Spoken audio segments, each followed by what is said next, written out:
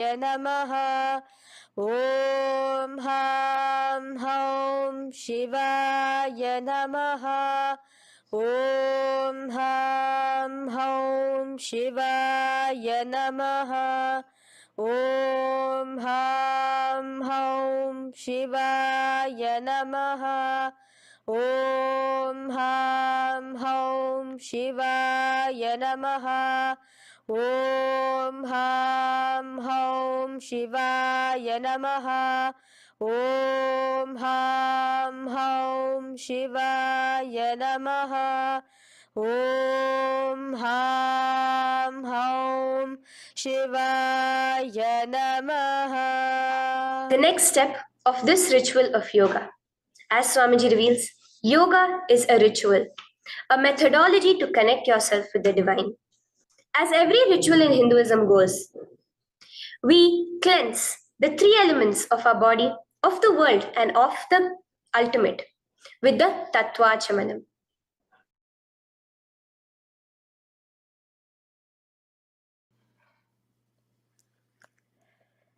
The next is the Tattva Chamanam. So now I request all the participants to have the Panchapatram and the Uddharani, the traditional cup and the spoon filled with some fresh water. Now,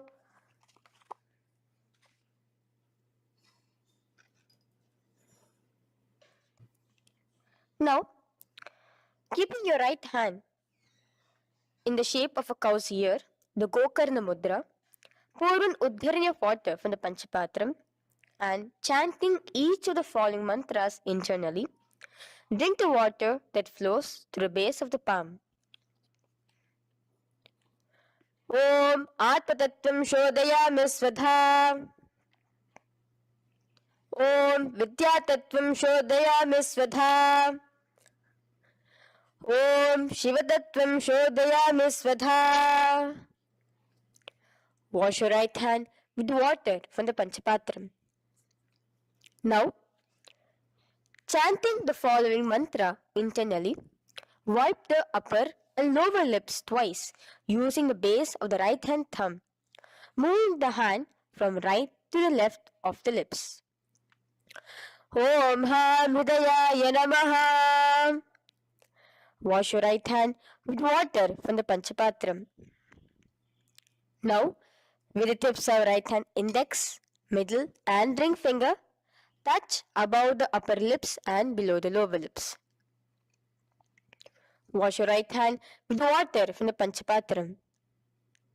Now, with the tips of right hand index finger and thumb joined together, touch your right nostril, left nostril. With the tips of right hand ring finger and thumb joined together, touch your right eye, right ear, left ear. Wash your right hand with water from the Panchapatram. Now, with the base of the right hand thumb and little finger, touch the navel, right chest, left chest. With the right hand, fingertips together, touch the top of the head, right shoulder, left shoulder, and your heart center. With that, we have the Sankalpa. The Sankalpa, the manifestation of our conscious intention. What is it today each one of us want to manifest through Nithyananda Yoga? Hold that in your inner space. Through this conscious intention, which directly happens with the blessings, with the grace of the Supreme Pontiff of Hinduism, Bhagavan Sri Nithyananda Paramashivam, you will just see your intention manifesting as reality.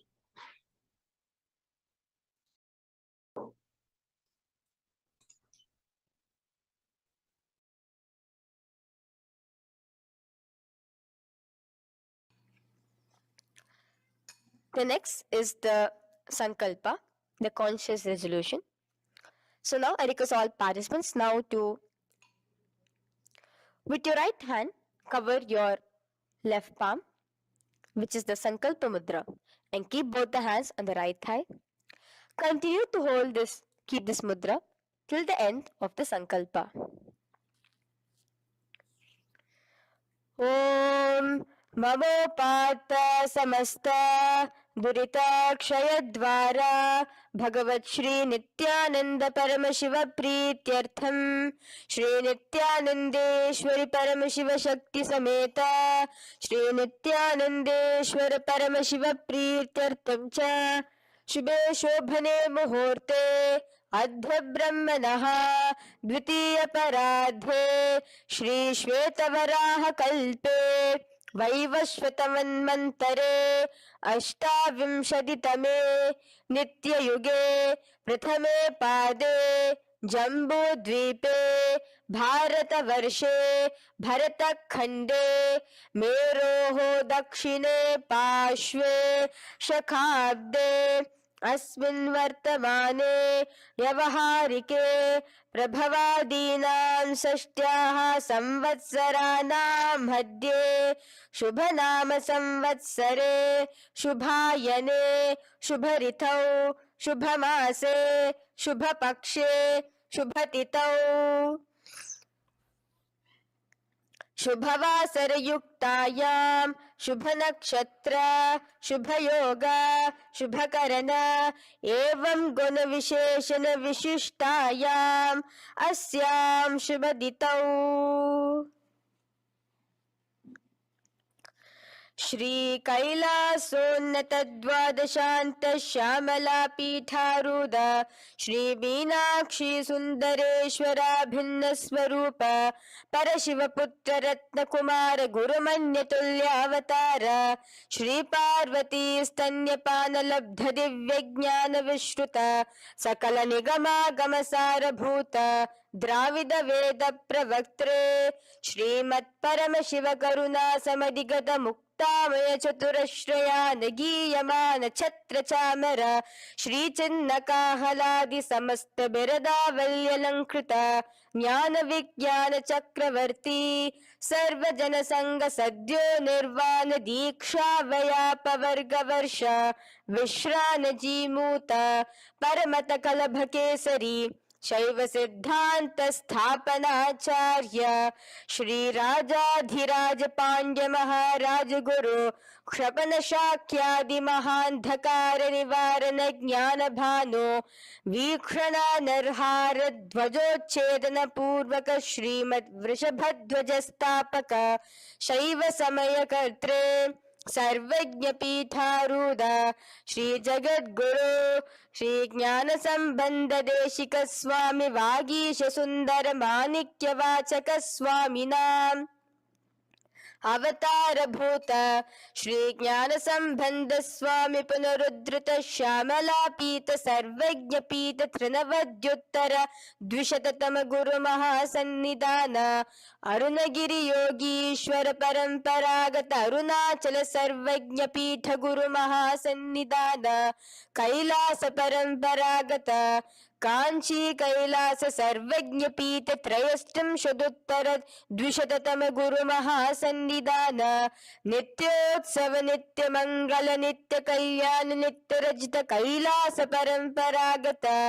आदि कैलास नित्यानंद पीठ महासंस्थान महासिंहासन पीठ कर्त्रे साक्षात् श्री परमशिव समुद्भूत कैलास परंपरागत वैवस्वतमनि इक्ष्वाकु हरिश्चंद्र भगीरथ श्रीरामचंद्र सूरसेन इत्यादि अनवच्छिन्न सार्वभौम चक्रवर्ती परंपरागत चतुष्षष्टि योगिनी मंडित चतुष्षष्टि संप्रदाय प्रवर्तक मनुधर्म शासन सूर्यवंश प्राप्त सर्वज्ञ पीत सुरांगी साम्राज्य मूधाभिषिक्त चूडामणे साक्षात् श्री परमशिव समुद्भूत कपिल महागुरु पुनरुद्धृत महानिर्वाणि पीत अष्टोत्तर सहस्र श्री महामंडलेश्वर साक्षात् श्री परमशिव समुद्भूत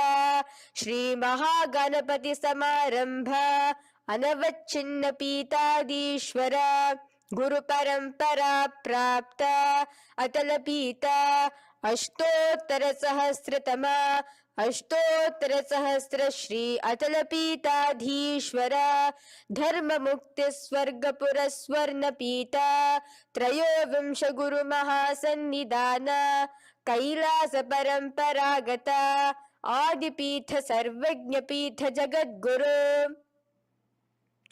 श्री कैलास पुनरुद्धारक श्री कैलास परमाचार्य श्रीमत् परमहंस परिव्राजकाचार्य वर्य सच्चिदानंद प्रणव स्वरूप श्रोत्रिय ब्रह्मनिष्ठ श्रीमद् जगद्गुरु श्रील श्री भगवत श्री नित्यानंद परमशिव श्री ज्ञान संबंध देशिक परमाचार्य स्वामिनां प्रीत्यर्थं तेषां पादारविन्दयोः भक्ति सिद्ध्यर्थं गुरुकृपा कटाक्ष सिद्ध्यर्थं क्षेम स्थैर्य वीर विजय आयुरारोग्य ऐश्वर्याणाम् अभिवृद्ध्यर्थं धर्मार्थ काम मोक्ष चतुर्विध फल पुरुषार्थ सिद्ध्यर्थं समस्त दुरितोपशान्त्यर्थं समस्त मंगलावाप्यर्थं भगवत् Shri Nityanand Paramshiva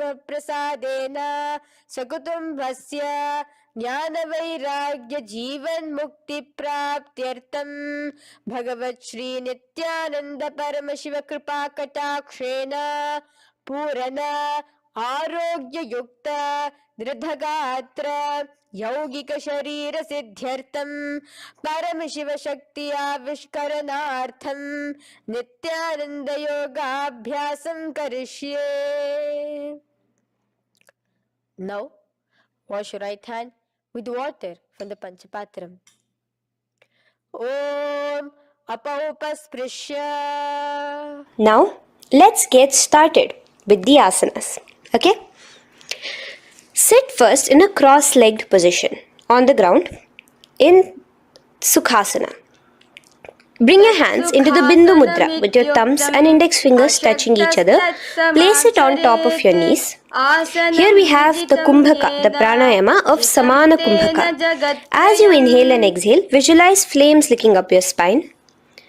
Do the bandhas, the locks, the Mahamudra Bandha, all three of the bandhas, where you are doing the Jalandhara Bandha, tucking in your chin to your chest, the Udyana Bandha, sucking in your stomach, and the Moola Bandha, clenching your perineum.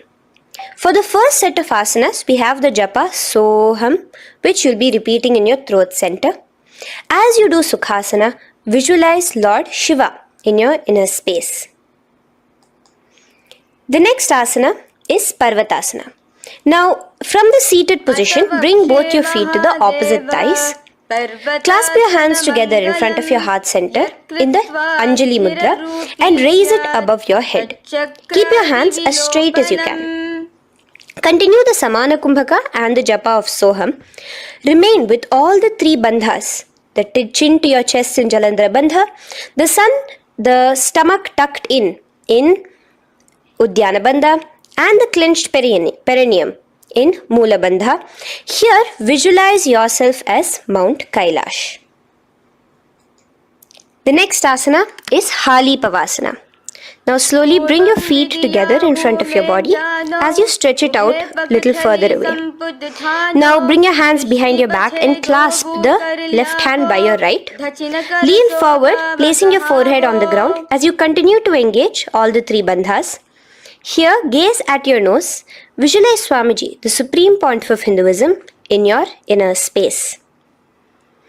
Now, in a similar position from Hali Pavasana, just release your hands, slightly get up and bring your hands in front of your body. Place them on the ground, cupping your hands, making a hollow in Nagi Pavasana. Visualize yourself as a snake, gazing at your nose. Continue the japa, the pranayama, and all three bandhas engaged. Now, raise up. This is Kokilasana. Hold your big toes with your index and middle finger in the Prana Mudra. Stretch your legs straight out and upwards. Cross it into Padmasana. Bring it to your opposite thighs. Lean forward and down onto your elbows. Again, tuck your chin into your chest, suck in your stomach, and clench the perineum in the Mahamudra Bandha. Visualize yourself as a bird in Kokilasana. The next is Nithyananda. Now, raise up again. Bring one ankle to the top of the opposite knee. Hold the elbows with your hands. Hold the respective elbows with the opposite hands. Again, engage all the three bandhas and rotate your arms in a circular motion. Keep the spine completely straight and gaze towards your nose. Visualize Swamiji, the supreme pontiff of Hinduism, in your inner space. Next is Gajasana. Press your hands onto the ground. You can bring your feet a little back as you raise yourself up, your hips up high. Lower your head and then chest, scooping your body forward again and again. Here, engage the Uddiyana Bandha, where you suck in your stomach along with the Moola Bandha, clenching the perineum. Visualize yourself as an elephant. Gajasana. Now stop the movement slowly. In another dynamic asana, which is Rikshasana, you will start alternatively pressing the heel of one foot onto the ground while lifting the other heel up. Repeat this again and again. The next is Vaishyasana. Now slowly come to a standing position. Stand tall on the tips of just your big toes. Keep your head neck straight line. And bring the middle, index and ring fingers to your heart in the Hridaya Mudra. Continue engaging the Uddiyana Bandha. Visualize Swamiji in your inner space. Here we have a very interesting movement, which is the Karanas, the dance movements.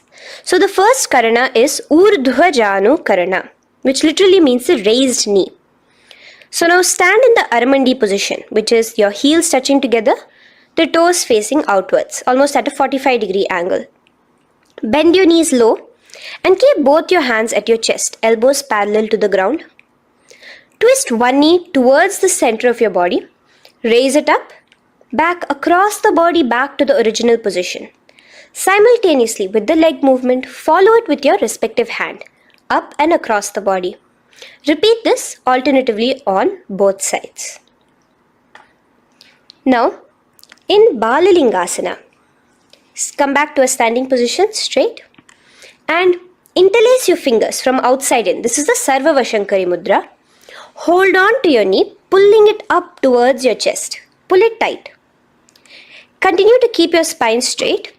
Engage all the three bandhas, the Jalandhara Bandha, the Uddiyana Bandha and the Moola Bandha. As you are holding your knee, visualize yourself holding, caressing a baby. Balalingasana.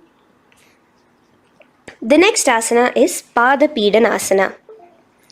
Now the same foot which is raised, clasp it with your hands and pull it behind towards your body, holding it with both your hands. Again, engage all the three bandhas, standing tall. Visualize Swamiji, the supreme pontiff of Hinduism, in your inner space.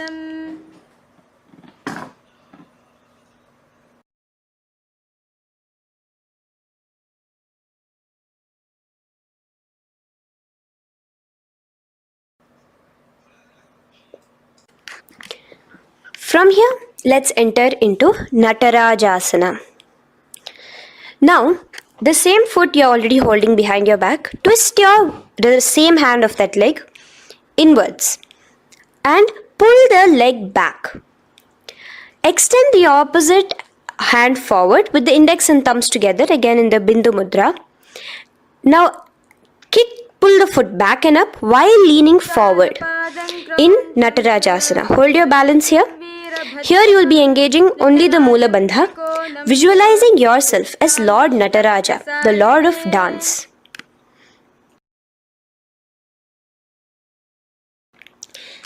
Now again, let's repeat Balalingasana on the other side with the other leg. Pull it up towards your chest with the hands in the Sarva Vashankari Mudra. Engage all the three bandhas as you visualize yourself holding and caressing a baby.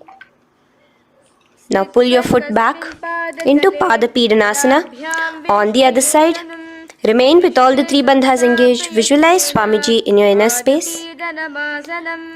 And lean forward. Now, hands stretched in the Bindu Mudra into Natarajasana. Balance there as you visualize yourself as Lord Nataraja. Now, come back to a standing position. Release your leg. Gain your balance. As we enter into the Ardharechita Karana. Now again, bring yourself to the Aramandi position. Heels together, toes pointed outwards and knees bent. Now from this position, bring your right foot onto the tips of the toes behind the left heel. The heel should be up. Bring your left hand towards your chest, parallel to the ground again, and extend the right arm out and wide like a pendulum. Bring it back towards your chest.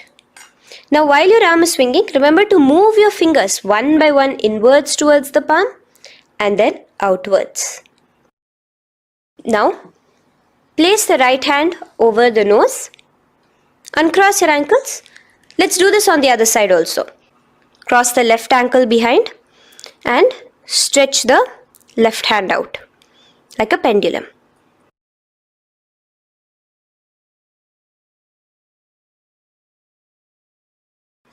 Bring it to your nose. Uncross the ankles. Now let us enter into the skeleton dance. It's a very powerful meditation. It cleanses the muscle memory. Any patterns which are there within your muscle memory can be completely wiped out through this skeleton dance. Just 2 simple steps. Now stand straight. Visualize yourself as a skeleton. You can close your eyes. Just visualize yourself as pure bones.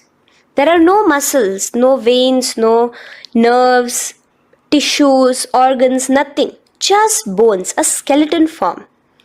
And shake your body intensely.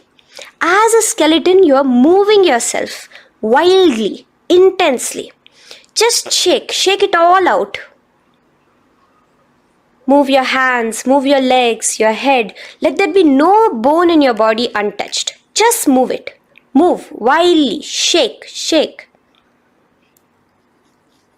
Literally feel yourself throwing all the patterns out of your system with the intensity of your shaking.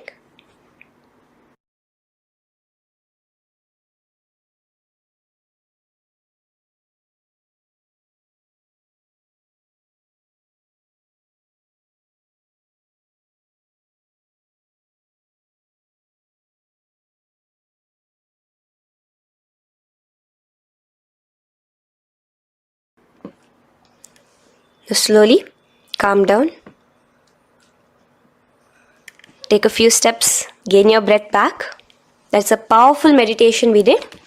Let us do the next Karana. Again, come back to a standing position.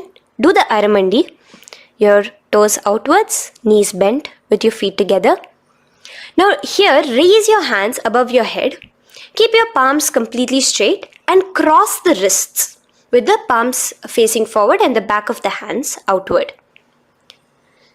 Now from the crossed wrists, uncross the wrists, spreading your arms out wide while you turn your hip towards the side. Turn by the waist sideways. Bring your hands back over the head and turn on the other side. Repeat this on the other side. Do it again. Let's twist out. Come back to the middle and twist out again. This is the Kati China Karana. Now stand tall. Raise your hands above your head. Bring yourself to the top of the tip of your toes. Let your hands face each other parallel to the ears. You're tall, pushing yourself, stretching yourself. Again, engage all the 3 bandhas. Tucking in your chin to the chest, sucking in your stomach and clenching your perineum. Visualize yourself as a palm tree. We have the japa changing over here where you will be repeating Shivoham in your throat center. Tadasana. Now, as we enter into Uttanasana, relax and lean forward, bringing your hands on by the ground next to your feet. Keep your palms flat on the ground. Try your best. Engage all the 3 bandhas. Remain with all the 3 bandhas engaged as you visualize Swamiji, the supreme pontiff of Hinduism himself, in your inner space. Now jump your feet back into Tarakshvasana, coming to a plank position. Keep your hands shoulder width apart. Be steady there. Chuck in your chin to your chest in the Jalandhara Bandha as well as engaging the Moola Bandha. Now rotate your head while in the Jalandhara Bandha from shoulder to shoulder, side to side. This is Tarakshvasana. Visualize Swamiji, the supreme pontiff of Hinduism, in your inner space. Yes. Now lay flat onto the ground in Bhujangasana. Lower your entire body down. Now point your toes backwards. Keep your hands by the side of your chest and push yourself off the ground. Remember to use the strength of your lower back to hold yourself up. Open your mouth wide. Inhale through the hollow of your throat and exhale through your nose. This is the Bhujangani Mudra. In Bhujangasana, you will visualize yourself as a cobra. Now come back into a plank position. So you can tuck in your toes and come back into a plank position. In Shashasana, alternate bringing one knee towards your chest, back and forth. So you'll bring one knee front, push it back and bring the other knee. Repeat this again and again. Do the Sahaja Kumbhaka. Simple breathing in, breathing out. Engage the Moola Bandha, clenching your perineum. Visualize Swamiji, the supreme pontiff of Hinduism. Okay. Now place your legs back into the plank position as we enter into Rathasana. Again, bring one foot between your hands and alternate jumping one foot back and bringing the other foot forward simultaneously. Again and again. Continue the Sahaja Kumbhaka and the Moola Bandha engaged as you visualize yourself as a chariot, a Ratha, in Rathasana. Now, into Veerabhadrasana. Remain one leg in between your hands. So as you jump, one leg comes between your hands. Stop in that position. One leg stretched back. And raise yourself up into a standing position. So the front foot will be pointing forwards and bent at a 90-degree angle. The knee will be bent at a 90-degree angle. The other leg, which is extended back, the foot will be pointed sideways at a 45-degree angle. Now raise your palms, hands up, parallel beside your ears. Do the Uddiyana Bandha along with the Moola Bandha, pulling in your stomach in. Gaze towards your third eye as you visualize yourself as Lord Veerabhadra. Now relax down, switch your legs around and let us do Veerabhadrasana on the other side. Stretch your hands up, gaze towards your third eye, suck in your stomach in the Uddiyana Bandha and visualize yourself as Lord Veerabhadra. Okay, bring your feet together now. Let us move into Vrikshasana. Now stand tall, gain your balance here slowly. Bring one foot towards the inner thigh. Bring your palms together, raise them up above your head in the Anjali Mudra. Keep your elbows as straight as you can. Again, continue the Uddiyana Bandha, sucking in your stomach. Gaze forward, hold your balance, visualize yourself as a tree, the stability of a tree in Vrikshasana. Now, slowly bring your hands down. Now the foot which is in your inner thigh, bring it towards the opposite, to the root of the opposite thigh. Bring your hands in the Namaskar Mudra in front of your heart center together and visualize yourself here as Lord Garuda. Just engaging the Moola Bandha alone here. This is Garudasana. Now let us repeat Vrikshasana on the other side. Slowly put your foot down. Bring the other foot to the inner thigh. Raise your hands above your head. Suck in your stomach in the Uddiyana Bandha and visualize yourself as a tree. Let's repeat Garudasana on the other side. Slowly bring the foot to the opposite thigh and lower your hands to be in front of your heart center. Release the Uddiyana Bandha, just engaging the Moola Bandha, clenching your perineum. Visualize yourself as Lord Garuda, the eagle vehicle of Lord Mahavishnu. Okay, bring both your feet to the ground now and spread them far apart from each other. Now keep one leg toes pointing forward and the other set of toes pointing sideways. Straighten your arms out parallel towards the ground. Bring your front arm down towards the front foot, beside your foot, while the other arm extends towards the sky. Visualize yourself as a triangle in Trikonasana. Now raise up and let's repeat Trikonasana on the other side. Switch the position of your legs around and go forward. The other arm raised towards the sky. Visualize yourself as a triangle. Now come back to a standing position. Bring your feet together. We are having another karana, the Nikuttaka karana. Bring yourself to the Aramandi position. Feet together, knees out wide. Here now bring your hands towards your chest, but keep both your palms parallel towards each other. Bring your right foot onto the toes with the heels up, and simultaneously bringing the right hand towards the top. Now drop the right foot, simultaneously lifting the left foot onto the toes, and switch the hands position. Now the left hand is on the top and the right hand is on the bottom. Repeat, and let us do this repeatedly. Okay, relax now, come back to a straight position and sit down onto your toes. Sit on your heels with your toes on the ground, knees raised up off the ground, together in front of you in Angushtasana. Bring your hands together in the Namaskara Mudra in front of your heart center. We have a very interesting pranayama over here, which is the Bhramari Kumbhaka, where you will be subtly buzzing like a bee as you do this asana. The japa we will be entering into is Sadashivoham. In Angushtasana, engage the Mula Bandha as you visualize Swamiji, the Supreme Pontiff of Hinduism, in your inner space. Now in the same position, slowly bring your hands to the ground. Balance yourself as you stretch one foot forward, sitting on the heel of one foot and the other foot stretched forward, toes pointed upwards. Bring your hands to the Vara Mudra, just the tips of the finger on the ground while the palm faces forward, both your hands. Continue to engage the Mula Bandha, clenching the perineum as you visualize Swamiji, the Supreme Pontiff of Hinduism, in your inner space.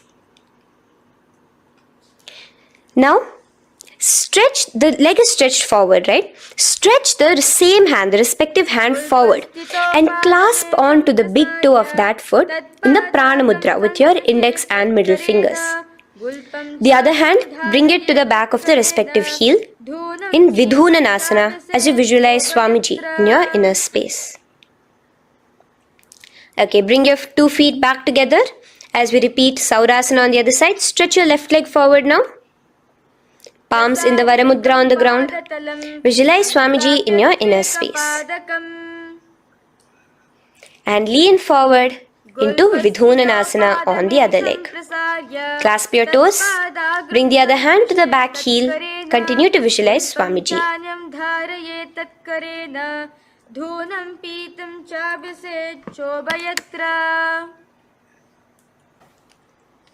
Now bring your 2 feet back together as you continue to sit on the heels, getting a nice toe workout here. Balance on your toes, bring your knees together in front of you. Now place your palms on top of the respective knees with the hands facing upwards, the palms facing upwards. Leave a slight gap between your palms and knees. As you gaze forward, engage the Jalandhara Bandha, tucking in your chin to your chest, and look between the gap between your hands. Brahma Jurankushasana. The next is Kapilasana. Now spread your knees wide and place them onto the ground. Keep your hands on the respective knees.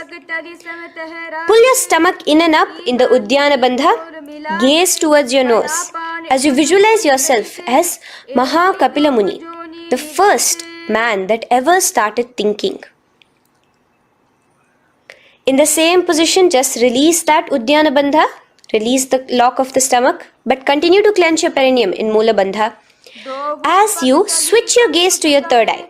So from your nose, switch your gaze to the third eye. Visualize Swamiji, the Supreme Pontiff of Hinduism, in your inner space. Bhadra Gorakshasana. Next is Suryasana. Now, your toes are tucked. Just lift your knees off the ground, wide apart. Bring your hands together in the Padma Mudra with the little fingers and thumbs joined together. Engage the Uddiyana Bandha, suck in your stomach and raise your hands up tall above your head. Slightly lean back as you look towards the gap between your hands. Visualize Lord Surya in your inner space. Now relax, slowly bring your hands to the ground. Sit on top of your heels, the toes flat. Here, keep your hands on top of your knees and lift your tongue up against the roof of your mouth in the Manduki Mudra. Do the Sahaja Kumbhaka, simple breathing in and out. Engage the Moola Bandha, clenching your perineum. With the Japa Sadashivoham, repeating in your inner space, here you will visualize yourself as a frog in Mandukasana. Your tongue pressed against the upper palate. Is your frog-like tongue catching the nectar of immortality dripping from your Sahasrara Chakra? Gaze towards your third eye in Mandukasana. Now from here itself, moving into Uttana Mandukasana. Just bring your hands to the opposite shoulders, remaining in the same seated position. Continue with the Uddiyana Bandha engaged, gazing at your third eye. The Manduki Mudra, tongue pressed against the top of your palate, visualizing yourself as a frog in Uttana Mandukasana. Slowly bring your hands out from behind your back. Now slightly raise up and cross your ankles behind you. Sit on top of your crossed ankles. Keep your knees wide and your fingers spread on the top of your knees, both your hands. Open your mouth wide and stick out your tongue, exhaling forcefully. Gaze at the tip of your nose. Repeat this several times because you are visualizing yourself as a lion in Simhasana. The next asana is Bhadrasana. Now you can release yourself and uncross your ankles. Just keep your toes crossed behind you. Again, sit on top of your heels, keeping your knees wide apart. Cross your hands behind your back, hold on to the big toes in the Prana Mudra with your index and middle fingers. Apply the Jalandhara Bandha, tuck in your chin to your chest along with the Moola Bandha, sucking in your perineum. As you gaze towards your nose, here, resume the Brahmari Kumbhaka, buzzing like a bee subtly in your inner space as you visualize Swamiji, the supreme pontiff of Hinduism, in your inner space. Now, bring your hands out from behind you. As you bring yourself to a squatting position. Keep your feet flat onto the ground as close together as possible, but your knees opened wide. Bring your body in between your knees, your torso in between your knees, and take your arms in and around your knees towards the back, clasping your fingers, interlacing your fingers behind you in the Parashu Mudra. Gaze towards your nose. Visualize yourself as a crow in Kakabhusandhi Asana. The next asana is Kani Pavasana. Unclasp your hands and place them flat onto the floor. Keep them shoulder width apart for good balance. Now, slowly bring your knees to the back of your arms, above the elbows. Lean your chin forward and down. Keep your gaze steady as you lift your feet off the ground. In Kani Pavasana, visualize Swamiji, the supreme pontiff of Hinduism, in your inner space. Now in the same position, slowly lower your head to the ground and stretch your legs up high, forming a tripod between your two hands and your head in Kapali Asana. Gaze at your nose, continue the Brahmari Kumbhaka, continue engaging the Moola Bandha and the Japa of Sadashivoham. Visualize Swamiji in your inner space. The next asana is Parshva Mayurasana. Slowly bring your feet down. Yes, relax. And now squat on your toes with your knees together and twist your body. Place both the hands to one side of your knees. Now bring one of your elbows to the knee and the other of your elbows towards the hip. Lean onto your arms, balance, extending your legs out to the side. Gaze towards your third eye, visualizing yourself as a peacock. In Parshvamayurasana, as you do the pranayama, the Rechaka Kumbhaka, let your exhalations be prolonged and your inhalations be slightly shorter. Now relax, bring your feet to the ground and bring your body to the other side of your knees. As you repeat Parshvamayurasana on the other side, lean forward, stretch your legs, gaze at your third eye, visualize yourself as a peacock. Now let's do Bhairaganathasana. Now come again to a plank position, place your hands down, stretch your legs back and bring one foot around your shoulder to be placed in between both your palms. Gaze at your third eye, just engage the Mula Bandha, clenching your perineum. Here this is Bhairaganathasana. Visualize yourself as Lord Kala Bhairava. Slowly bring your foot out and bring the other foot in between your palms, remaining in the plank position. Continue to visualize yourself as Lord Kala Bhairava in Bhairaganathasana on the other side. The next asana is Unmukha Pithasana. Now from the same plank position, bring your forearms onto the ground. Be steady as you walk your feet closer towards yourself, forming like a slight mountain. In Unmukha Pithasana, gaze at your third eye. Continue the Rechaka Kumbhaka. Visualize Swamiji in your inner space. The next asana is Vashishthasana. Now, just raise yourself onto one of your hands. So, release your forearms off the ground and raise yourself onto your right arm. And keep your body completely parallel to the ground. As you raise your left arm straight above your head, visualize yourself as Rishi Vashishta as you do the Vashishthasana. Gaze towards the hand on the top. Now slowly bring that hand down. As you switch the hands, bringing your right hand up towards the sky. Balance there, completely straight on your toes. As you visualize yourself as Rishi Vashishta, the Guru of Bhagavan Sri Rama. Now, bring your feet forward into Anjani Asana. So here you will be sitting on your hips with your legs pointed forward and sit on top of your hands. So keep your palms facing upwards and sit on both your palms as you tuck your elbows into your body. Do the Rechaka Kumbhaka, continue the Rechaka Kumbhaka. Engage the Jalandhara Bandha, tucking in your chin to your chest, gaze at your nose, visualize yourself as Lord Hanuman in Anjani Asana.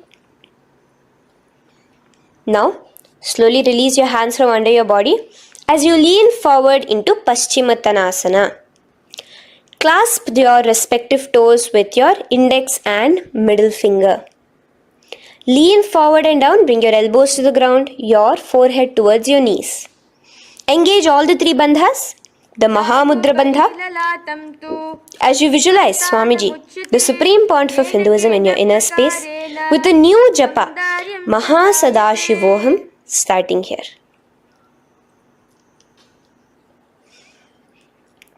The next is Ugrasana. Now, you can raise up and clasp your hands behind your neck in the Parashamudra. Interlace both your fingers. Lean forward and down, bringing your forehead to your knees and your elbows onto the ground. Again, engage all the three bandhas in the Mahamudra Bandha as you visualize Devi Kali in your inner space in Ugrasana. The next is Marichi Asana.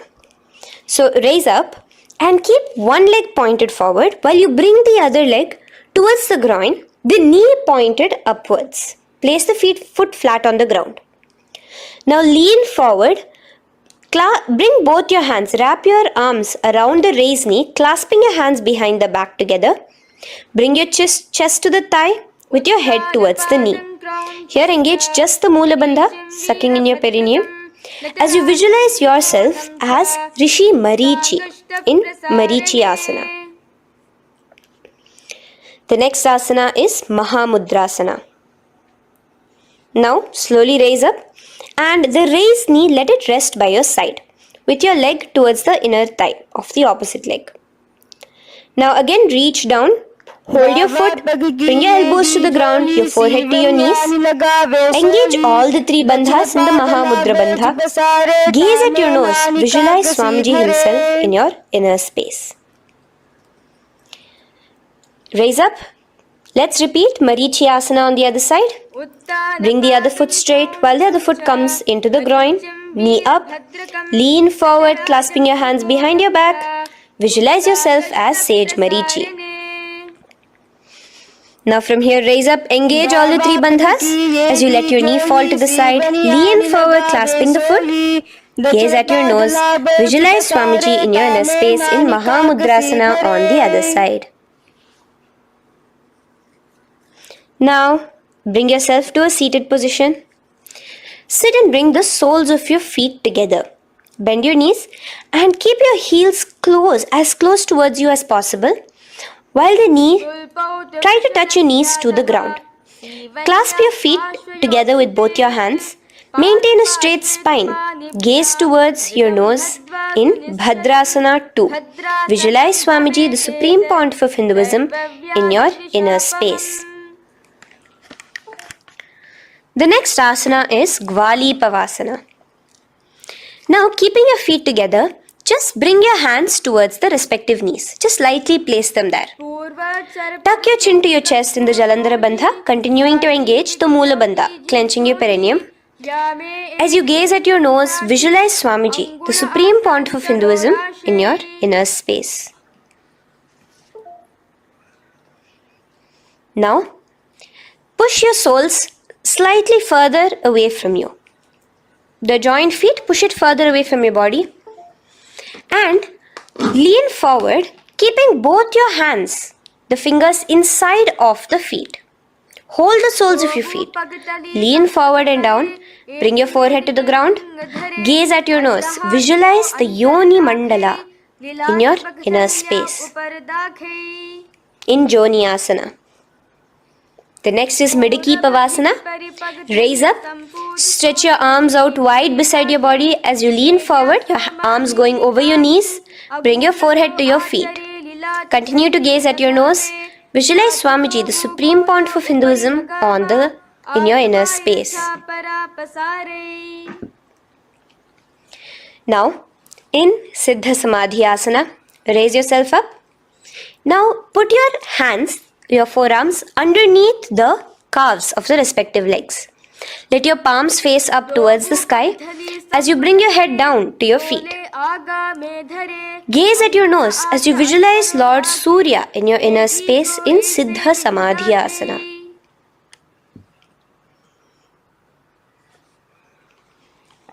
The next asana is Chiniki Pavasana. Raise up now.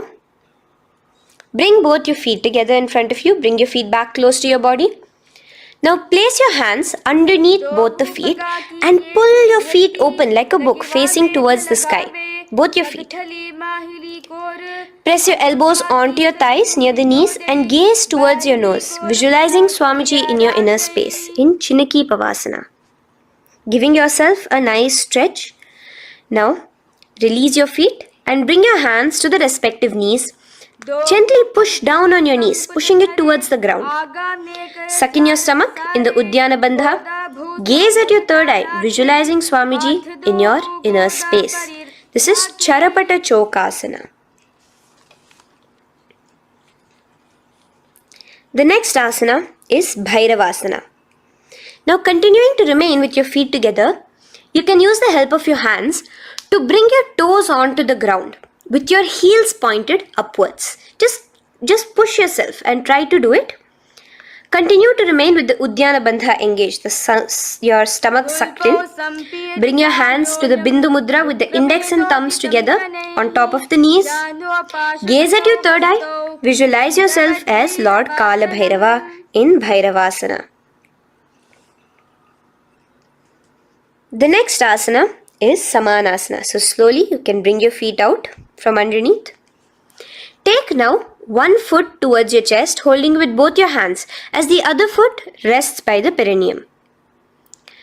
Pull the sole onto your chest. Gaze at your third eye. Visualize yourself holding the breath in the Mooladhara Chakra, the Chaturdala, the 4-petal lotus of your body. Gaze at your third eye. Visualize Swamiji, the supreme point of Hinduism, in your inner space in Samanasana. From here, let's move into Apanasana. Now, the foot that you have towards your chest, just bring it over your shoulder and place both your palms onto the ground beside you. As you lift the leg by your perineum, stretch it out and lift it up high into the sky in Apanasana. Gaze at your third eye, visualizing Swamiji in your inner space. Let's repeat Samanasana on the other side. Bring your foot down, clasp the other foot towards your chest. Gaze at your third eye, visualizing Swamiji in your inner space. And bring the foot onto your shoulder as we repeat Apanasana on the other side. Stretch your leg out straight in front of you, up high towards the sky, gazing at the third eye, visualizing Swamiji in your inner space. Okay, relax slowly. Let's move into Gomukhasana.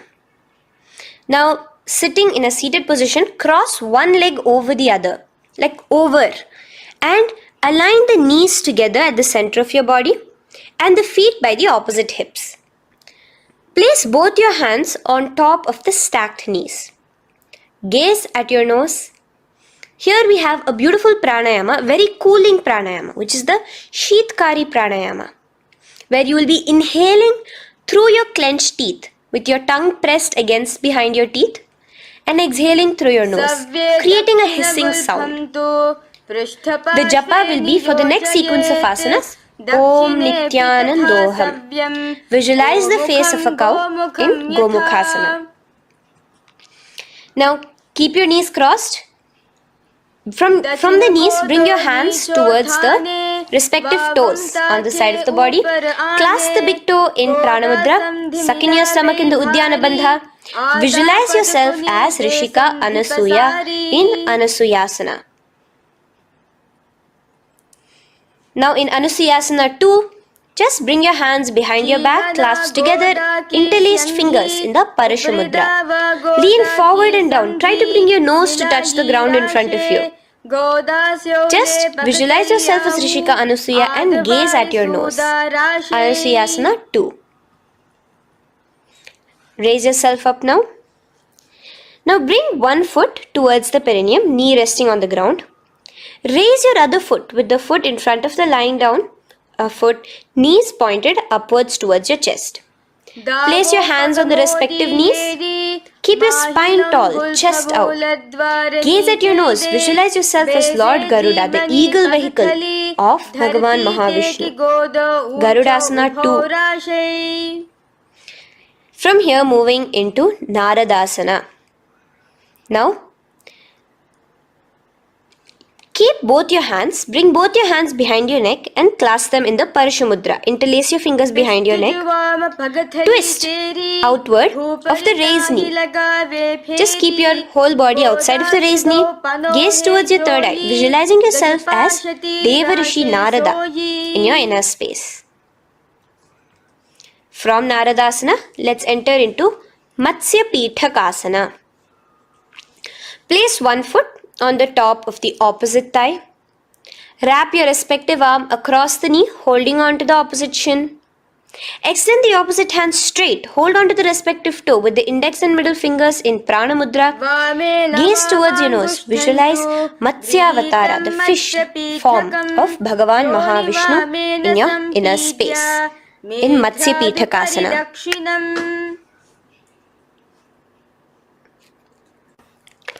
From there, let's repeat the Gomukhasana and the rest of the asanas on the other side too. So slowly you can cross your knees over to the other side in Gomukhasana. Keep your hands on the top of your knees. Gaze at your nose as you visualize the face of a cow in Gomukhasana. Continuing into Anusuyasana on the other side, bring your hands to your toes. Suck in your stomach in the Uddiyana Bandha. Gaze at your nose, visualize yourself as Rishika Anasuya. And lean forward. Bringing your hands behind your back in Anusuyasana 2. Interlace your fingers in the Parashamudra. Continue to gaze at your nose, visualizing yourself as Rishika Anasuya. As you relax the Udyana Bandha, just clenching the Mula Bandha alone. Raise up, bring your feet together in front of you as we enter into Garudasana 2. Place your hands on the respective knees. Stay straight. Visualize yourself as Lord Garuda as you gaze towards your nose. And twist your body out of the raised knee, hands clasped in the Parashamudra behind your neck.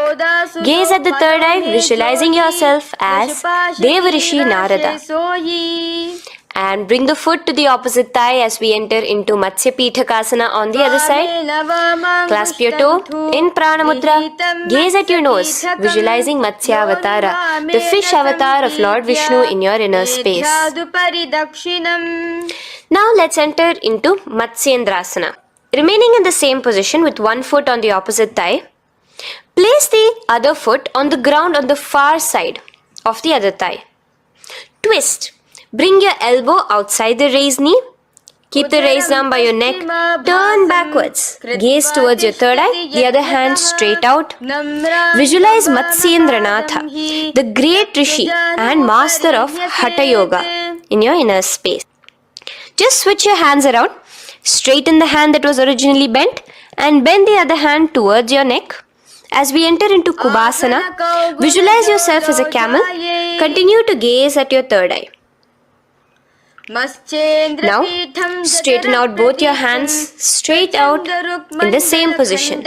Continue to gaze at your third eye, visualizing Matsyendranatha, the master of Hatha Yoga in your inner space. Now slowly, take your foot off from the thigh.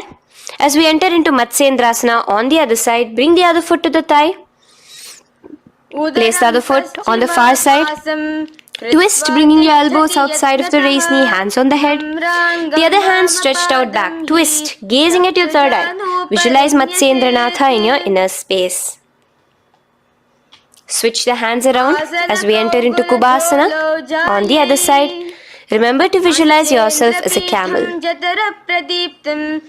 Now stretch both your hands out in Matsyendrasana 2 on the other side. Visualize Matsyendranatha in your inner space. Now, with one leg on the thigh, bring the other foot too to the opposite thigh in Padmasana.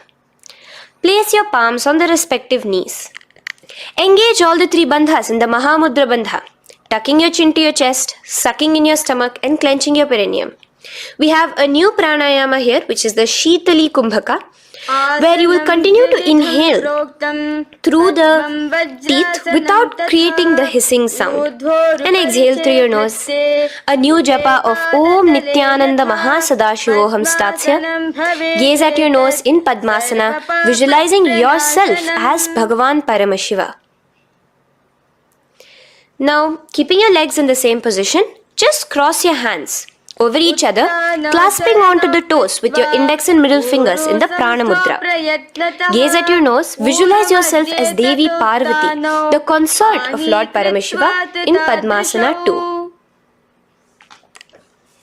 Now, uncross your hands. Take your hands and insert it into the gap between your thighs and your calves. Put both your hands within and pull it out on the other side. As you balance on your hands, lifting your whole body off the ground, visualize yourself as a rooster in Kukkutasana. Now relax. Take your hands out from inside your feet as we enter into Baddha Keki Asana.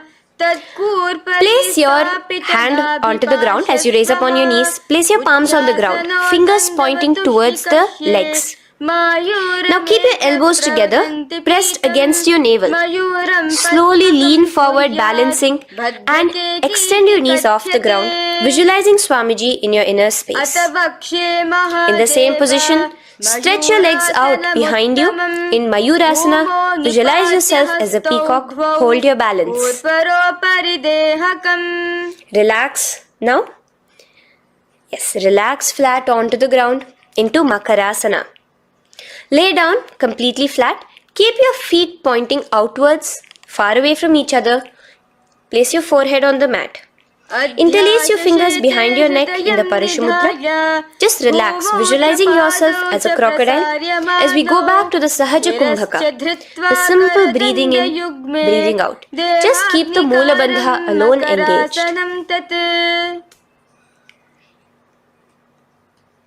The next asana is Shalabhasana. Now lay on your stomach and place your hands on the ground beside the chest. From the laying position, raise your legs up. Use your core strength to bring your thighs off the ground. Visualizing yourself as a locust in Shalabhasana. Relax your feet down and bring your hands to your feet, pulling your feet down towards the ground beside your hips. In Ushtrasana, visualize yourself as a camel. Now slowly kick your legs back. Rise your hand is clasping your feet. Pull your feet towards the sky, lifting your chest and thighs off the ground. In Dhanurasana, gaze at your third eye. Visualize yourself as Paramashiva's bow. Relax slowly and come up to a sitting position. In Bhagasana, sit on both your knees with your head, neck and spine straight. Clench your perineum in the Moola Bandha. Place your hands on top of your knees. Gaze towards your third eye, visualizing Swamiji, the Supreme Pontiff of Hinduism, in your inner space. From here we enter into Gohyasana. We have a couple of headstand postures here, so get yourself ready. Now place your forearms on the ground with your fingers interlocked. Ensure your elbows are at shoulder width for the best balance. Place the top of your head on the ground, holding your head with your hands. Slowly walk your toes forward until your hips are in a straight line with your shoulders, and just kick your feet up slightly. Make sure not to lose your balance. Keep your knees bent together at your chest, toes pointed upwards. Gaze to your nose, visualizing Swamiji in your inner space. From here, stretch your legs out into Shirasasana, continuing to hold the balance there as you continue to gaze at your nose, visualizing Swamiji in your inner space. Bring your feet to the ground, relax slowly. The next asana is Podhyasana. So come to a seated position. Bring your hands behind your calves, stretching your legs up and your forehead to your knees. Visualize Swamiji in your inner space. Here we have a new Kumbhaka, which is the Bhastrika Kumbhaka, where you will be exhaling forcefully, making the sound of a bellows. Podhyasana. The japa for this next series is Om Nithyananda Paramashivoham, the Mahavakya. Relax yourself. Continuing to remain balanced with your legs up, just bring your hands to the opposite shoulders. In Parighasana, visualize yourself as a mace as you gaze towards your third eye. Now relax. Keep your elbows and palms onto the ground as your legs are raised. Visualize yourself as a boat in Naukasana. Continuing to gaze towards your third eye, remember to continue the Bhastrika Kumbhaka. Forceful exhalation. Now, continuing to keep your balance, just bring your hands to your feet and scoop your hands underneath the heels, pull it towards the chest. Keep your spine upright, gaze towards your nose. Visualize yourself as Lord Rudra in Rudrasana, the most ferocious form of Paramashiva. Now lay on your back, so you can remove your hands from underneath your feet and lay on your back. With your feet flat on the ground, knees pointed upwards. Now place your palms down. Just let your fingers touch the back of your heel. Do not clasp your feet. Lift your hips up high, pressing the feet onto the ground. Chin tucked to the chest in the Jalandhara Bandha automatically. Gaze at your nose, visualizing Swamiji in Unmukha Pithasana 2. Now lay onto the ground in Shavasana. Just lay completely flat with your palms facing upwards by the side of your body.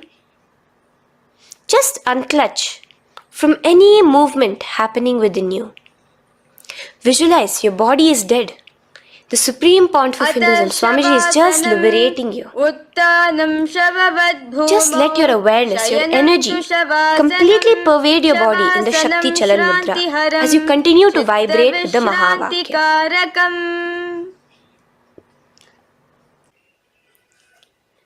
Roll over to one side and come to a seated position. Feel the life entering your body back. In a seated position, let us get continued with the sequence. We have 200 asanas more to go, starting with Yathasanishtasana. In Yathasanishtasana, sit in any posture you are completely comfortable in, bringing your hands into the Bindu Mudra with the thumbs and index touching. Start off with the Samana Kumbhaka. As you're inhaling and exhaling, feel flames licking up your spine. Clench your perineum in the Moola Bandha with the japa Om Nithyananda Paramashivoham for the remaining of the sequence. Visualize Swamiji in your inner space. From here, moving into Samasana, where you bring your feet to a cross-legged position. Keep your hands on your knees with the thumbs and index touching in the Bindu Mudra. Just inhale and exhale as you visualize Swamiji in your inner space. The next is Muktasana. Press your left foot against your genital region. Place the right foot on top of your left. Keep your hands facing downwards on top of your knees. Sit straight, gazing towards your nose. Visualize yourself as a sage liberated by Swamiji himself. Now, continue to remain in the same position as we go into Siddhasana, where your gaze will be switching from the nose to your third eye. Continuing to visualize Swamiji in your inner space, ensure the Moola Bandha, the perineum, is locked. In Siddhyasana now, continuing the same position. Engage all the three bandhas, sucking in your stomach, bringing your chin to your chest in the Mahamudra Bandha. Switch the gaze to the ground in front of you from your third eye. Visualize Swamiji in your inner space. Now, relax the Udyana Bandha and Jalandhara Bandha. Just keep the Moola Bandha, the perineum alone clenched, as we enter Rudrasana 2, where your legs will remain in the same position, just your hands alone, from resting on your knees, will turn around to the Bindu Mudra, the thumbs and index touching. Gaze towards the third eye, visualize yourself as Lord Rudra, the fierce dimension of Paramashiva. The next is Santadhunasana. Keep your hands in the Bindu Mudra, your legs crossed in the same position as you switch your gaze from your third eye to your nose, visualizing Swamiji, his tranquility, unshakable nature. Now, relax the Bindu Mudra, keep your legs in the same position, and bring your hands to your navel, cupping one palm over the other in the Samputa Mudra. It looks sort of like a lotus bud. Continue to visualize Swamiji in your inner space in Siddhasana 2. The next asana is Bandha Yoni Asana. Maintaining one heel over the other in the same position of the legs, bring your hands to your face in the Shanmukhi Mudra. So just listen carefully now. Bring your little fingers beneath the bottom lip of both hands. Your ring fingers above your upper lip. Your middle fingers closing your nose, your nostrils. Your index finger covering your eyes. And your thumbs pressed into your ears. This is Bandha Yoni Asana, visualizing Swamiji in your inner space.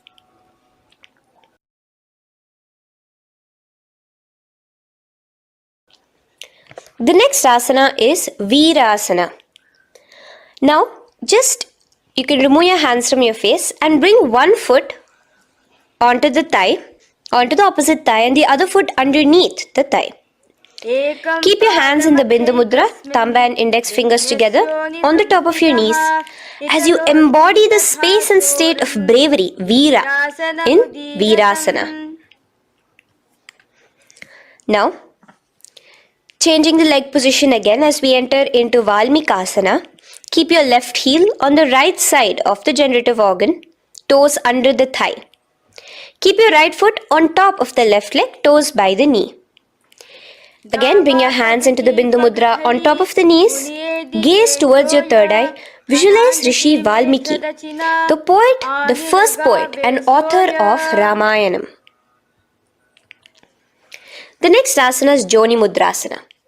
So you're going to remain here as you switch your gaze to your nose, visualizing the Yoni Mandala, a beautiful formation, divine cosmic geometry, representing Devi, Shakti, a symbol of the creative energy of the universe in Joni Mudrasana. In the same position, switch your gaze to your third eye, continuing to visualize the Yoni Mandala in your inner space. Now, let's move into Bhadrasana 3.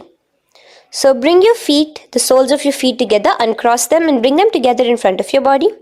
Hold it with both your hands, pulling it against you. Push your knees down towards the ground. As you gaze at your nose, suck your stomach in the Udyana Bandha. Visualize Lord Veerabhadra in your inner space. Bhadrasana 3. In the same position, we are entering into Aghorasana, where your left hand will rest on top of the left knee, while your right hand comes towards your face.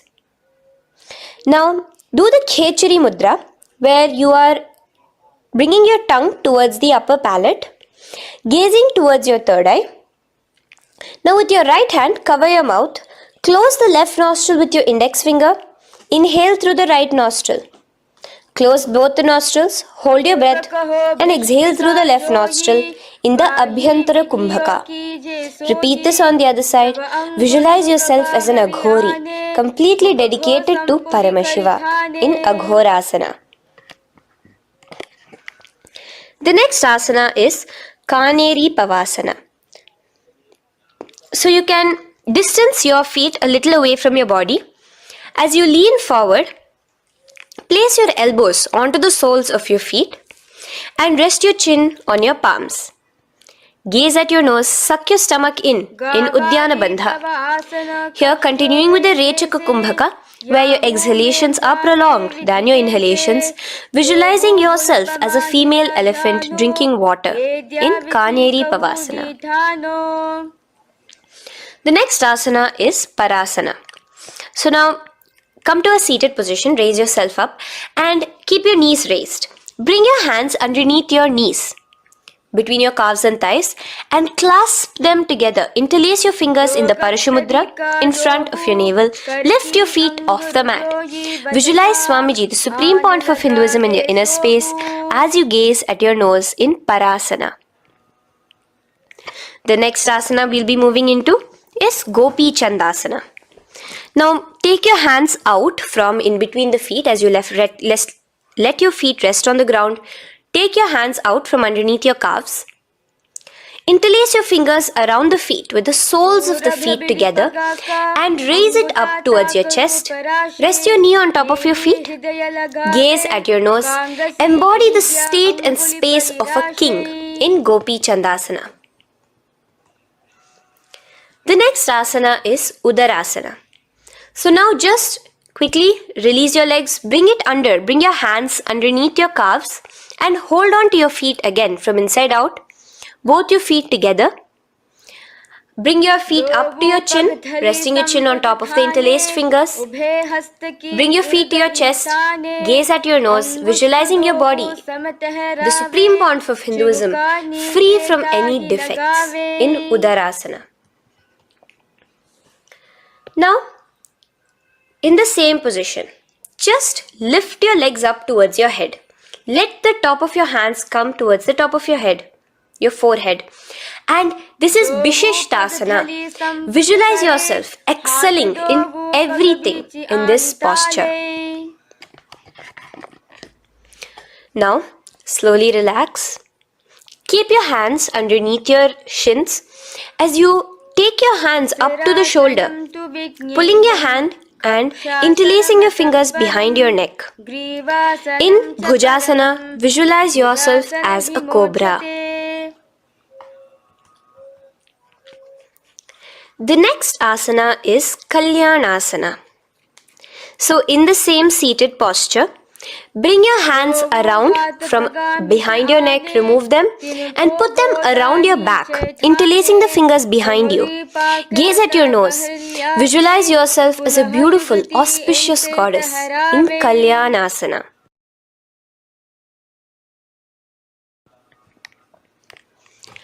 The next posture is Sankatasana. So now, uncross your hands from behind you. Release yourself completely onto the ground. Place your left knee on the mat and the left foot flat. Sit on top of your left foot, knee pointed forward. Raise your right leg on top of the left, bringing the right heel to the left hip. Place your hands on the opposite knees.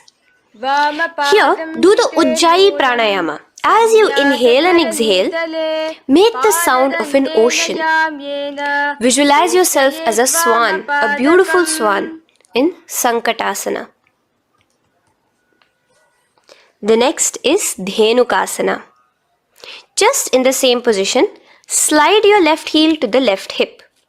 Keep your right knee on top of the left. Place both your hands on your right thigh. Visualize a cow in your inner space as you suck your stomach in the Udyana Bandha, Dhenukasana. Now slowly uncross your legs as we move into Matsyendrasana. Place the right foot on the left thigh, the left foot on the right knee. Bring your left hand behind your back, hold the right thigh. Twist a little bit. Place your right hand on your left thigh. Twist your body, gaze towards your third eye, visualizing Swamiji in your inner space. The next asana, Matsyendrasana 2, just untwist your body. As you clasp the respective toes of both your feet with your hands, lean forward and down, bringing your forehead to the ground in front of your feet. Visualize Swamiji, the Supreme Pontiff of Hinduism, in your inner space. Raise up now. Keep your legs in the same position. We have the Guru Asana. Interlace your fingers together and place it over the topmost knee. Suck in your stomach in the Udyana Bandha, clench your perineum in the Moola Bandha, tuck your chin to your chest in the Jalandhara Bandha. As you engage all three bandhas, visualize Swamiji in your inner space. Let us now repeat Sankatasana on the other side. So, you can release your hands, your legs as you cross the other leg over. Visualizing yourself as a swan, remember to put your hands on the opposite knees. The next asana, Dhenukasana, repeating it on the other side. Slide your leg out, bring both your hands to the topmost knee. Suck your stomach in the Udyana Bandha. Visualize a cow in your inner space. Matsyendrasana again, repeating it on the other side. Bring your legs to the cross-leg position. Twist your body around as you gaze at your third eye, visualizing Swamiji in your inner space. Untwist as we enter into Matsyendrasana 2 on the other side. Hold on to your feet, bring your forehead to the ground, continuing to visualize Swamiji in your inner space. Slowly raise up and let us do Guru Asana on the other side. Engage all the three bandhas in the Mahamudra Bandha. Interlace your fingers, place it on top of your knee. Continue to visualize Swamiji, the Supreme Pontiff of Hinduism, as we do Guru Asana. Now, slowly uncross your feet and place them flat on the ground, knees towards the chest in Pashasana. Keep your hands holding the opposite knees, thighs together, and keep your spine completely erect. Continue the Khechari Mudra, where your tongue is pressed against the roof of your mouth. As you gaze at your third eye, visualize Swamiji in your inner space. Continue the Ujjayi Kumbhaka. As you breathe in and out, make the sound like an ocean. Now in the same position, just bring your chin towards your knees in Bodha Shokasana. Lean forward, gazing at your nose, and visualize Swamiji, the abode of bliss in your inner space. Now raise up and bring your hands, uncross your hands, bring your hands underneath your knees. clasping the opposite elbows in Kurakatasana. Gaze at your nose, visualizing Swamiji in your inner space. Now, in the same position as Kurakatasana, just cross your ankles into Sumati Asana. Toes pointed upwards. Gaze at the nose. Visualize the great sage and Maharishi Sumati in your inner space. The next asana is Dandasana. Extend your feet out straight in front of you. Keep your arms straight above your head. Interlace the fingers from inside out. Let your wrists point outwards. Engage the Mahamudra Bandha, all the three bandhas. As you gaze at your nose in Dandasana, visualize Swamiji in your inner space. The next is Arambhasana. Now keeping your legs straight, release the Jalandhara Bandha and the Udyana Bandha, keeping your perineum clenched in Mula Bandha. Lean forward and down. Hold your big toes in the Prana Mudra with your index and middle fingers. Head to your knees. Do here the Nadi Shodhana Pranayama. Inhale through the left nostril, hold and exhale through the right. Visualize Swamiji in your inner space. The next is Bhidokasana. So, slightly raise your body up and bring your hands underneath your knees, extending your knees slightly up. Keep your heels a bit apart from each other and clasp your feet. Bring your shoulders down, wrapping your hands around your legs. Gaze towards your third eye, visualizing Swamiji in your inner space. So, from here, let's enter into Jalandhari Pavasana. So you can actually remain in the same position with your hands underneath your calves and just bring the soles of your feet together. You might want to bring your body closer. Place your head on top of your feet with the palms facing upwards on the ground. Gaze at your nose. Visualize Swamiji in your inner space. Now slowly bring your hands out from underneath and come to a seated position. Stretch your legs out as we enter into Urdhva Paschimottanasana. Here we have a new Kumbhaka, the Pratyahara Kumbhaka, where you will feel your breath coming from your Mooladhara Chakra up to the Brahmarandra above the Sahasrara. This is the Pratyahara Kumbhaka. In Urdhva Paschimottanasana, extend your legs out, lift one foot behind your neck and lean forward and down towards your foot, visualizing Swamiji in your inner space. Now, slowly, keeping your leg behind your neck, lay onto your back as we enter into Anantasana. Hold the foot from the top of the opposite hand. Visualize yourself as infinite, endless, eternal. Gaze at your nose in Anantasana. Just now, in the same position, roll onto your elbow of the hand holding the foot. Gaze at your nose, feeling in complete control like Swamiji in Ankushasana. Slowly remove the leg from behind your neck. Take a moment to stretch, relax. Lay on your back. Bring your knees towards your chest. Bring your hands around, encircling the thighs and the calves with your arms. Roll to the left and right in Drishasana, visualizing Swamiji in your inner space. The next asana is Urdhva Paschimottanasana. On the other side, let us repeat it. Raise up to a sitting position and bring the other foot behind your neck. Lean forward and down, clasping your foot. Repeating Anantasana on the other side, lay on your back, bring the opposite hand to the foot, gaze at your nose, and continuing to gaze at your nose, roll onto the elbow as we repeat Ankushasana on the other side. Now, you can release your foot and try to remain in the same position without removing the leg from behind your neck as you bring the other leg too to cross behind your neck with both your legs behind your head. Laying on your back, bring both your hands to clasp behind your back. Gaze to your nose, visualizing Swamiji in your inner space in Yoga Nidrasana. As we enter into Atma Ramasana, In the same position, you can uncross your hands from behind your back. Bring it up, continuing to keep it underneath the legs. Just clasp it behind your neck. So you can bring your legs out from behind your neck.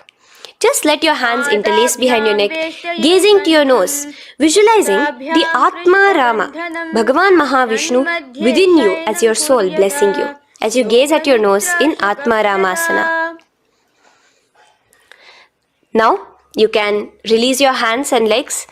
Continue to lay on your back as we enter into Kochikasana. Bring your knees to your chest with the soles facing upwards. Extend your arms sideways as you gaze towards your third eye, visualizing Swamiji in your inner space. Now, from Kochikasana, keep your arms reached out to the sides at shoulder level. As we enter into Jatara Parivriti 1, keep one knee bent, twist it and bring it to the ground on the opposite side with the other leg extended straight. In Jatara Parivriti 2, keep both the knees bent to one side. And in Jatara Parivriti 3, keep both the legs straight to one side. Throughout this, keep your head looking in the opposite direction. And let us repeat this on the other side. You can bring your knees back to your chest. Let your legs out, go to the other side and do Jatara Parivriti 1, 2 and 3. The next asana is Dvipada Pitham. So now, from Jatara Parivriti, you can bring your feet down, lay on your back with your knees pointed upwards, feet flat on the ground. Extend your hands, holding your ankles. And lift your hips up. Engage the Jalandhara Bandha automatically as you raise your hips up. Gaze at your nose, visualizing yourself as a bridge in Dvipada Pitham.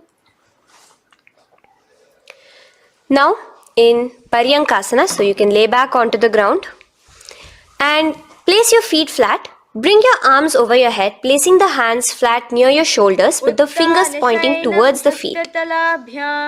Lift your entire body up and off the ground in Paryankasana as you visualize yourself as sturdy as stone furniture. Lay back down slowly as you bring your hands out. Keep your knees to your chest here and your hands on the shoulders as we enter into Svottanasana. Visualize you're laying on your back as a playful dog. Move your hips in the circular motion. Do the Sahaja Kumbhaka. Now let us enter into Viparita Karani. First, bringing your arms out from behind your shoulders. Let your arms be extended by the side of your body. Use the strength of your arms, palms flat on the ground, to push your body, your upper body, your lower body off the mat. And keep your legs straight above you, extended. Move your legs around and around in Viparita Karani. Automatically the Jalandhara Bandha is engaged. Breathing during the Jalandhara Bandha is the Murcha Kumbhaka. Visualize Swamiji in your inner space. The next is Viparita Karani 2. In the same position, just stop the rotational movement of your legs. Visualize Swamiji in your inner space. Now, as we enter into Langalasana, just let your feet from the top rest onto the ground above your head. Interlace your fingers in the Parashu Mudra behind your body. Visualize yourself as a plow in Langalasana, continuing to engage the Jalandhara Bandha. भूमिं कर्षयेत् लङ्घलासनं भवति.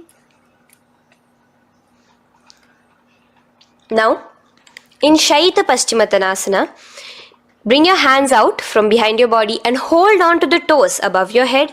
Keep your legs and hands completely straight. Visualize Paramashiva as Shaita Paschimottanasana is one of the 84 different asanas directly revealed by Paramashiva himself. Continue to do the Murcha Kumbhaka, inhaling and exhaling with the Jalandhara Bandha. Clasping your toes now, spread your feet wide apart from each other in Supta Konasana. Visualize Swamiji in your inner space. Bring your feet back together as we enter into Chakrasana. Clasp your ankles, keeping your legs and hands completely straight above your head. Visualize yourself as a chakra, a wheel in Chakorasana. Now slowly rest your back onto the ground. Keep your legs raised up in Supta Prasarita Padangushtasana. Clasp the respective toes in the Prana Mudra with your index and middle fingers and spread your legs out wide apart from each other. Visualizing Swamiji in your inner space, restart to Ujjayi Kumbhaka, where you're inhaling and exhaling, making the sound of an ocean. Bring your feet together in Supta Padangushtasana in the same position, continuing to visualize Swamiji in your inner space.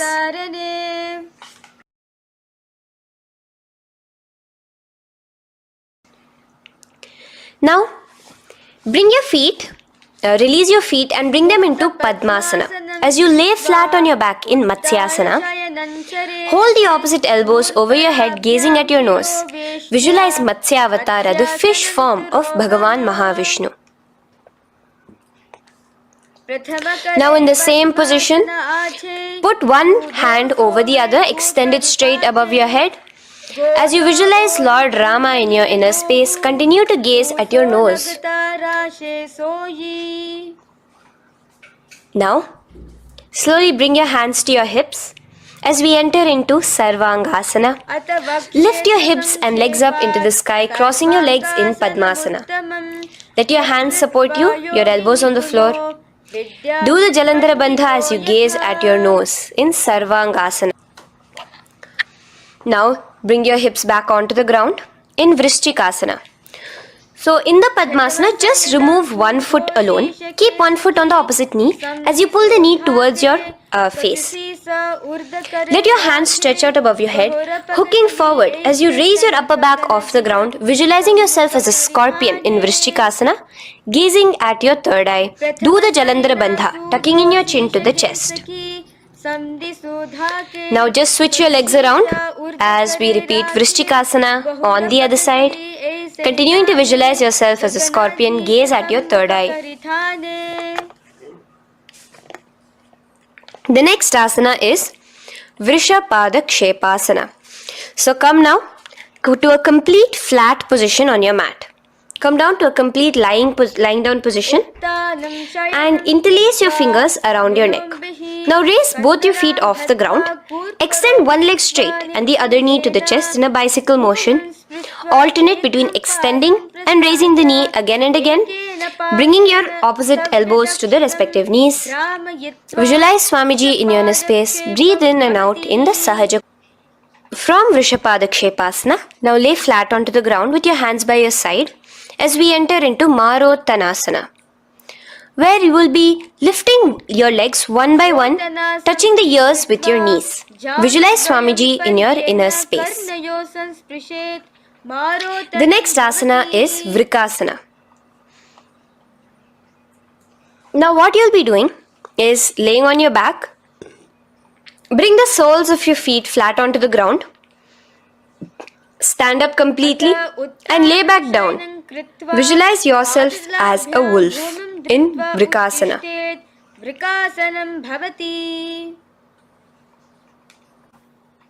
Now come back to a seated position as we enter into Luthasana, where you are going to be quickly throwing your legs above your head as you roll over completely, finishing in a prone position. Do this a couple of times. Come forward, roll over. Come forward and roll over again. Visualize Swamiji, the supreme pontiff of Hinduism, in your inner space. Now, take a moment to relax. Lay on your belly with your toes extended in Sarathasana. Keep your hands onto the ground by your shoulders. Now here, contract your lips and make a sound like a flute, whistling while inhaling. Visualize yourself as a ratha, as a chariot carrying warriors into battle for dharma on your back. Now from Sarathasana, let us enter into Dehal Ullanghanasana. So place your palms on the ground and bring yourself to a plank position. Jump your leg forward and back between your arms, visualizing Swamiji in your inner space. Jump forward now. When your legs are between your hands, stand tall. Holding your toes with your hands, walk back and forth. Visualize yourself as a wise 60-year-old elephant in Jatyasana. Now come to a standing position. The next is a beautiful karana, the Lolitika karana. So keep your knees bent, feet pointing outwards again in the Aramandi position. Bend your elbows, keeping your hands at the chest level. Now swiftly move your arms across the body, bringing it back to the center and tilt your head back. Opening your chest up towards the sky, move your head in all the directions. Now stand back straight as we enter into Sarpasana. So stand erect like a rod with your arms by your side, hands touching the thighs. Visualize Devi, Kundalini, raising up and curling upwards around your body in Sarpasana. The next asana is Ushtrasadanasana. Lean forward and down, standing on top of your palms. Begin to move and walk like a camel, visualizing yourself as a camel. In the same position, continuing to walk around, switch your visualization to visualizing yourself as a horse as you start to walk around like a horse in Ashvasana. Now raise up tall as we enter into Kapotanitakasana. Interlace your fingers behind the back, pulling them down towards your calves. Open up your chest.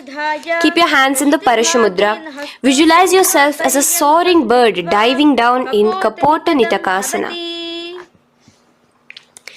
Now, stand tall as we enter into another karana here, the Tala Pushpaputam karana. Bring yourself to the Aramandi with your hands in the Namaskara mudra. Simultaneously now, open up your palms while raising one heel off the ground, slightly lowering the waist and shoulder of the heel you have raised. Visualize you're offering a bouquet of flowers to Paramashiva as you come back to a standing position and repeat this on the other side. Let's do this a few times, offering flowers to Paramashiva. Now, come to a standing position. Stand straight and bring your hands together in the Namaskara mudra. Slightly lean forward. Visualize yourself as a rhinoceros. Your hand is the horn as you gaze at your nose in Khadgasana. The next asana is Uttanottanam. So come to a standing position and sit down all the way as low as you can to the ground and stand up. Do this again. Sit down, stand up, and again. Sit down, stand up.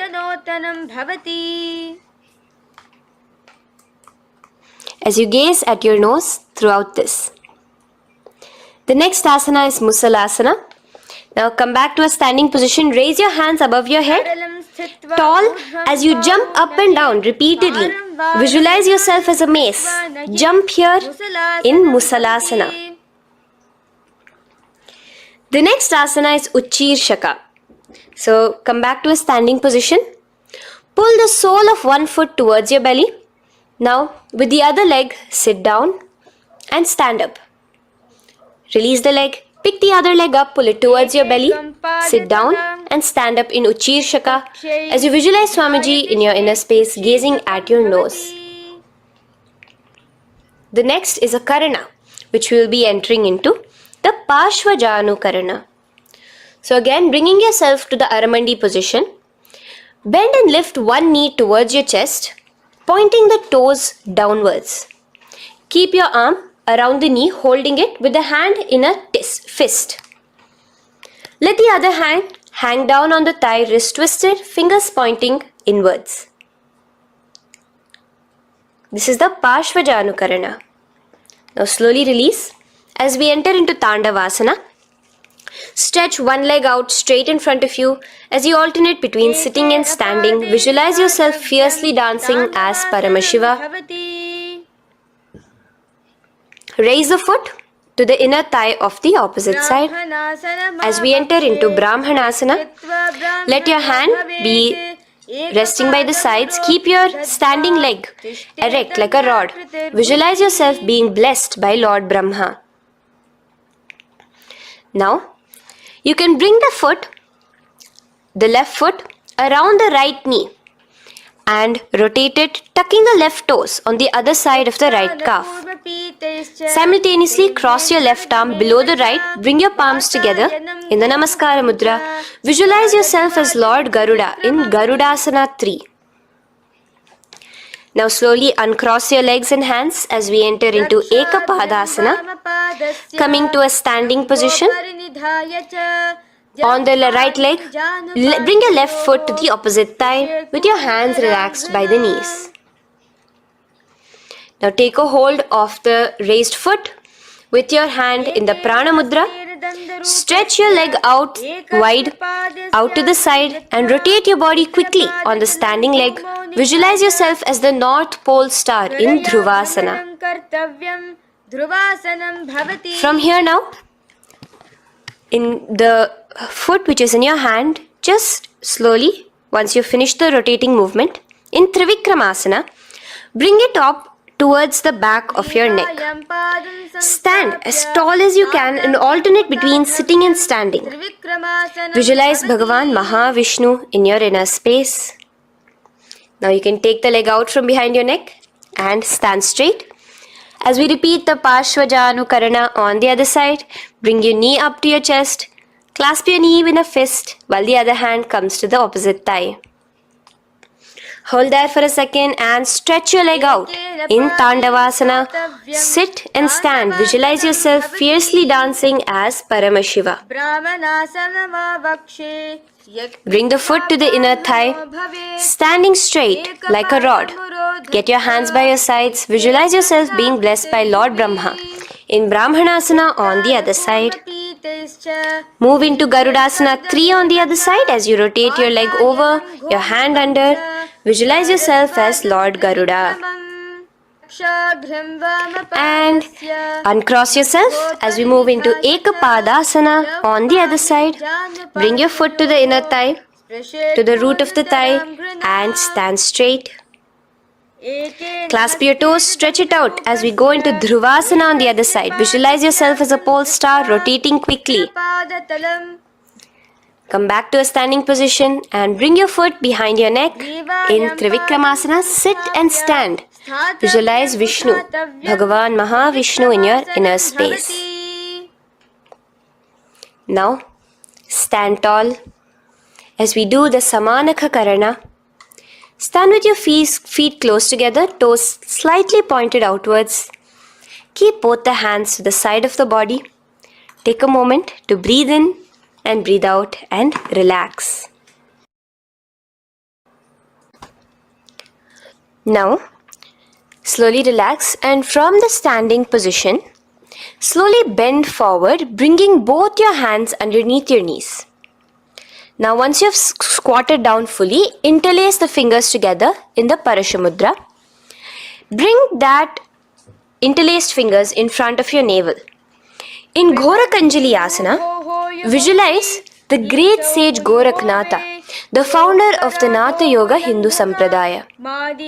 As you do the Jivachala Kumbhaka, engage the Moola Bandha. The next asana is Kanchyasana.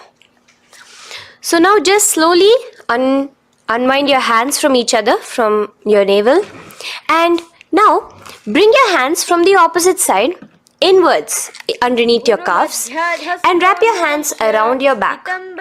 Hold them together in the Parashamudra. Keep your body, your upper body upright, visualizing the supreme pontiff of Hinduism in your inner space. The next is Bhairu Asana. So slowly unclench your hands and bring them out from underneath your legs. Keep your feet and knees together and in a squatting position, bring your hands behind your back, clasping them together, remaining in the Parashamudra. As you gaze at your navel center, visualize Bhagavan Kala Bhairava, the Lord of Time, in your inner space. The next asana is Varahasana. Now to gain your balance, you can lightly spread your legs apart and bring your hands to the back of your behind you in the Anjali Mudra, palms together. Visualize a boar, one of the 10 incarnations, the Varaha Avatara of Mahavishnu, gazing at your nose. Now slowly relax, bring your hands out from behind you as we move into Pripithasana.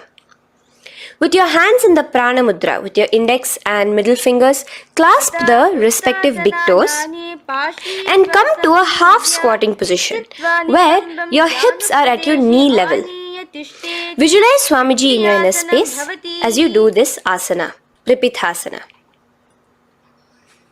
Slowly let go of your feet and place your palms flat on the ground in front of you with the fingers wide for balance.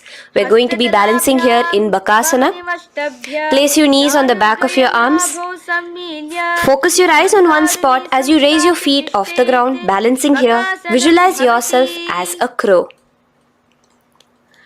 The next asana is Shushtanga Kapali Asana. So now come to a kneeling position. So from there itself, you can directly put your head onto the ground, or else come to a kneeling position and place your head onto the ground. Palms spread for support. Raise your body onto your head, bringing your legs into the Padmasana. Gaze at your nose. Visualize Swamiji himself in your inner space. Come down now, uncrossing your legs as you come down. Sit onto your knees, keeping the toes flat. Now, let your heels come outside of the hips. Keep your hands on your knees. In Guptasana, sit straight. Keep your gaze on your nose. Visualize you're sitting in the sacred secret seat with Paramashiva and your Guru, Swamiji himself. Now we are going to be kicking up into a handstand. So get ready. Place your palms on the ground, fingers wide for support. Do take support of a wall if you need it. And lift your body up straight above your hands. Visualize you are a tree in Vrikshasana 2 with deep roots into the ground. Breathe in and breathe out slowly. In the same position as we move into Shibhu Asana, switch your gaze to the third eye. Hold it there for a few seconds and relax. Bring your feet back to the ground. Now lay flat onto the ground in a plank position and slowly lower your body towards the ground and push yourself up again. In Matsyasana 2, go down and come up, visualizing yourself as a fish. The next asana is Sarpasana 2. So here you're going to lay prone, completely flat now. You can lower yourself to the ground. Bring your hands to the hips. Extend your legs together and point your toes backwards. Lift your chest up and move left to right. You're moving like a snake while visualizing yourself as a snake in Sarpasana 2. Relax slowly, bringing your chest back to the ground. Now, keep your feet together, pointing backwards. As you bring your elbows onto the ground, rest your upper body on your elbows. Bring your hands together in the Padma Mudra with your little fingers and thumbs together and rest your chin on your hands. Niralambanasana, where feeling yourself completely supported, knowing that Swamiji is there in your life. Now, slowly relax, place your palms on the ground beside your chest and push yourself up, your hands straight up completely. As you bend your knees, bringing your feet to touch the top of your head. Lean your neck back, touching your head with your tip of your toes. See yourself, visualize yourself as an umbrella, protecting your Guru from the sun's rays in Chhatrasana. Slowly relax, you can bring your feet down. As we move into Vajrasana, just push your body back and sit on top of your knees, with the heels flat on the ground. Now stretch your arms in front of you with the palms facing downwards.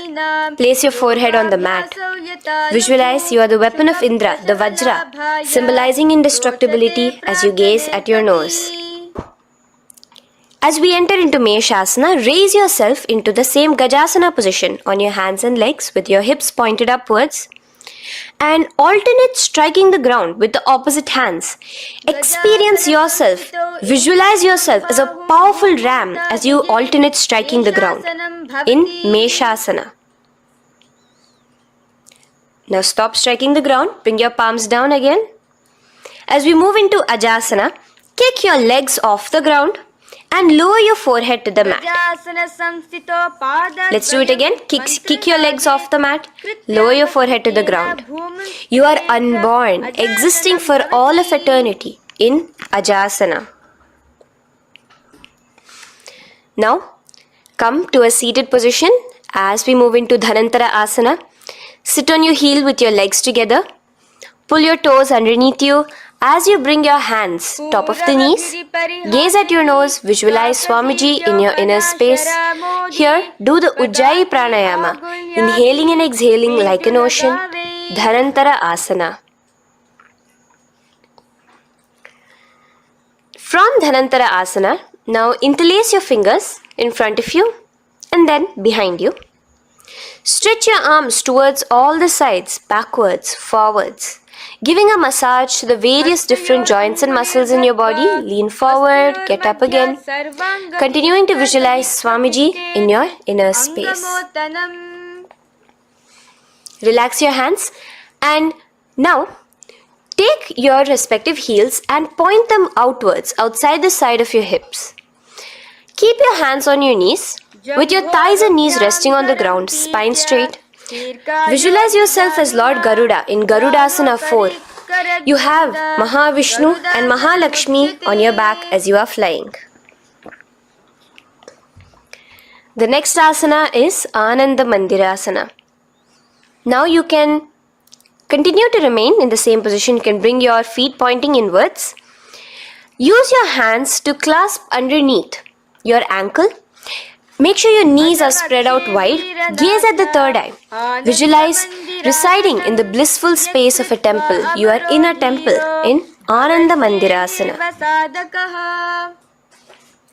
Now, as we move into Mandukasana, keep your knees wide and sit on top of your ankles.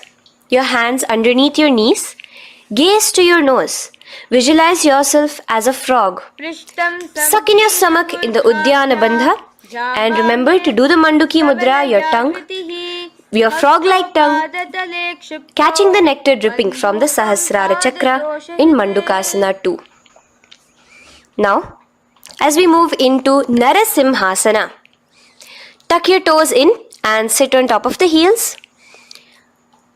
Place your palms on the ground, spread your fingers wide and spread your knees apart onto the ground too. Gaze towards your nose, stick out your tongue and exhale forcefully, visualizing the Narasimha Avatara, the form of Mahavishnu as a half lion and half man.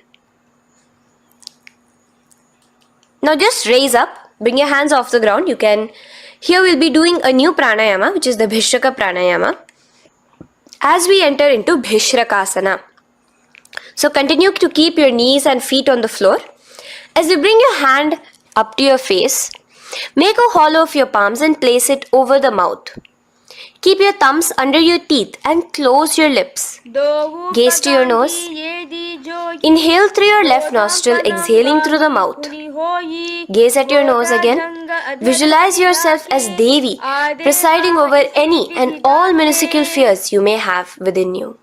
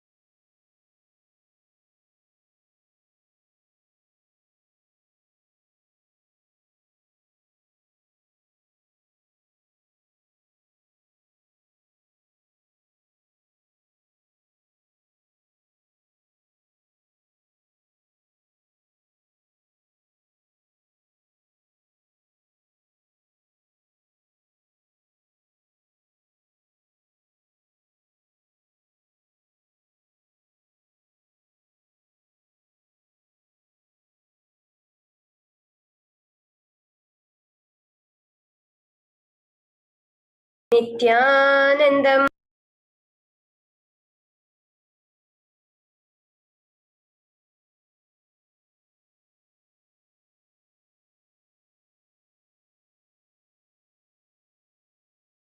So continue to keep your knees and feet on the floor. As you bring your hand up to your face, make a hollow of your palms and place it over the mouth. Keep your thumbs under your teeth and close your lips. Gaze to your nose. Inhale through your left nostril, exhaling through the mouth. Gaze at your nose again. Visualize yourself as Devi, presiding over any and all minuscule fears you may have within you. Now moving back into the Ujjayi Pranayama, let us do Makadasana. So you can take your hands off your face and slowly remaining in the same position, bring it to your armpits. Bring your fingers to your armpits. Imitate as if a monkey is scratching. As you gaze to your third eye, visualize yourself as a playful monkey in Makadasana. From Makadasana, let's move into Vajra Sangharasana. So you can slowly lift your knees off the ground, just balancing on your toes, sitting on the heels. Bring your hands behind your back and clasp the opposite elbows. Gaze to your nose, embody a diamond. Visualize yourself as a diamond-like strength for yourself and your Sangha. The next asana is Khanjanasana. So now you can uncross your hands, rest on top of the heels with your knees on the ground. Keep the toes down, ankles crossed behind. Place your palms on the mat to your side. Suck your stomach in the Uddiyana Bandha as you gaze at your nose in Khanjanasana. Now, you can uncross your ankles and just sit with your toes flat.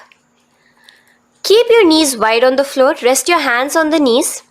Just relax the Uddiyana Bandha, just sucking in your perineum in the Mula Bandha. Gaze at your nose, visualize yourself as a turtle with a stable body and mind to live for hundreds of years. And without changing anything in your physical posture, just visualize yourself uniting with Swamiji himself in Yogasana. Now, raise up onto your knees, cross your ankles behind your back until the feet are coming towards the opposite knees. Now, bring your hands behind you and hold on to the calves with the fingers inside, the thumbs outside. Gaze at the third eye as you visualize yourself in a space of oneness with Paramashiva himself as Swamiji. Now you can uncross your ankles, come back to us standing on your knees as we enter into Ushtrasana 2. So now, in a kneeling position, bend backward, hold your ankles with your hands. Keep your arms straight. As you push your hips forward and tilt your head backwards, visualize yourself as a camel in Ushtrasana 2. Slowly, in the same position, lower yourself onto your back in Jatyasana 2. As you are lowering yourself, experience yourself as a blooming lotus. Bring your head, the back of your head onto the mat. Gaze to your nose. Now, let's move into Viratasana. So, try your best to do this without the support of your hands, but you can use your hand support if needed as you raise up from Jatyasana and back down.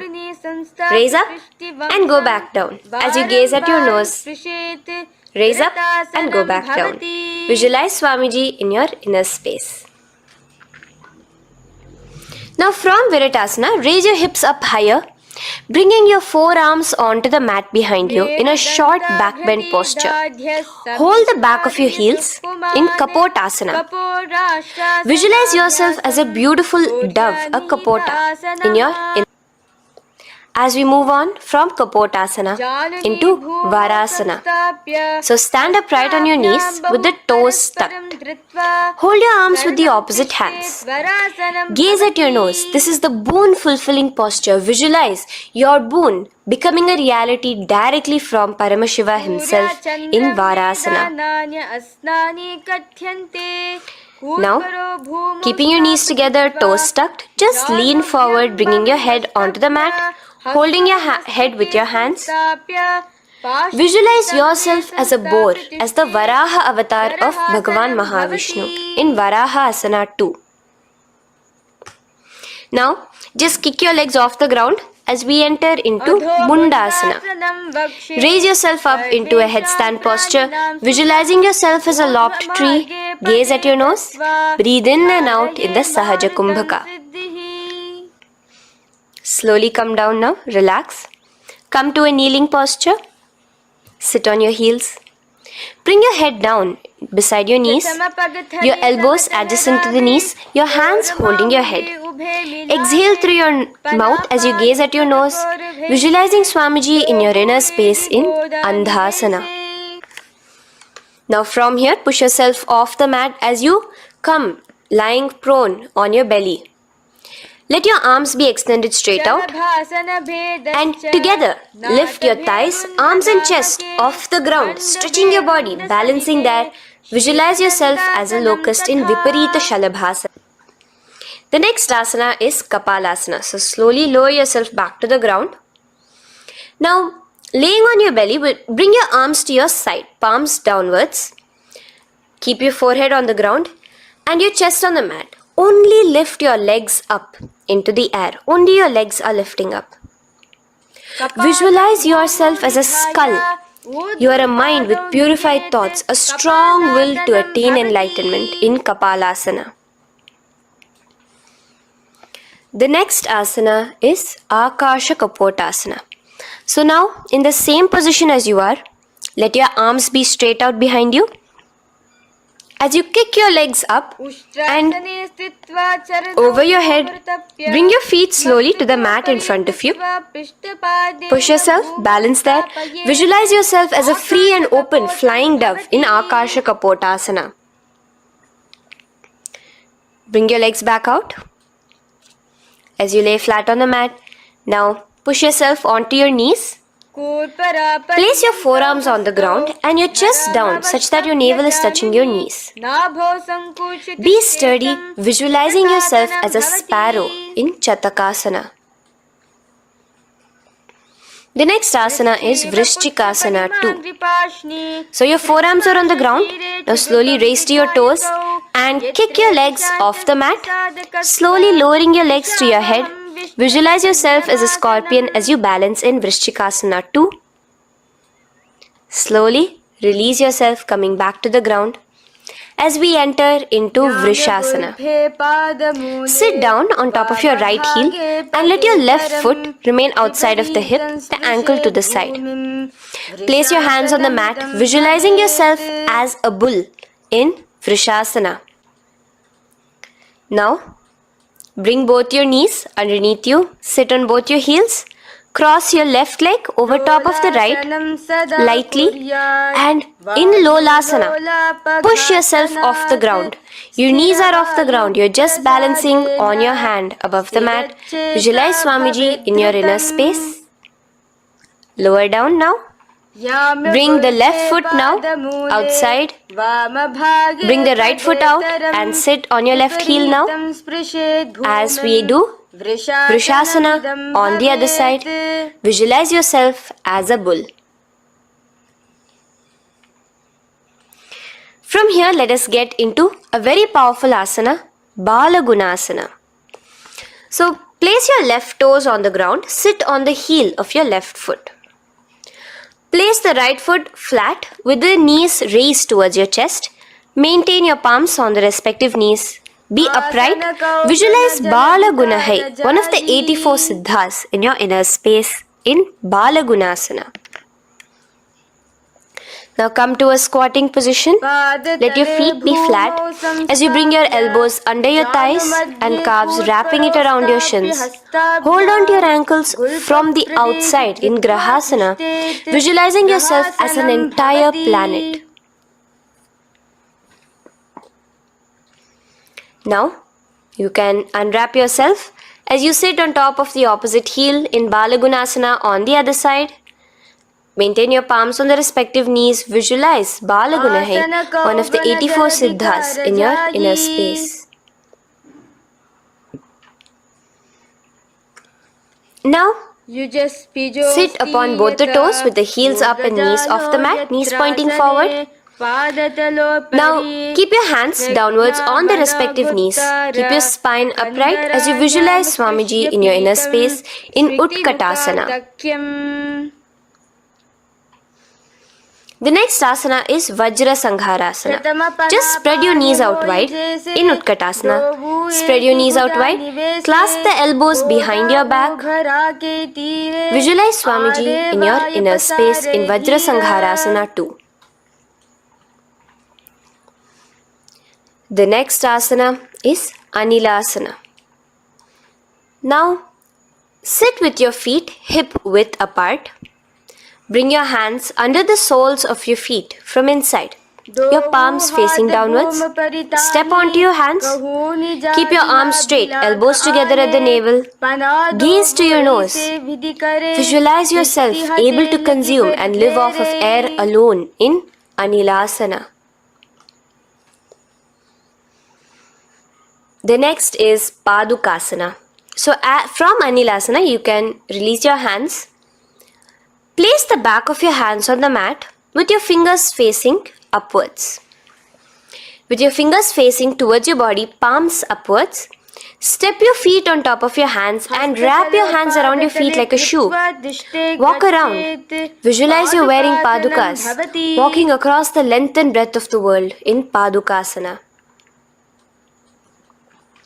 Now bring your palms onto the ground. Stop moving around as we move into Kukutodana. Kick your feet up into the air and let them fall back down. Let's go up again and come down. Kick up and go down. Visualize yourself as a rooster in Kukutodana. The next is Viparita Nrityasana. So as you're kicking yourself up, you can go up into a complete handstand posture, which is Viparita Nrityasana. Do take support if needed. And move around on your two hands as if you are dancing in Viparita Nrityasana. Slowly come back down to a standing position. Lean forward and let your feet be slightly apart from each other. Bring one palm down on the mat with the arms straight. Bring the opposite hand to your head and be stable in Kunjarasana. Now just put that hand down as you bring the other hand to your head, repeating Kunjarasana on the other side. Be stable here. Now you can squat back down onto the ground. Keep your feet flat. Hold your respective ankles and lift your feet off the ground in Kadambasana. Visualize yourself as a Kadamba tree, a pious tree that promotes a long life. The next asana is Pavana Muktasana. Now sit back down onto the ground. Bring your knees towards your chest. Let your hands wrap around your knees. Hold it close to your body. Visualize all the excess vata, air, just balancing and releasing in your system in Pavana Muktasana. Now, let us move into Chakorasana. So first stretch your legs out in front of you. Bring one leg behind your head. Now place both hands on the ground and lift your body off the ground while lifting the other leg too, up straight. Visualize yourself as a powerful source of energy. Gaze at your third eye in Chakorasana. Slowly relax back down. Now hold your left toes with the left hand, index and middle fingers. Pull the foot to the left ear. We are entering into Dhanurasana 2. Extend your right leg out, keeping straight. Hold the big toe with your right hand. Visualize yourself as a bow in Dhanurasana 2. The next is Ashtavakrasana. So lift your left leg over top of the left shoulder. After releasing your hands, bring the right foot across and hook it on top of the left foot. Lean forward and down. Keep your palms onto the ground. Extend your legs out to the left. Lift your head up and chest. You're completely balancing only on your hands as you visualize yourself as a flying crane in Ashtavakrasana. Now slowly relax down. From here, bring your right foot to the left thigh. and your left foot flat onto the ground, knees raised up. Have your left shoulder underneath the respective leg and place your hands flat on the ground. Gaze towards your third eye. Visualize you are immortal, able to exist solely from prana alone in pranasana. From here, moving into Parshva Matsyendrasana. Place your right foot at the root of the left thigh. Then the left leg by the side of the right knee. Hold the left leg by the right hand. Twist your body out. Remain steady here, gazing at the third eye. Visualize Matsyendranatha, the great Rishi Yogi, master of Hatha Yoga, in your inner space. Now slowly unwind yourselves. As we repeat Chakorasana on the other side, lift the other leg behind your head. Place both your hands on the ground and keep your entire body off the ground straight up. Gaze at your third eye, visualizing yourself as a powerful source of energy. Now relax back onto the ground. Let's repeat Dhanurasana 2 on the other side. Clasp your respective hands with the feet. Pull one foot back, the other foot extended forward, visualizing yourself as a bow. Release your feet as you cross them over each other, over top the shoulder in Ashtavakrasana on the other side. Raise off the ground. Visualize yourself as a flying crane. The next asana, we'll be repeating Pranasana on the other side. Bring the right foot to the left thigh. Bring your hands onto the ground with the knee raised. Gaze at your third eye, visualizing yourself able to live off just prana, just air alone. And relax as we do Parshva Matsyendrasana on the other side. Twist yourself, visualizing Matsyendranatha, gaze towards your third eye. And from there, let us enter into Ardha Paschimottanasana. Keep one leg straight and press your perineum with the other heel. Bring your chest forward and down. Hold your toes and feet and bring your head towards your knees. Here in Ardha Paschimottanasana, visualize Swamiji in your inner space. Now raise up, and the foot which was at the inner thigh, now rotate it outside of the hip. Now hold the sole of your other foot and lift your leg up towards your forehead. Try to bring your knee to your forehead as you keep your knee straight. Gaze to the nose in Kraunchasana. Visualize yourself as a crane. Now slowly relax down your leg. Now the leg which is now straight, you can bring it to the inner thigh as you straighten out the other leg. As we repeat, Ardha Paschimottanasana on the other side. Lean forward and down, clasping your foot. Bring your forehead to your knee. Visualize Swamiji in your inner space. Slowly raise up. Place your right ankle outside of the hip now. Hold the sole of the left foot, lifting the leg up towards your forehead. Stretch yourself there. Gaze at the tip of your nose. Visualize yourself as a crane in Kraunchasana on the other side. Now from here, bring the soles between the thighs and calves. So once you have relaxed yourself, bring your soles between the thighs and calves. Keep your spine straight. Palms resting on your knees. Visualize a swastika, embodying peace, well-being, good fortune and prosperity as you gaze at your nose in swastikasana. Now without changing anything about your position, just take your hands alone. Cover the respective heels with your hands in Gorakshasana as you tuck your chin to your chest in Jalandhara Bandha. Gaze at your nose. Visualize the great Rishi Gorakhnatha, the founder of the Natha Yoga Hindu order. Now release the Jalandhara Bandha. Continue to keep the Mula Bandha engaged throughout the whole sequence. As you raise one foot to the opposite thigh, bring your hands to your face in the Shanmukhi Mudra, closing your eyes with your index finger, nose with the middle finger, ears with the thumbs. Gaze at your third eye as you meditate on Swamiji himself, the Supreme Pontiff of Hinduism. Now release the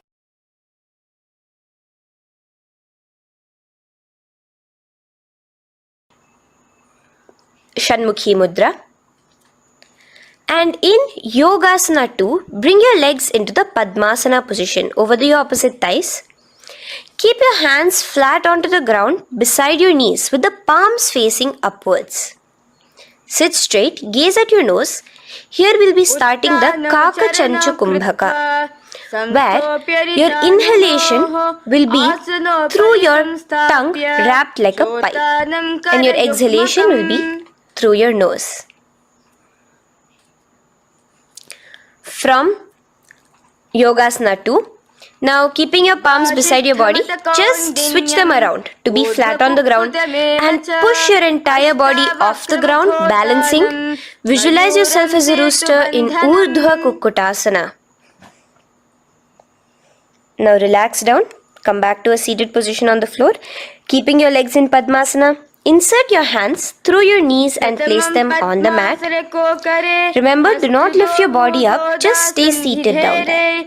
In Siddha Harituliyasana, gaze to your nose, visualize Swamiji himself in your inner space. From there, let's enter into Hamsasana, where you will actually be pushing yourself off the ground.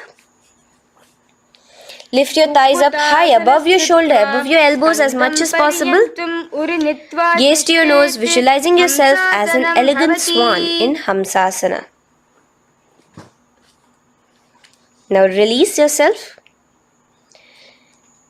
Now, do not take your hands out from between your thighs and calves. Just go onto your knees and reach your hands behind your body with your fingers interlaced in the Parashamudra. Bring your forehead to the floor as you gaze at your nose. Visualize yourself as Lord Paramashiva's bow in Karmukasana. Now, slowly come back to the seated position as we move into Kurmasana 2. Keeping your hands in between your thighs and calves, bend your elbows and hold your respective shoulders with your hands. Visualize yourself as a turtle, a stable body and mind to live for hundreds of years. Now in the same position, just engage the Jalandhara Bandha, tucking your chin to your chest as we move into Granthi Bhedasana, gazing at your nose. Rejoice, knowing you are in Paramashiva's secret knot posture. And from there, release the Jalandhara Bandha as you roll onto your back. Keep your hands on the shoulders, laying flat on your back. As you visualize yourself as a turtle on its back, playful, gaze at your nose in Uttana Kurmasana. Now rock yourself back to a seated position as we do Pangu Kukkutasana. Now it's the same as your hands between your thighs and the calves, except you will be placing one hand flat on the mat. Hold the wrist with the other hand. Lift your body up and holding only on one hand. Visualize yourself as a rooster in Pangu Kukkutasana. Now release back to the ground. Hold. Let's do Pangu Kukkutasana on the other side. Place the other palm flat and bring the other hand holding the wrist. Push yourself off the ground. Visualize yourself as a rooster. Continue the Kakachanchu Kumbhaka, sucking in your breath through your curled tongue and exhaling through your nose. As you slowly extricate your hands from between your thighs and calves, let's do Girdharasana here. So now, interlace your fingers in the Parashamudra as you place your elbows on the feet, remaining your legs in Padmasana. Lean forward and down, resting your chin on your knuckles. Place your thumbs to your throat in Girdharasana. Visualize Swamiji in your inner space. From there now, sit straight into Padmasana 3. So with your legs in Padmasana, bring one hand over the other near your navel center. Engage all the three bandhas. Suck in your stomach. Clench your perineum. Tuck your chin to your chest and gaze at your nose in Padmasana 3. Slowly now, as we move into Padmasana 4, bring your hands to the respective knees. Release the Jalandhara Bandha and release the Udyana Bandha, just engaging the Moola Bandha alone. Visualize Paramashiva in your inner space as you gaze at your nose in Padmasana 4. Now we'll be entering into Karmukasana 2. So in the Padmasana position, hook your right hand index and middle finger in the Prana Mudra around the toe. Pull it back while your left hand rests on the knee. Now, as you visualize yourself as Paramashiva's bow, just release your right foot, bring your left hand to the left toe, right toe, and let your right hand be on the right knee. Now from here, let's do Karmukasana 3. So you can release your toes, cross your hands behind your back, continue to keep your legs in Padmasana, and with your respective hands, cross behind your back. Hold on to the toes in the Prana Mudra. Engage all the three bandhas, suck in your stomach, clench your perineum, tuck your chin to your chest. Visualize yourself as Paramashiva's bow in Karmukasana 3. Slowly relax the bandhas, just keeping the Moola Bandha. Continue to hold on to your toes. Release the Udyana Bandha and the Jalandhara Bandha. Switch your gaze to the third eye. Visualize you are Paramashiva's third eye itself. Anything you come across, you just rejuvenate it, destroy it in Dridhasana. Now, try to keep your hands at the toes. If not, just keep your hands crossed behind you. As you lean onto your back in Padmasana, where you are entering into the Nagrasana position. Lay flat onto the back, visualizing yourself as a snake, gaze at your nose in Nagrasana. Do the Sahaja Kumbhaka, simple breathing, inhaling and exhaling.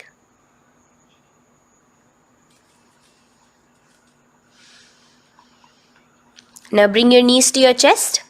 Let your hands wrap around your knees. Slowly uncross your Padmasana and bring your knees to your chest. Bring your hands to the Parashamudra, the fingers interlocked on top of your knees. As you pull your chin up to your knees, visualize yourself as a ball in Kandukasana. Now relax. Bring your feet onto the ground, the knees pointed upwards in Urdhva Pavanasana. As you interlace your fingers, bring the interlaced fingers behind your head. Laying down, gaze at your nose in Urdhva Pavanasana. The next asana is Marakata Pithasana. Now, from behind your head, take your hands out and clasp onto your feet. Just step lightly onto your palms. As you push your hips up into the sky, automatically engaging the Jalandhara Bandha. Visualize yourself as a powerful alpha ape in Marakata Pithasana. In the same position now, bring your hands to your hips as we enter into Uttanashiki Pitakasana. Let your weight rest on your elbows as you stretch your legs out straight. Gaze at the nose. Visualize Swamiji in your inner space. From there, continuing to rest on your elbows, kick your feet up high into the sky in Narakasana. Stretch your palms out behind you, flat on the ground. Balance there. Visualize yourself blissfully traveling through hell unscathed in Narakasana. Bring your hands to your hips now as we move into Tiryanaukasana. Angling your legs down at an angle, visualize yourself as a boat crossing the ocean of samsara in Tiryanaukasana. Now from there, come back straight as we enter into Dhwajasana. Keep your legs up high above your body. Your hands stretched out down behind you. As you push yourself up, visualize where Kailasa's flag respected across all nations. In Dhwajasana, hold there for a few seconds. And relax now. Flat onto the ground, palms slightly away from your body. Do not move at all in Mritasana. Your body is dead. Visualize that. Visualize the Supreme Pontiff of Hinduism liberating you. Let your awareness travel to all the parts of your body in the Shakti Chalan Mudra as we do Mritasana.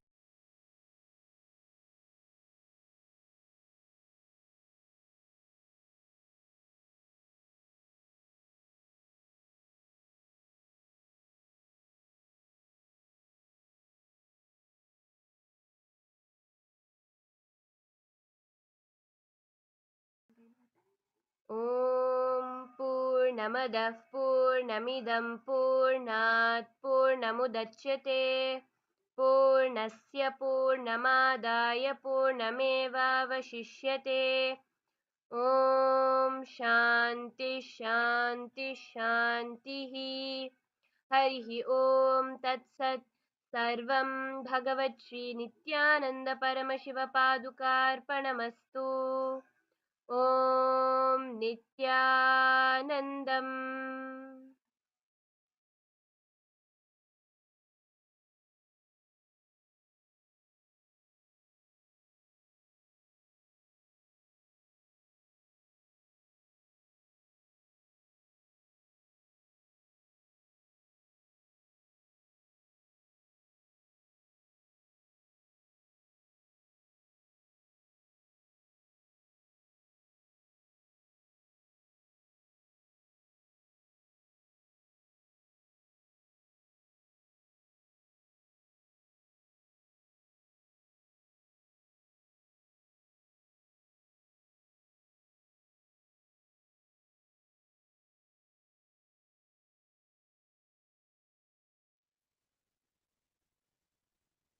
नित्यानन्दं परमसुखदं केवलं ज्ञानमूर्तिं द्वन्द्वातीतं गगनसदृशं तत्त्वमस्यादिलक्ष्यम् एकं नित्यं विमलमचलं सर्वदी साक्षिभूतं भावातीतं त्रिगुणरहितं Sadgurum Tam Namami.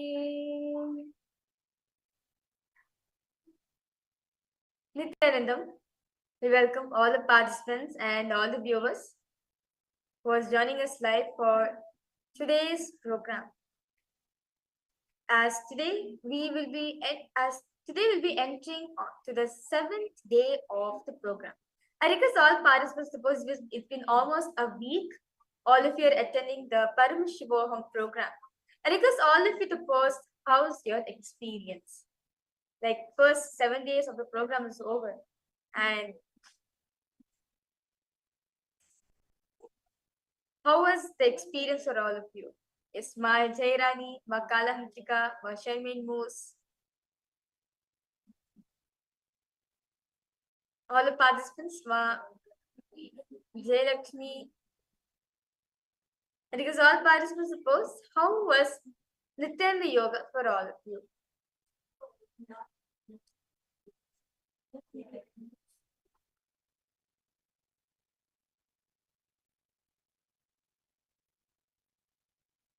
Robert Ramaya,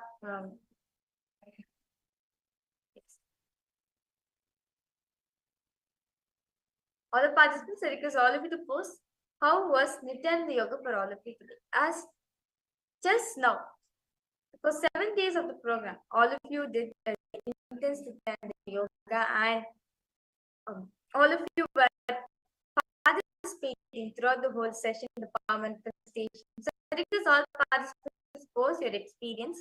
So right now, all of you just now with the Dvitiya Vinyasa Krama.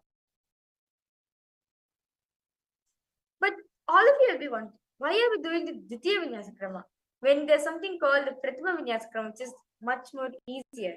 But why is the Dvitiya Vinyasa Krama specifically? Why did Swamiji choose it? See, understand, when we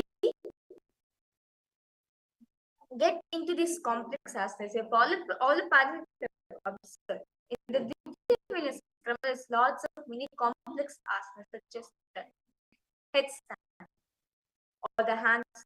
Like, for example, all of you were doing the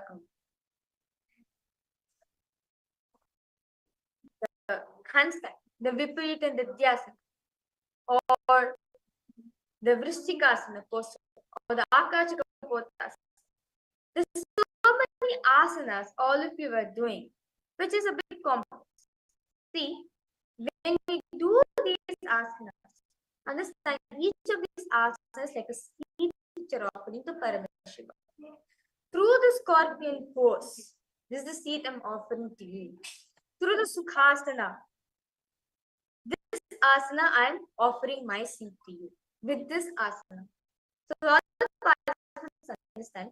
So when you do this conflict asanas, actually help you to experience that you are much more beyond the body and mind. You are not just limited to this body, you are much more beyond than this. Very beautifully, Swamiji has designed, understand, each of the asanas are directly designed by Swamiji, like to the bandhas, to the pranayama, to the visualization. Every single thing Swamiji has meticulously designed so we can experience the fullest of the Nithyananda yoga. So we can experience the fullest of the yoga, of the whole program. So yes, all of you are understanding that for us to experience Paramashivoham, there's two things which requires. One, yogic body and the Vedic. Why is it we have to start with yogic body? See, throughout the whole day, all of us are across the path cognition which Swamiji is giving. Like today, all the participants will be getting to understand deep secrets of these relationships, where you'll have the ability to manifest best relationships in your life. But just also see, understand why we need to do the Nithyananda yoga right before we learn these truths. See, throughout the whole day, by listening to these truths, it actually settles the system. By doing Nithyananda yoga, you're setting the foundation right for these truths to get settled. Like, for example, for building to happen, you have to make a strong foundation. You have to make a strong base. Only with that you can manifest. Only with that beautiful foundation you can make a strong building. Same way, by doing yoga, experience, you're establishing a strong foundation. You're establishing a strong base. So these tools can settle and strengthen your inner. So all participants understanding. So now we'll be entering into the power manifestation. After beautiful Nithyananda yoga, intense yoga, all of us this, we will be entering into the power manifestation. In this round, all the participants will be manifesting the power of reading, where you're going to be scanning the different types of flowers. Today, all participants will be scanning the flowers. You're going to be saying the color, the background, what type of flower it is. So it's all of you now to settle down. You can have some water. Because all participants in the session, please drink a lot of water as these tools when you're experiencing these truths or doing the meditation, the body tends to get lots of heat. A lot of water, hydrate the whole body completely. Relax your whole body. Let's now listen to the Shastra Pramana. What is Paramashivoham about manifesting this power? So this Shastra Pramana is taken from the Nithyananda Sutra. Paramashivoham declares that Kapalantar Manonisa Dushtan Mili Rochana Kramena Vasodadhya Very beautifully, Paramashivoham saying that by fixing the mind on inner space within the center and sitting stably without any movement, one idea goes in succession by the stability of the mind and inner space through the of the eye. One that sees the ultimate goal left by having vision beyond sight. It reveals any object or place. Ideas space of oneness with this most perishable. Basically, but I'm saying that when you concentrate on the oneness experience, you go beyond your body and mind. Establish the oneness space of the oneness space with Paramashivam. They establish the space, you see everything through the third, whether it's object or place, anything. Through the third, you'll be able to identify it. Sri Krishna also speaks about the same power in the Bhagavad Gita, chapter 11, verse 8, when he says, Natumam Shakti Se Drashtum Anena Shakti Devradante Chu Pashame Yoga Vishram. Bhagavan Sri Krishna says to Arjuna, the eyes which are having, the two physical eyes which are having, does not have the ability to see my cosmic form. Therefore, I grant you the third eye. Divya Dadami Chakshu, the Divya Chakshu. I will initiate you into the third eye, so which has the ability to see and perceive my cosmic form. So, in the 11th chapter of the Bhagavad Gita, if you have read the Bhagavad Gita, all of you would have noticed that Arjuna gives detailed description of Sri Krishna's form as he sees Krishna through this third eye. Next, the Swamiji's own experience on this side. So Swamiji also says that when Swamiji was manifesting this power, he was able to see everything around him. The whole 360-degree division, interactions, about him, everything was able to see. Not just that, he felt his presence in everything. First, Swamiji was able to see. The next moment, later, Swamiji felt all that was happening. The skin of this body on which he was sitting and the skin of this body both carried him equally. In both, Swamiji felt his existence. In both, Swamiji felt himself. Whether the setting sun or the rising moon, or whether the Tiruvannamalai hill, whether the Tiruvannamalai tower, the whole city, or the temple tower, or the hill, Arunachala, everything Swamiji could feel his presence. First, the idea that something was outside of him and inside of him broke, as Swami could feel his presence in him. So, with a beautiful understanding of Swamiji's experience, let us now enter into manifestation. Because our participants now, as you're settling down for the program, all of you to please join your class and get your eye back. We are going to be manifesting for a third eye. So, request all of you now to get your eye bands, or if you do not have an eye band, you can use a cloth, preferably a darker color, to be used as an eye band. Now, you're going to be tying your eyes with your eye band. I request all participants to please close your eyes and tie your eye bands on.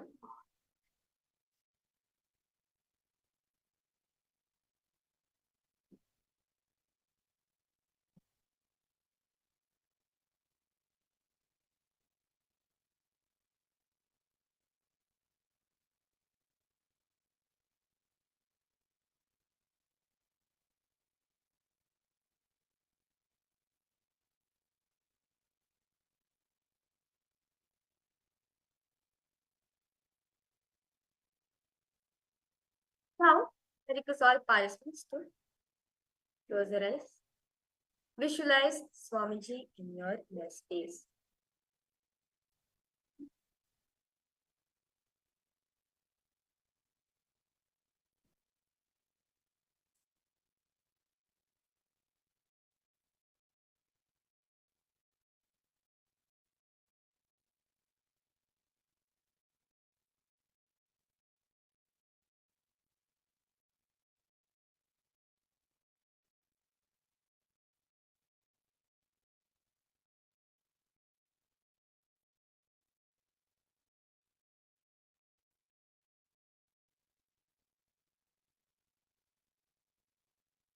Slowly, intensely, start chanting the Maha.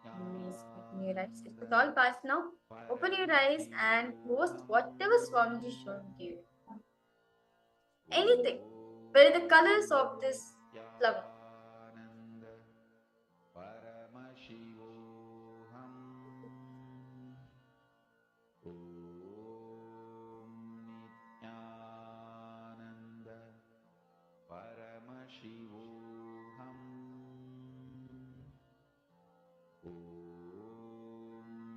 Nithyananda Paramashivoham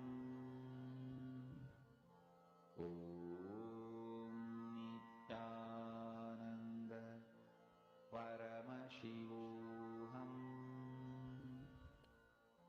All the participants, Robert Ramaya, Shivam Agarwal, I see you joining for the program. Nithyanandam. Chandrasekharaya, Nithyanandam to you. I request all participants to post what the Swamiji is showing to you. Paramashivoham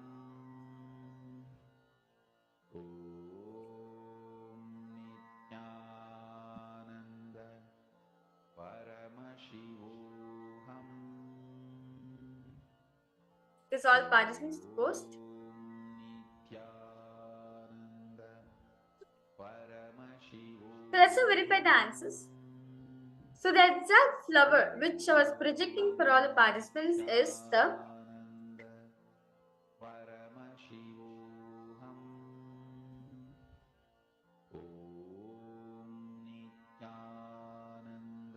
Nithyananda this flower is called the plumera flower. It's actually a tropical flower which grows in Hawaii and it also grows in many parts of India and many parts in the world. This is actually a tropical flower named plumera. Actually, this is a very medicinal flower. It's been used for many medicinal purposes. And this flower has actually like types of colors. There's pink, there's white, there's yellow. If you're observe all the participants, like in the middle, it will always be yellow color. And outside, the petals can sometimes be pink, sometimes be white. So and also all the participants, this is a tropical flower which grows in many regions, even in India or even in Hawaii also. So because okay, how many of you saw this flower? What the colors, right? It's just you will see pink or white. Because all participants post. Yes. Basil Ayya from Kailas in Toronto, Nithyananda to you. Welcome you for the Paramashivoham program. Yes, Nithyananda Maya, yes. They're just in time for the program. It just started.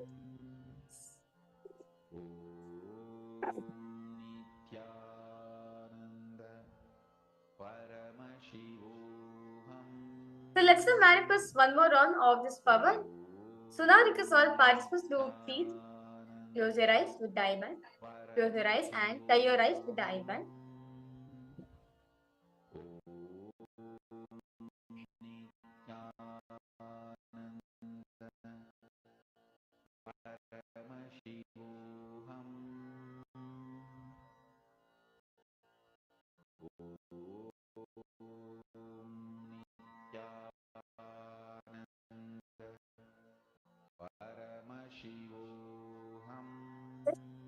Chanting the Mahabhagya.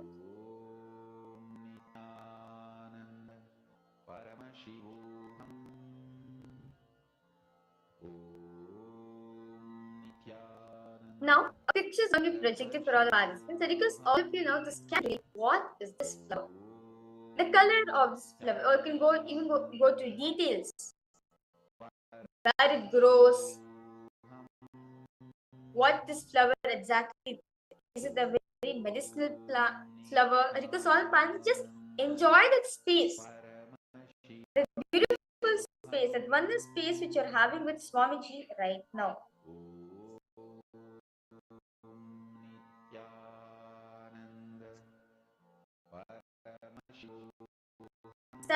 Each time you're manifesting power, each round you're participating, you're only enhancing your feeling connection with Swamiji. As each power manifestation is your personal time with Swamiji. So each request all participants give the Mahavakya. Do not give up. And do not let your mind also to come in play. Once let your mind to come in play, you'll see that you'll start doubting yourself. Less confidence start happening in you. You lose confidence in yourself. The request all participants connect Swamiji. Whatever you see, whether shapes, colors, or description, or words, anything about this flower, just as soon as you're seeing it, immediately post it down in the chat. And because all participants now to chant the Mahavakya, connect to Swamiji, ask Swamiji to show you the details of this flower which is being projected.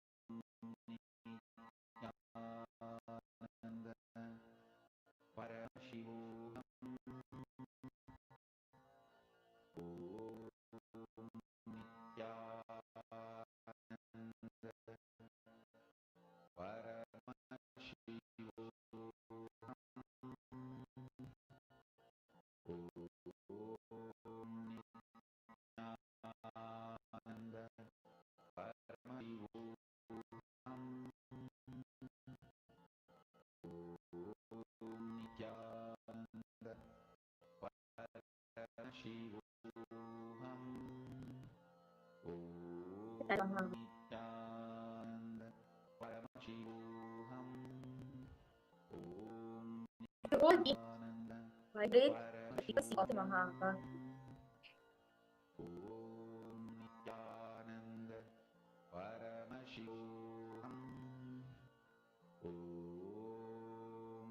Slowly, very slowly, please open your eyes. Now I request all participants now to post what to Swamiji. Quickly post that image which Swamiji is given to all of you in your inner space. Exactly, and post it in the chat section.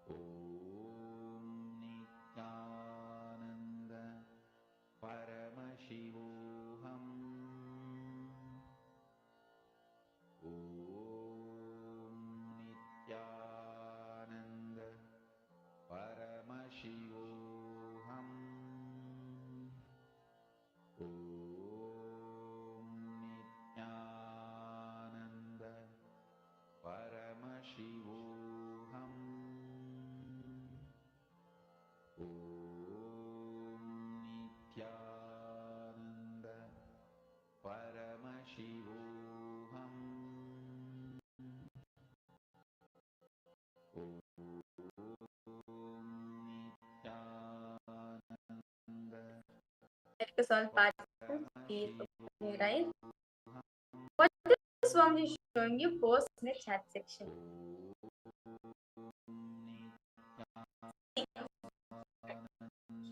As soon as Swamiji is showing you, post it in the chat section. Do not allow even a single second for your mind to come. If you allow your mind to come, then you are only experience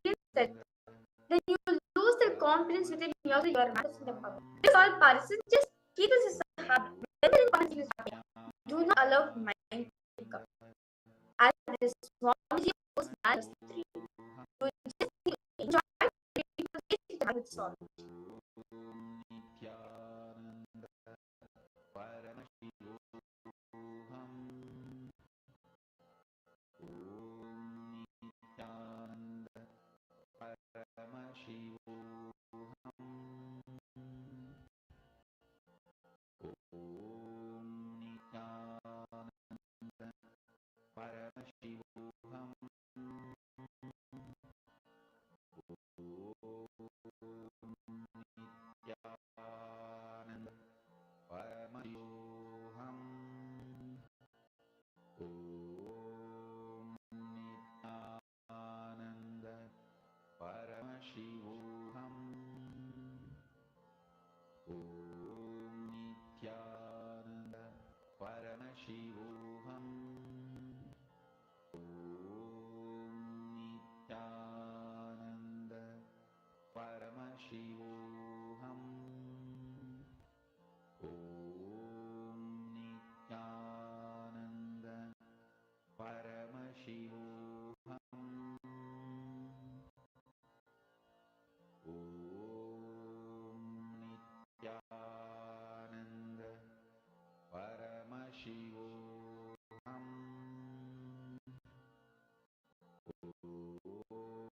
Om Nithyananda Paramashivoham Om Nithyananda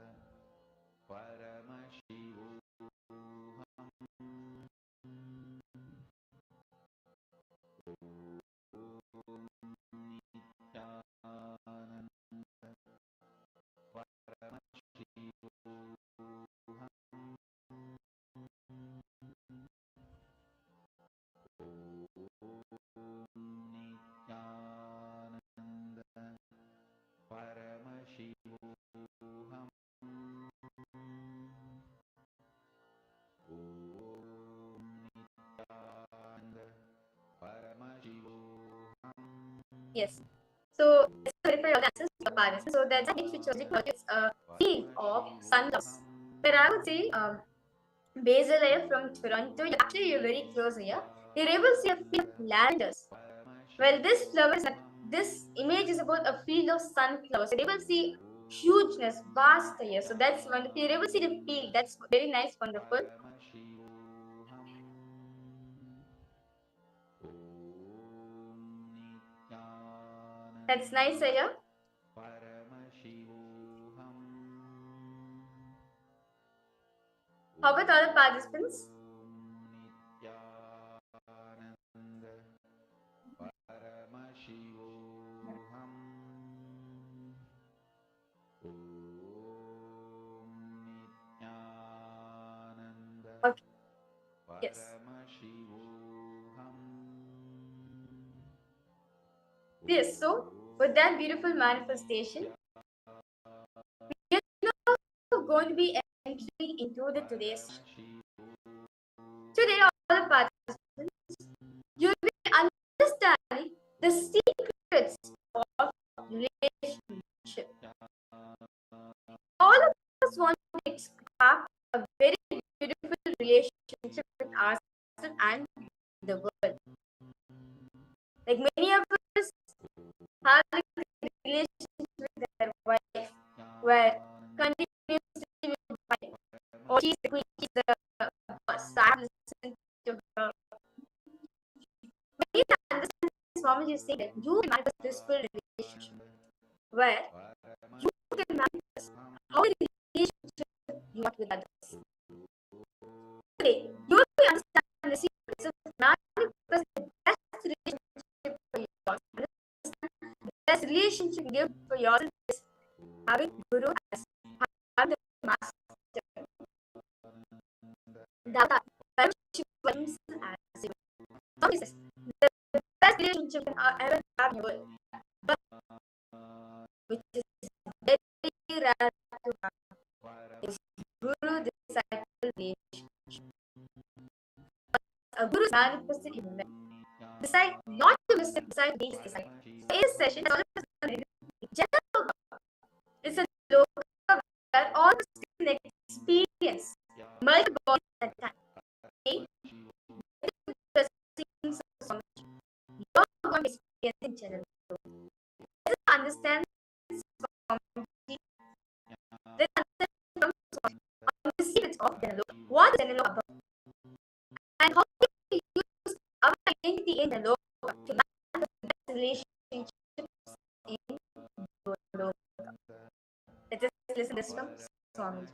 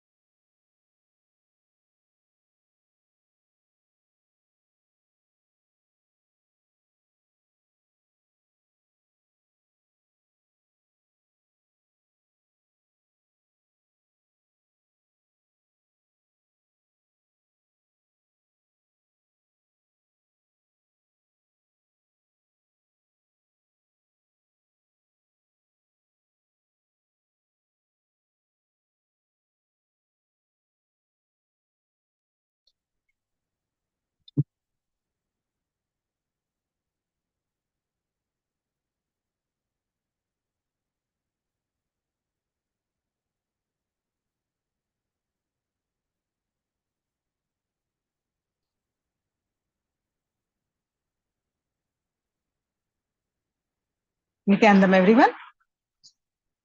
Welcome to the Paramashivoham Level-1 program.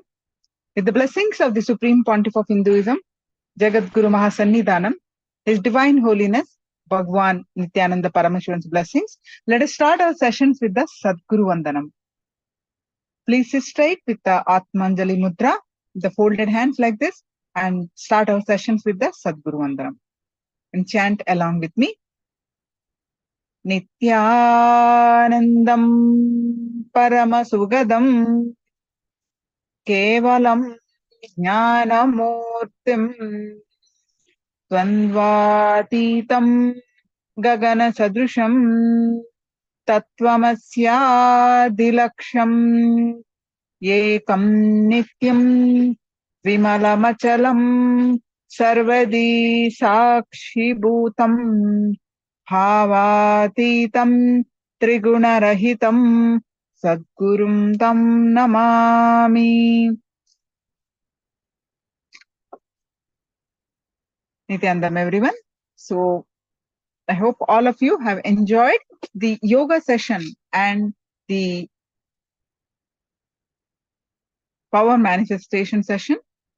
Now we are entering into today's jnana session. Am I audible to all of you? Are you able to hear me correctly?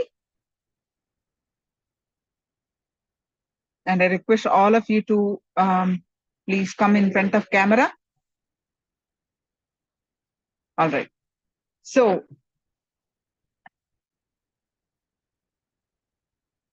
Pascal is asking one question. All right, Ma. So what is the question, Ma?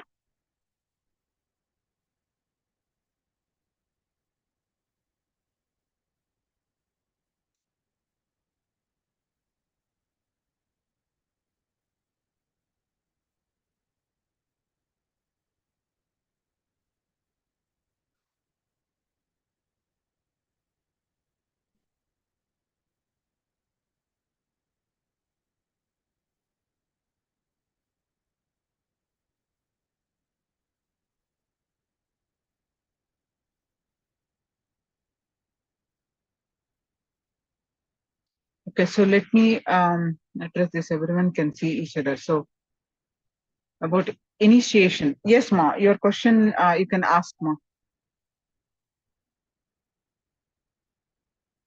Please ask me your question.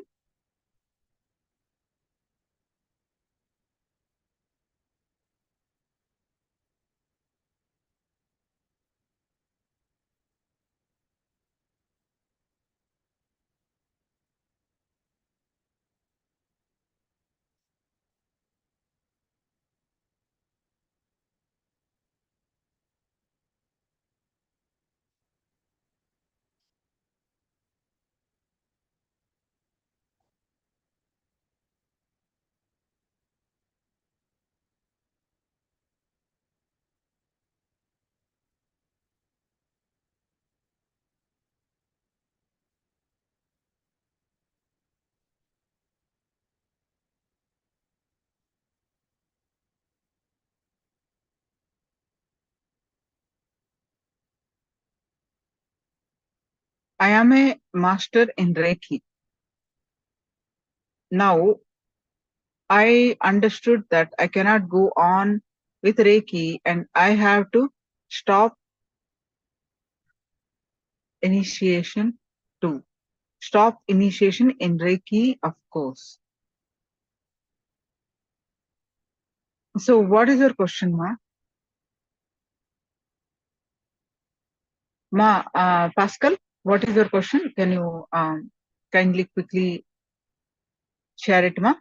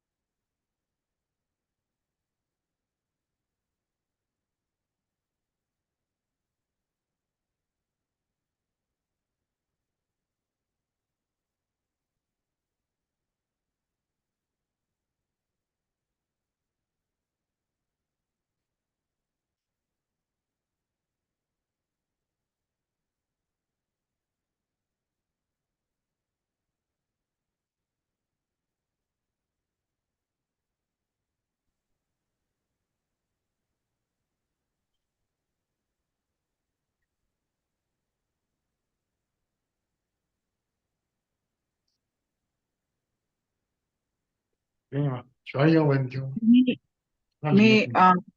are paid when you do here healing, or is it free?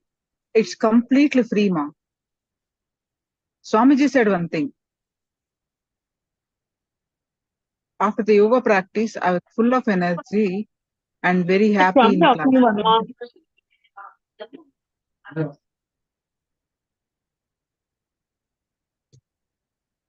Is it unmuted? Yes. How come?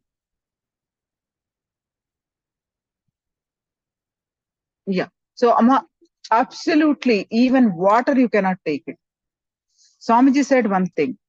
The moment there is some exchange, after you offer the healing prayer service, any exchange, fruit, finance, anything, karma gets transferred. You are only a channel to the healing to happen, the cosmic energy to flow. Whereas you are also get benefited because the whole your system is flooded with energy. So here you are the benefitor. It's a win-win situation. There's nothing, no financial, strictly no. This healing system is completely free from the beginning. There are some things Sanatana Hindu Dharma prohibits to charge. No free donation. You cannot even accept, even if they're willingly donating something. You say you give direct, direct them to Kailasa's accounts, but personally it should not accept anything. If they offer their donation to Sangha, fine, because that is for Swamiji's charitable works, it goes, that is fine. But surely no person should accept. This healing is personally a healing prayer service for the benefit of both the healer and the person who receives. Unlike Reiki and other systems where it depends on the capacity of the healer, the systems work. I do not know much about that. This is what I heard. And whenever there is a finance come into the picture or any other exchange come into the picture, there starts the karmic baggage enter into the scene.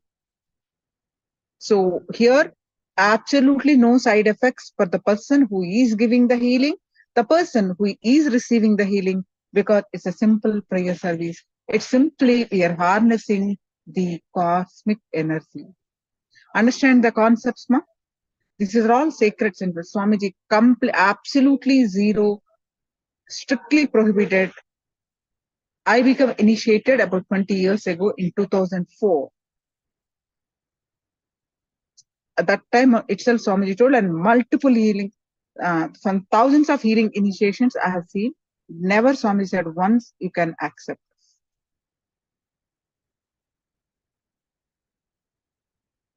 Okay, ma? It's a pure service. No acceptance of any sort. Is it clear?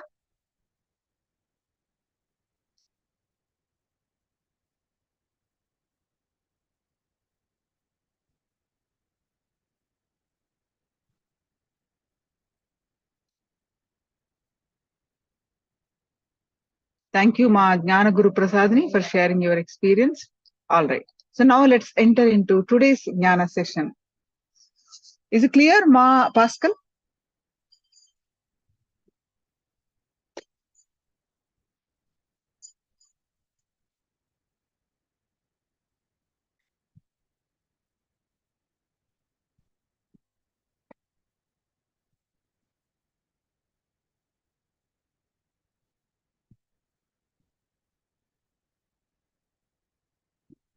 Yeah.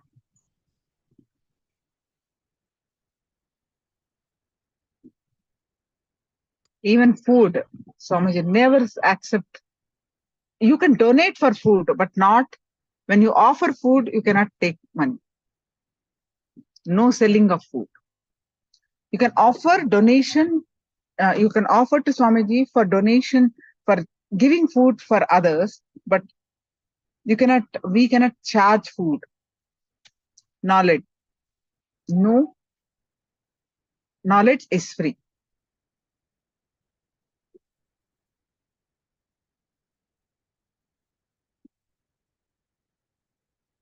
Healing is absolutely free. Not even donation you can accept. If anybody wants, they can offer Pada Puja, they can offer something to Kailasa's accounts. All right, let's enter into today's topic. Today's topic is Bhagavad Gita.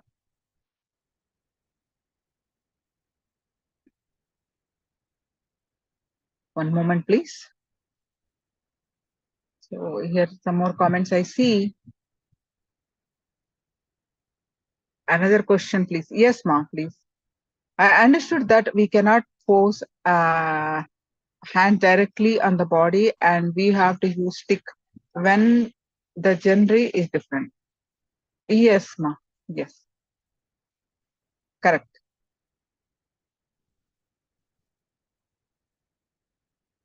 That's right.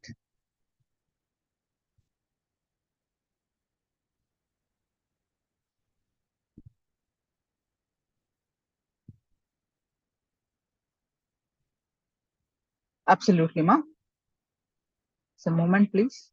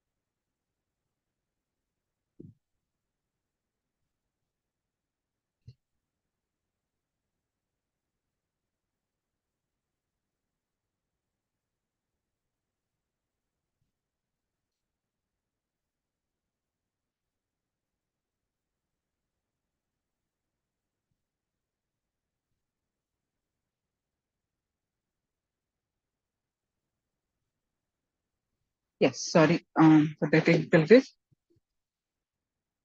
Ma, even the own physical family no rule, ma. This is simply to avoid misunderstandings. This rule has come, but this doesn't applicable to own family.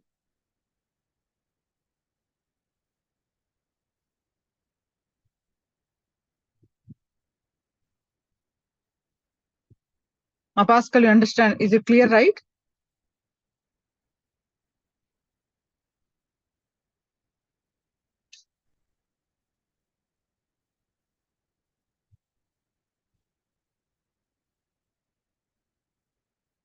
Yes. Today we are going to learn about the Bhagavad Gita.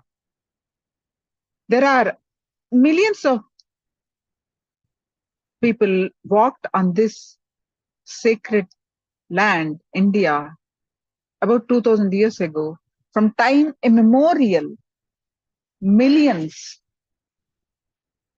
got enlightened and they shared their understanding, their expression of the enlightenment in family scriptures. So millions and millions of at least 100,000 at least family scriptures were available in universities, in ancient universities like Nalanda, Takshashila. There are many universities in India, and those universities, the scriptures were available. Out of all the scriptures, 3 scriptures are said to be prime scriptures. One is Bhagavad Gita, one is Brahma Sutra, and another one is Upanishad. So today we are going to learn the Bhagavad Gita, gist of Bhagavad Gita. There are many recorded in history of reading everyday Bhagavad Gita, achieved greatest things, lived happily and achieved greatest things. This Bhagavad Gita considered as the book, the standard book, like how a Bible for Christians, Quran for Muslims, Bhagavad Gita for Hindus. It is, even though it's one of the scripture, it is not the only book, but it's considered as the book, one of the book. So today we are going to learn the gist of this book. And this book, or these teachings, are from none other than Bhagavan Krishna.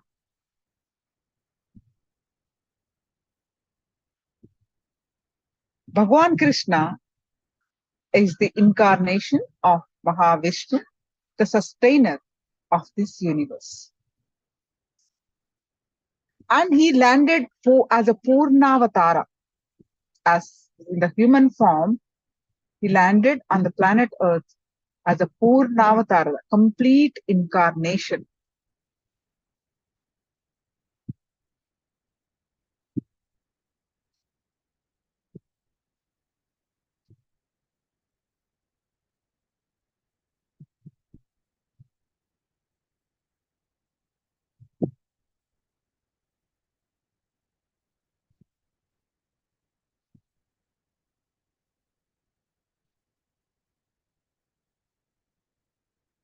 Oh, still see everyone?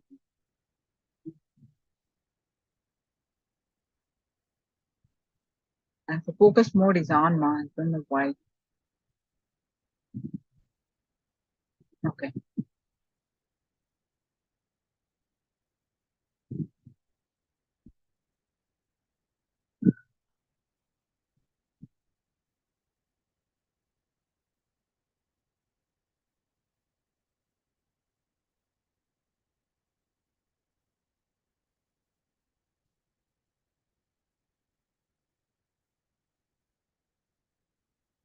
So one of the, if unless somebody has objection, we have to restart the system. Otherwise, I'm not sure.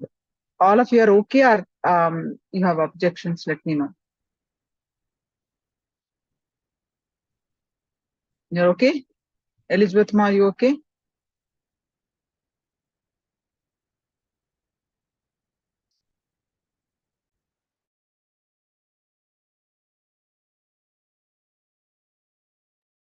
Yes. So let us start the Bhagavad Gita by invoking the Bhagavan Krishna's presence. Vasudeva Sutam Devam Kamsa Chanuramarthanam Devaki Paramanandam Krishnam Vande Jagadgurum. The meaning of this verse is,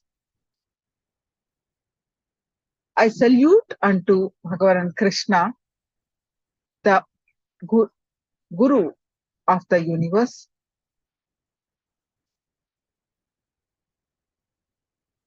the son of Vasudeva and Devaki, the destroyer of Kamsa and Chanura. Bhagavan Krishna, since birth, has destroyed many demons. Kamsa and Chanura is two among them. There's so much to talk about Bhagavan Krishna. He taught the universe. He's the Jagat Guru, meaning the Guru of the universe. His life, whole life is a celebration. How to live life, how to receive love, how to give life. The ultimate divine meaning, the whole cosmos coming into the human form and expressing all the cosmic qualities, attributes is Krishna. That's why he's called Purnavatara, the complete incarnation. He radiated the Ananta Kalyana Guna, meaning the infinite auspicious qualities. Yes, the Ananta Kalyana Guna means what? The infinite auspicious qualities. He showed the humanity how to live life in spite of anything. See, he was born in a jail. His parents were put in a jail. The moment he was born, he was transported to another place because his uncle was about to kill him, because the uncle knew that Krishna was going to kill him. So as an infant baby, he wanted to kill. So since childhood, he faced so many difficulties, and he fought with everything since birth. But he is the embodiment of life. His whole life is a celebration, irrespective of anything. There's so much to talk. So that Krishna, the Parandhama,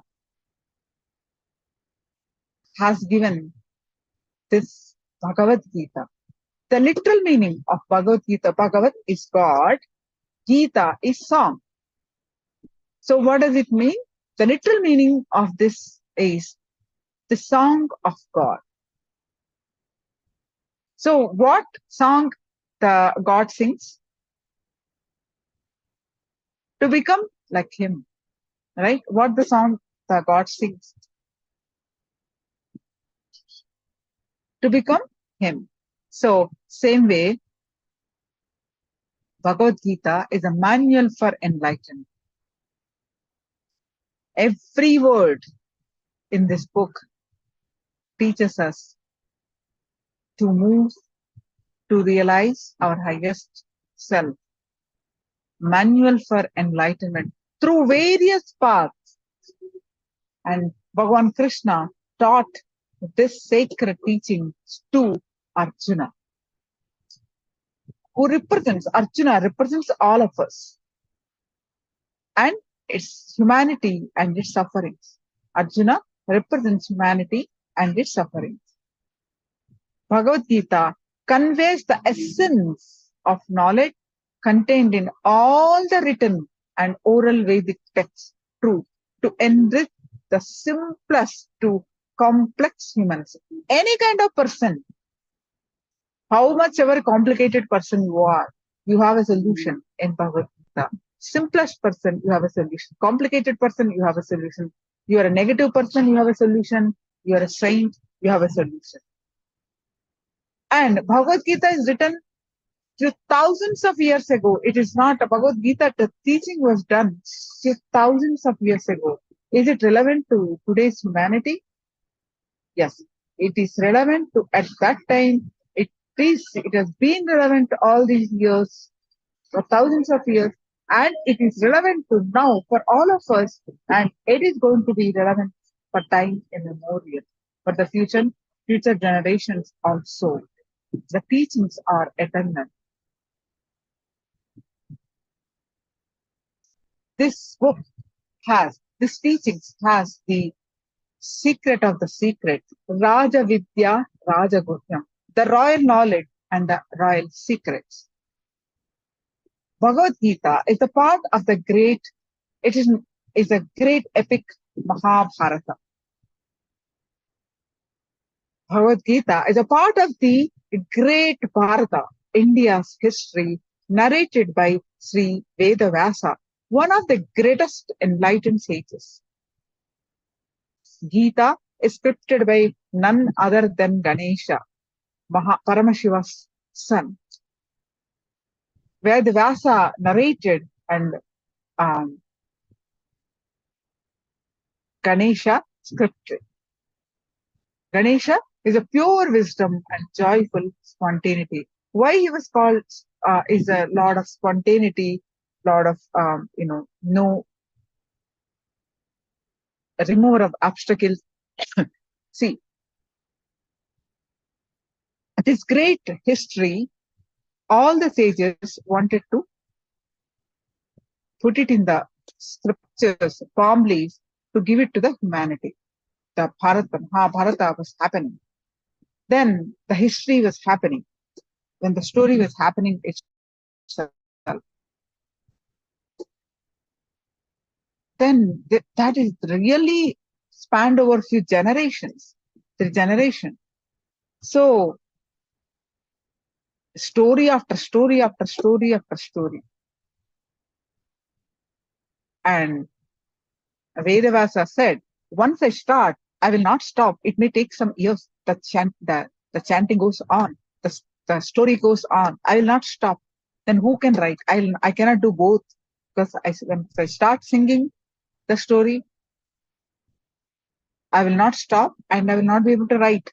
Then who can pick up my speed? And because I will not repeat, if they don't script it, that part will be missed. Then no other one came up. Then it is Ganesha who came up to script. It is said the story said that, and suddenly during the middle, Ganesha's pen was broke. Then Ganesha did not ask the Vedavasas to stop. No, he simply broke his tusk and used that as a pen to continue to write in immediate. That's why he's a lot of spontaneity. He sacrificed his tooth to continue to write. That's why we have that epic poem, the longest poem ever written so far. It's written thousands of years ago, and this is the longest poem till date. It's written in a poetic format. So Bhagavad Gita is part of it.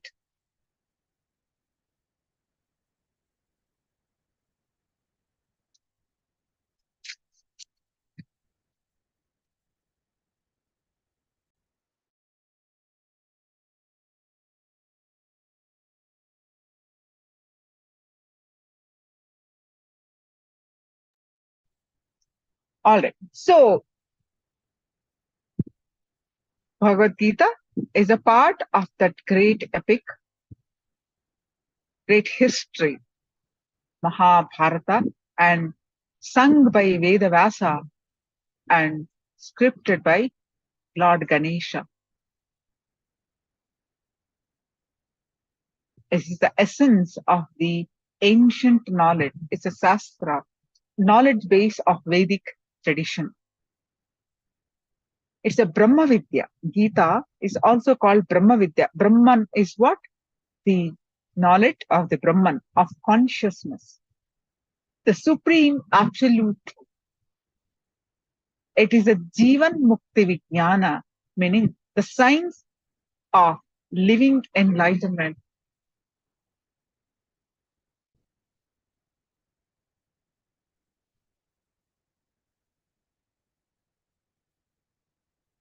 Bhagavad Gita is the essence of all the Upanishads. There are 108 Upanishads. It's the essence of all the Upanishads.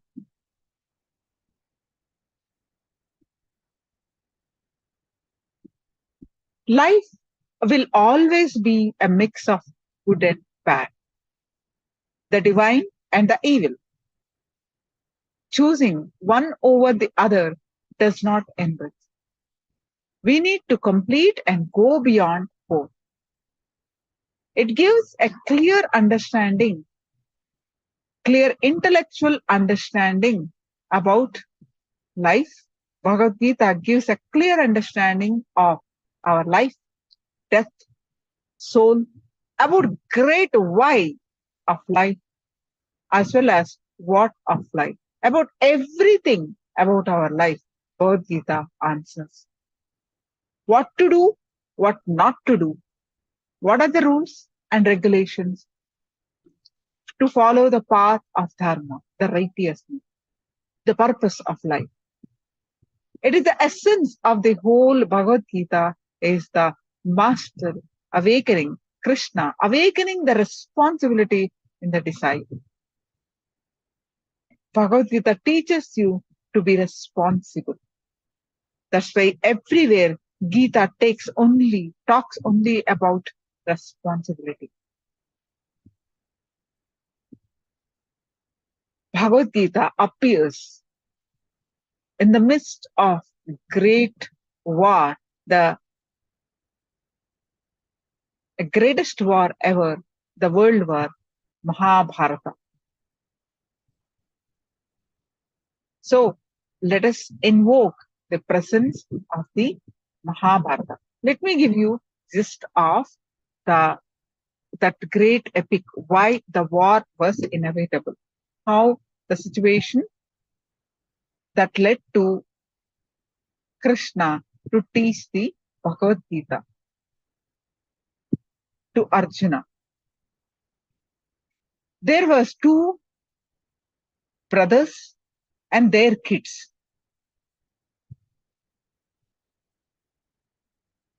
One is eldest is a blind, and his sons become adharmic, unrighteous. There are many. In those times itself, test tube babies. They were 100. There were 100 plus one female. So 100 sons to the blind king. Because he is blind, his brother was become king. And he is very righteous.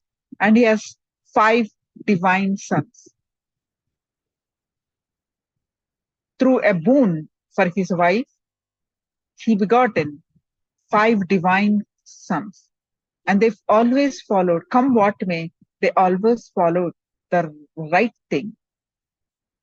They always followed the righteousness, dharma. These 5 righteous princes are called Pandavas, and the 100 unrighteous princes are called Kauravas. These unrighteous, negative princes are so cruel that even though the kingdom was distributed half of, the righteous kings expanded their kingdom to whole empire out of their own hard work, intelligence. These kings, these negative kings, cheated them, Since childhood, they tried to kill them. So many unrighteous things they did. They tried to destroy them, their life. They went to any extreme to humiliate their wives. All kinds of humiliation, abusal, criminal things they did. Cheated and sent them to exile for 14 years. Not one, countless, for decades, their abusal went on. Still, these righteous princes never lost their path. They always followed the righteous path. So Krishna is always with them because they always follow the righteous path. So there was a point where it went to the peak of the unrighteous thing, the criminal things. It went to a peak where war was inevitable. Why we are calling a world war at that time was, and in those days, India was the whole majority of the world, the Sanatana Hindu kingdoms, about 56 nations following the Sanatana Hindu Dharma. And the Pandava princes occupied the whole, meaning out of their righteous things, everybody followed them. They come under their empire. And when they were in the lost that whole kingdom out of cheating,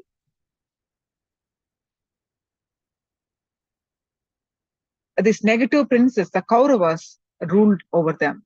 So in such case, when war was inevitable between these two cousins, some of the, out of fear or out of greed, whatever it is, some kingdoms joined the negative side, some kingdoms joined the righteous kings. So literally the whole world split into two, and the war was about to begin between the two parties. At that time, the hero of the Pandavas, out of all five, each one is unique and radiated, exhibited greatest qualities, unique way, and in the middle, out of five, is Arjuna. The greatest, we'll learn about why Arjuna, why Krishna chose Arjuna to teach the Bhagavad Gita. So when war was inevitable, the two kingdoms and their two princes and their supporting kings and the whole armies against each other standing. At that time, Arjuna asked Krishna. Krishna became the charioteer for Arjuna. He was not directly participating in the war, but he became charioteer for Krishna. And he asked Krishna to take in the middle. He goes, stand in the middle, Arjuna sees both sides, and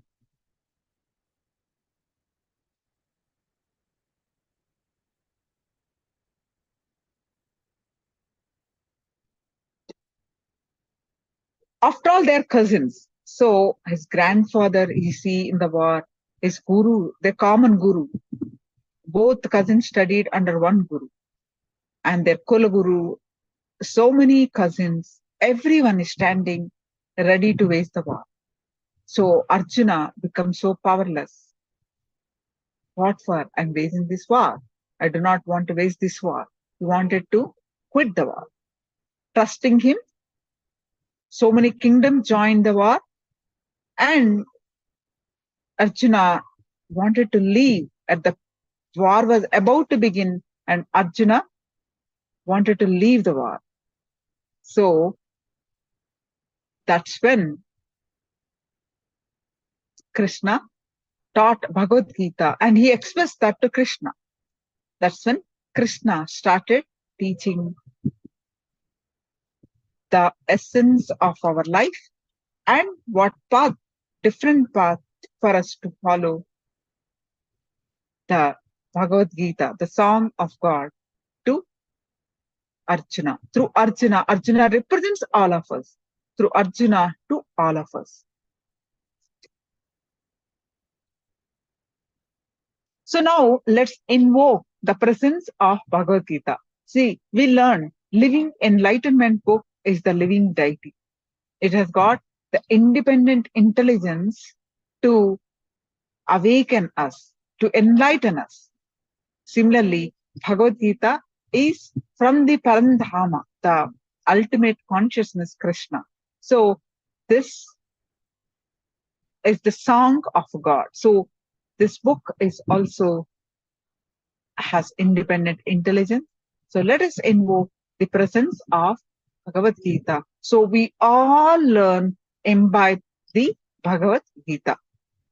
Om Pathaya Pratibodhitam Bhagavatam Narayanena Swayam Vyasena Kratitam Purana Muninam Madhye Mahabharatam Advaitaamritavarshini Bhagavatim Astadashaധ്യായിനി Ambatvam Anusandhadami Bhagavad Gita Bhavatveshini. What is the meaning of this? This is the verse on Bhagavad Gita book, the teachings of Krishna. The meaning of this verse is, Om, I meditate upon you, Bhagavad Gita, the affectionate divine mother. The author is comparing this book as affectionate divine mother, showering the nectar of Advaita, oneness with the divine, non-duality, and destroying the rebirth, meaning you get liberated once you follow the Bhagavad Gita, incorporated in the midst of Mahabharata, of the 18 chapters by sage Vyasa, the author of the Puranas, and imparted to Arjuna by Bhagavan Narayana himself. Narayana is Mahavishnu, another name. This is the invocation verse of Bhagavad Gita.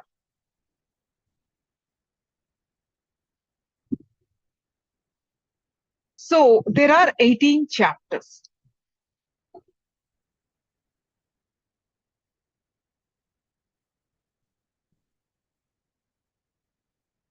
Sure, Master Stephanie, I will post it at the end of the session here. I'll copy paste and post it. So the 18 chapters, we are going to learn the gist of those 18 chapters today. It consists of 700 verses. Swamiji has spoken on first time he spoke on in the year 2005, September 2005. For 18 days he spoke. Each day one chapter he spoke, and he has given the gist. And again in 2000 about 12-13 he spoke for 2 years. Every verse he explained in detail, and he spoke elaborately on this scripture. So each chapter gives us the path. Krishna says yogaha, meaning each chapter, the yogaha, meaning the path that we follow, and that path which liberates us, which enlightens us. Meaning, when we are living in the body, it gives us what to do, what not to do, what is the right thing to do. It clears up all the conflicts, and it makes us confident in the righteous path to follow, and the path that we like. Some may like sannyas yoga, some may like living in the family, and some may like karma yoga. So there are various paths. You can pick up any path.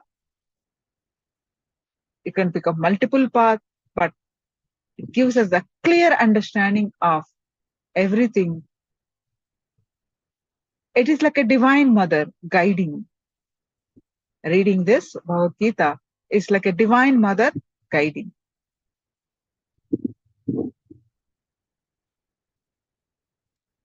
So the different paths, bhakti yoga, bhakti path of devotion, path of renunciation, sannyas yoga, path of work, selfless service, and path of meditation. There's so many paths. So we'll be learning path of surrender. So many paths we'll be learning today, just of the essence of these chapters today. The teachings are the song of God today. So now, to whom Bhagavan Krishna taught these teachings? Why Bhagavan Krishna taught to Arjuna? Arjuna is the most courageous fighter amongst the Pandava princes, the righteous princes. They literally want to, and the blessings of the divine beings. Arjuna is the darling of all his teachers, such a sincere student. Is such a sincere in his personality, he's a darling of everyone. He's a close friend of Krishna. He was in a deep dilemma when the war was about to begin, and he was in a deep incompletion. Arjuna is both yogi and kshatriya. Yogi means he's like a saint in his heart and in the outer way, and is a warrior. Kshatriya is a warrior. So both seems to be contrasting, isn't it? So as a yogi, he is deeply spiritual. That's why Krishna is his closest friend. He's so centered and complete within himself. And he's deeply aware and integrated to his moral and ethical obligations. As a kshatriya, as a warrior, Arjuna is the warrior leader, is the greatest archer. He is empowered with responsibility, ready to avenge, ready to impose order and control for protecting and upholding dharma. He is the typical Kshatriya prince. Only with enlightenment it is possible to continuously, consistently proceed with both these personalities of inner completion as a yogi and outer responsibility to enrich as a warrior leader without faltering.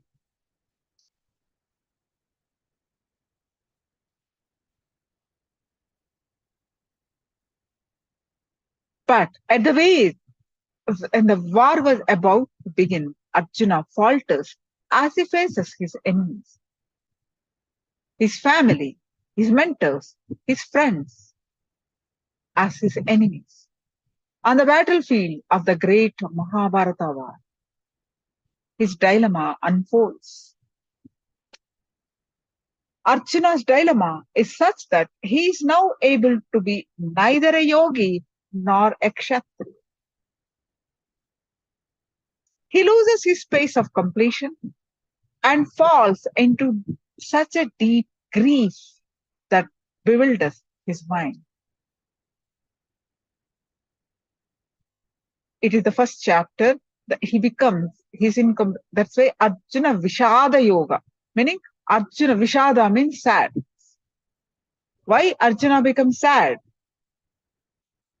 He represents all of us. Why are we here? Why do we want to do, what do we want to do in our lives? Why don't we find fulfillment? Even after years of working for success in the world, why do more and more challenges await us. Even after we solve and we overcome the obstacles, numerous challenges again comes. How can we become spiritually mature and integrated individuals? Why is this path even required?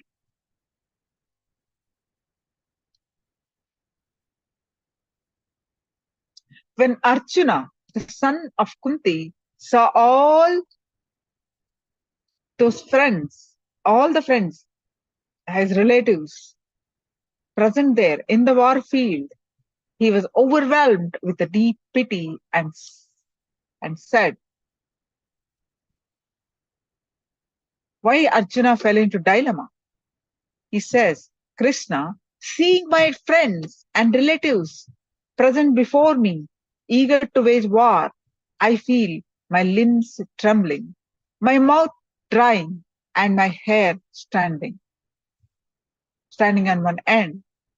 My bow, Gandiva. Gandiva is very famous. It's like invincible.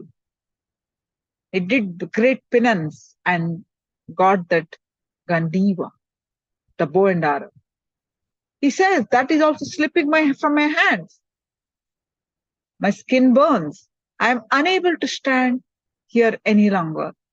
I am forgetting myself and my mind reels. So I foresee only evil ones. So Arjuna's dilemma was not one of non-violence or ahimsa. He's not trying to follow compassion here. Because as a Kshatriya, this word has no place in his dictionary. His dilemma was one of violence. Violence born out of his ego, his identity. He could kill people he did not identify with. He waged a lot of wars. Whoever is followed not righteous, adharmic, he waged the war and killed them because he didn't know about them. But here, his identity at his risk. He's the darling of all his relatives. Now they are all waging war. He could kill people whom he did not identify with, but he could not bear to kill those whom he could relate with himself in one way or another. The bonds of family were far stronger than Arjuna had imagined. These bonds were rooted in his ego, and to cut these bonds was to destroy himself. So this was Arjuna's dilemma. He fell into Vishada. That's why this chapter is called Arjuna Vishada Yoga. This is all, are you able to relate with this? We all fall into this kind of dilemmas, problems, confusion. Arjuna was overwhelmed with pity. It is not true compassion. When responsibility expresses through your heart, it is compassion. To the truly compassionate person, the whole world of both living and non-living beings is an extension of his own self. Arjuna's dilemma represents the collective root patterns of humanity. It is an internal conflict between what we feel as us and what we actually do. What we feel inside, inner image, and what we project outside, the outer image. He is in utter confusion. Dilemma is the first thing any person has to face in his life before enlightenment. With this dilemma, Arjuna started speaking to Krishna, become a true seeker of truth.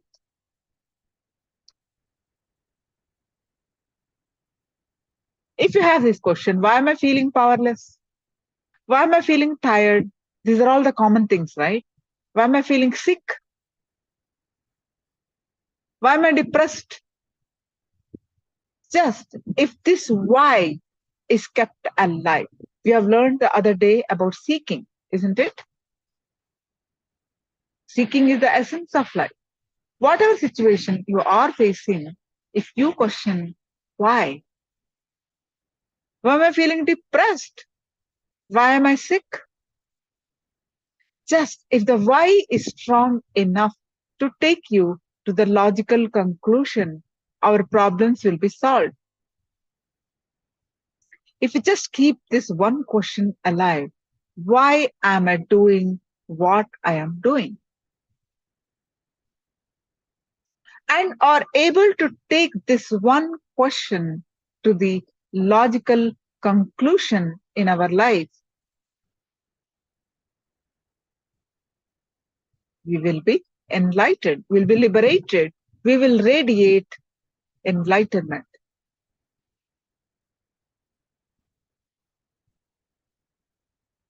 Only a courageous person will have the confidence to open himself up transparently and expose his feelings, his patterns, his lack of integrity, and his inauthenticities to seek help.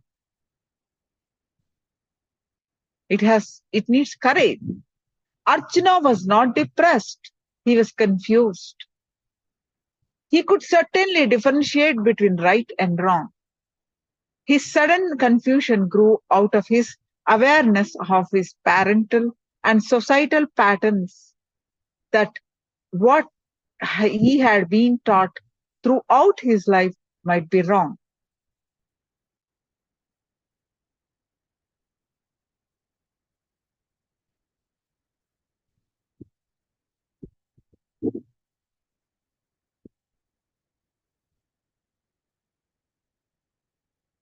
Ask, what is the why of my life?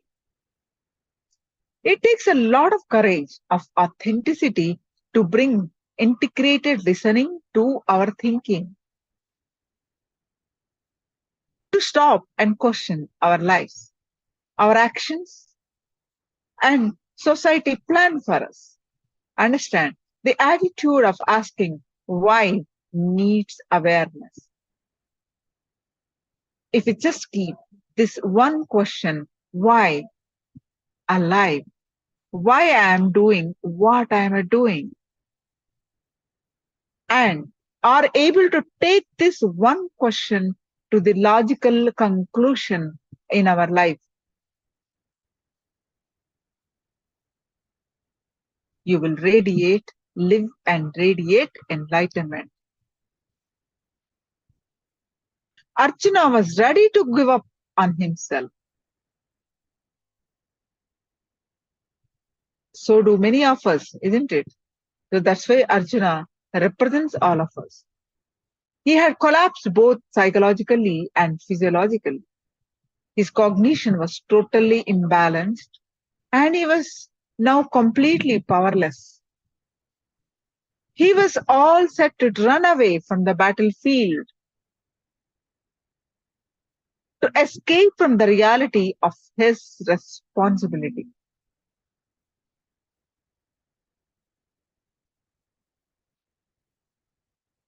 Arjuna was experiencing deep conflict between his unconscious patterns that were driving him and the possibility, the reality of what he ought to do.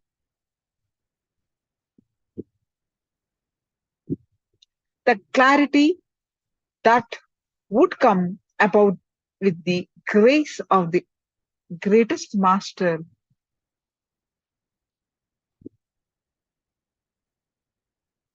that clarity gave him enlightenment.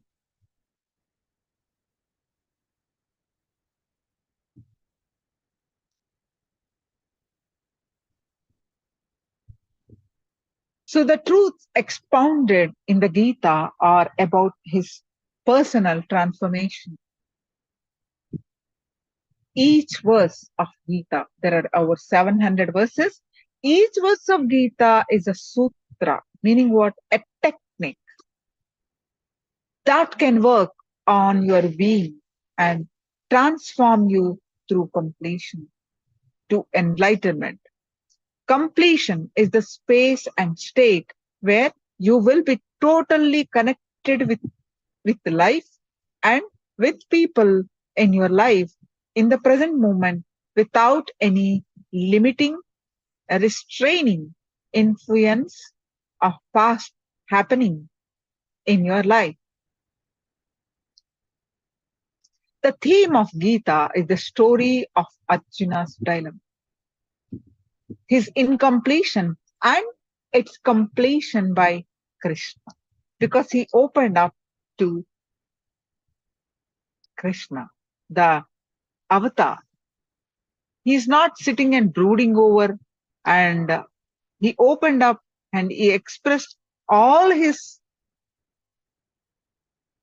problem to Krishna. He wanted, he become a seeker. So, and he followed exactly what Krishna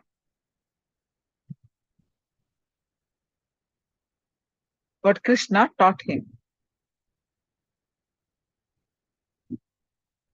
This is the context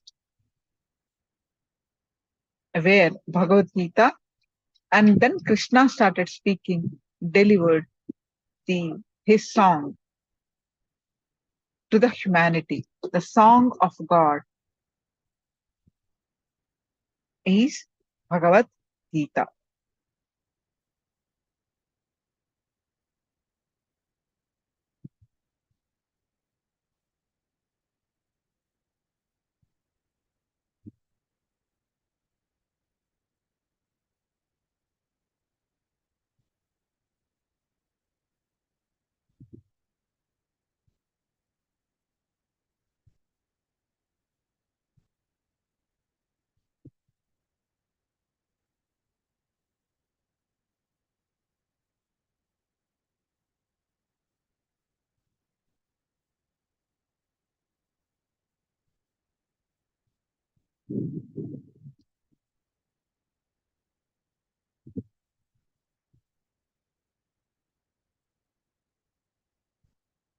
Any questions? Please do let me know.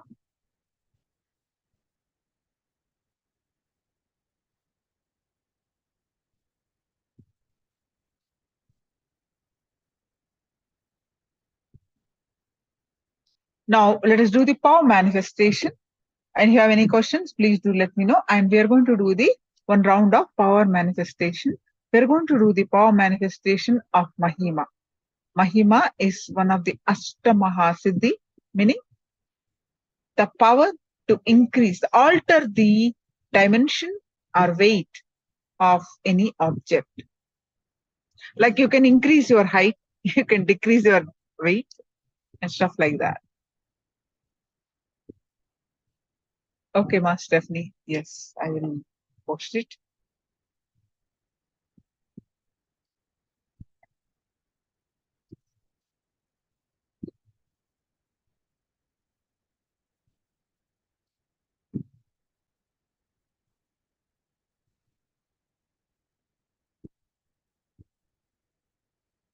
Okay, so all of you, please sit straight with your head, neck, back, straight line. And before you start the, forgot to tell you, before you start, please go ahead and bring in your object. You can be your own object, like you can measure your height to raise your height. Why was Arjuna afraid? He's not afraid. See, that is what. Let me again explain. See, Arjuna is the greatest warrior. He waged the war and he was always won. It is not afraid. But in the war, his grandfather is all our cousins. Both cousins are fighting. So his grandfather was standing in the war. His guru, they all studied under one guru. His guru in the war All the cousins are in the war. So when when he was fighting with others, he's at the righteous thing. He's fighting for the dharma. He's fighting for the dharma only. Before also he fought for dharma, but he was able to fight without any problem because the opposite party who did the mistake, he didn't know anything about them. He has no problem. But here in this war, his grandfather, his guru, his cousins, his friends, so many relatives are all in the war. So he felt it's like family patterns. His identity with them, right? My grandfather, my cousin, that family bonding. That's when he become powerless. It is not afraid, actually. It's more than afraid. He's sad that he had to fight with his own grandfather. He has to fight his own guru. He has to fight with his own cousins. But they are the ones who try to kill them. He forgot all that. Not his grandfather and all, but the cousins. They all did so many adharmic, all through many decades.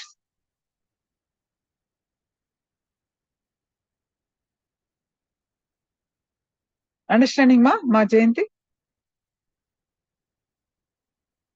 He's afraid because his identity is at stake. He identified. See, we're all afraid of our own family, right? Afraid in the sense, identify ourselves with the family members. So that's what he waged the war and no worry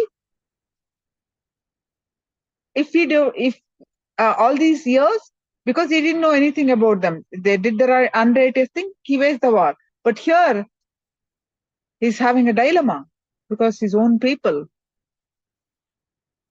are standing.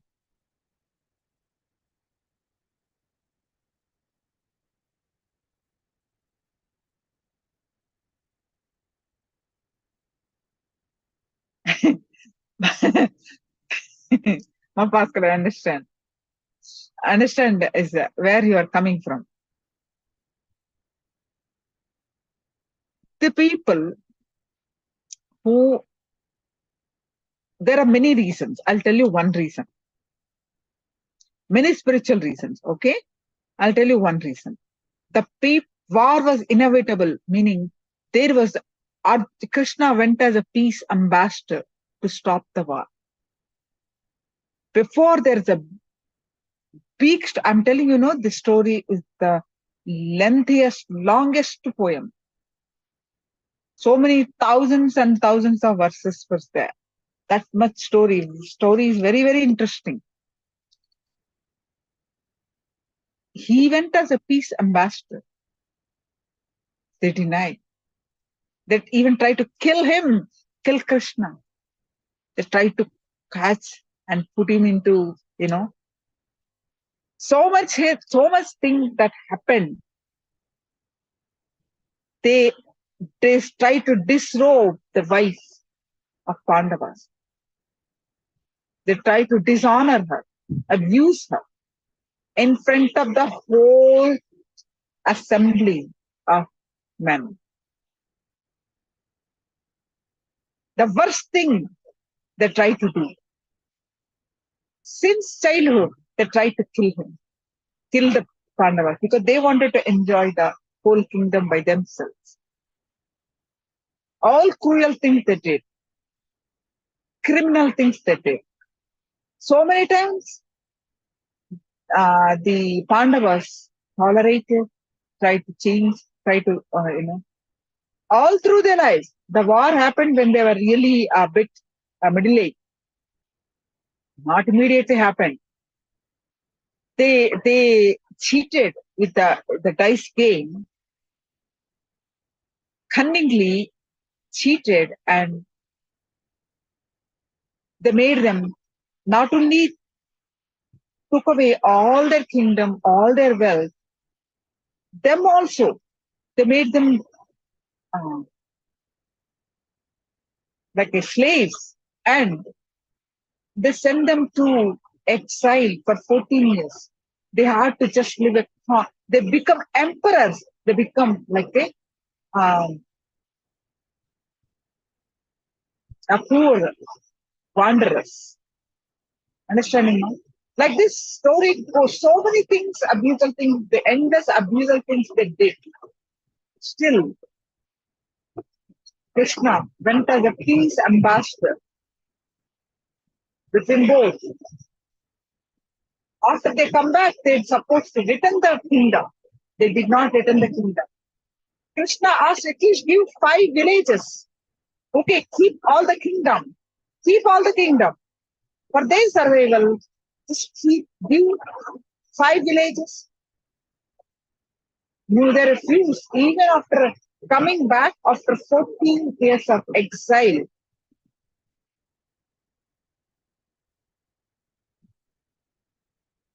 It was difficult in sense they become, if the war was not happened, people, it is like a spreading the negative. You see, ma, there is a police. Why do you police to put them in the jail? Pascal, ma, I understand. Why do police put the thief in the jail? Police need to be there, right? In our current situation, there's a police system, right, ma?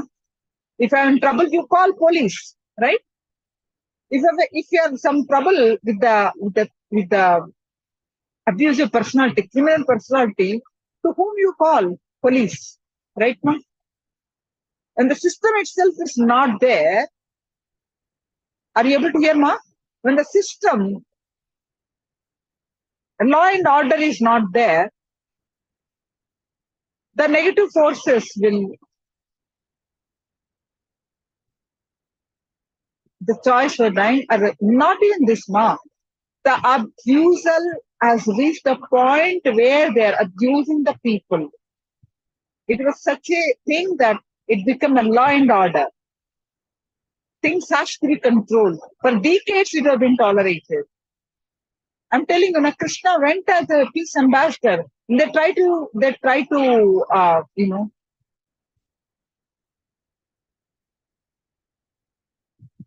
put him in jail. So it became impossible and it became destructive for the humanity. Keeping them alive become destruction to the humanity. For the peace only, war was inevitable because it started raining here. Can you hear me now? Now you understand me? Sometimes you have to put the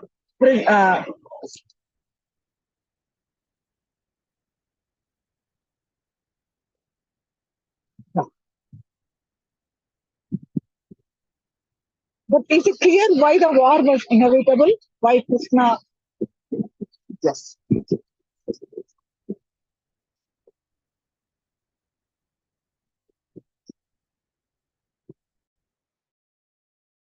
After all those flows, it was a karma. It became inevitable.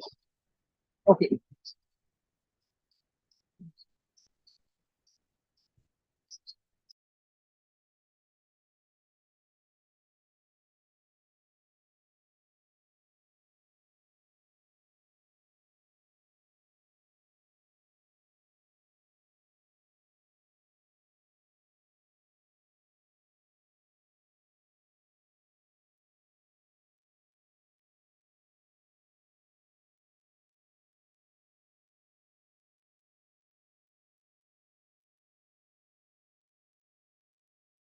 Means the book which teaches you how to live, what is the purpose of life, What is the goal of the life? Which gives you an intellectual understanding about the ultimate man, God, life. All your major questions are answered intellectually, logically. We go on. We can put any type of questions. You will have the answer. Logically, you will be convinced to follow the ultimate path, that is Shastras. There are so many hundreds of examples we can give. Which is Shastra, even 10 commandments. They are Shastras. The books which gives you regulations, do's and don'ts, Vidhi and Nisheda. Do's and don'ts, which tells you what has to be done and what should not be done, which guides you in the life. It is called Shastra. There is another kind of literature, which is Stotra. The man who realized the ultimate, the man who has experienced the truth, the person who had the glimpse of the divine love, the divine experience, or his self, who has seen the reality. He expresses his joy. It is called Stotra. You worship, you surrender yourself to the divine. That is Stotra. The literature from heart. Literature from head is Shastra. Literature from heart is Stotra. There is another kind of literature which is called Sutra. Means which gives you the technique to reach that state.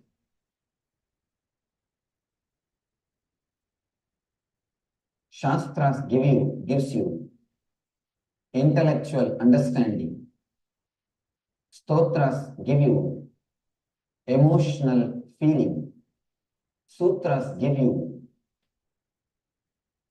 being level experience. Shastras are like signboards. You need them. Shastras are like signboards, intellectual scriptures, which explains about the basic things of life. Stotras are things which helps you to surrender to the divine. The glory of the divine is expounded in Stotra. The third Sutra is a literature which gives you the technique to achieve the devotion or the enlightenment. Shastras by themselves cannot lead you to enlightenment.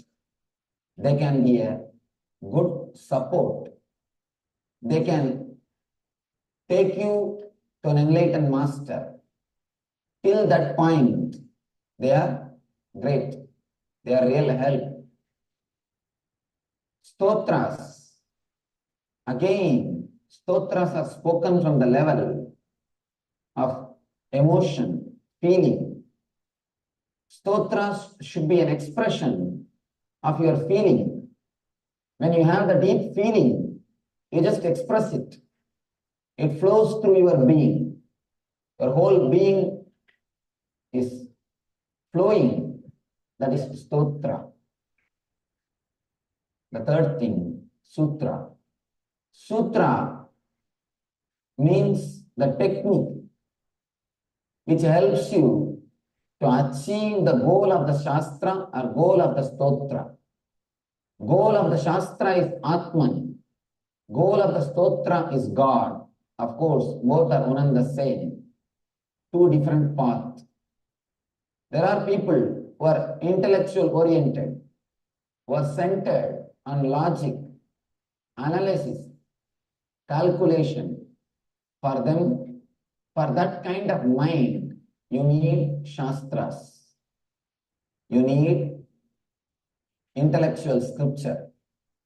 There are people who will not do anything unless they are intellectually convinced, unless they are clear about the whole thing. Of course, we cannot say they should not come for spirituality. There are many scriptures, the stotra level scriptures, which says don't come inside unless you have faith. But I tell you, you should see, you should look at the man with little more compassion. You can't put the faith as a main criteria, first criteria to enter into the spiritual life. If you put faith as the first criteria to enter into the spiritual life, you are almost refusing to give spirituality for 90% of the human beings. It is not very easy to believe anything immediately. You cannot believe, and especially in the modern days, the word believe, faith, all these words are outdated. These words can't have any more meaning. These words are totally out of our life. You can't say only a person who believes, who has got faith, he can come to spirituality.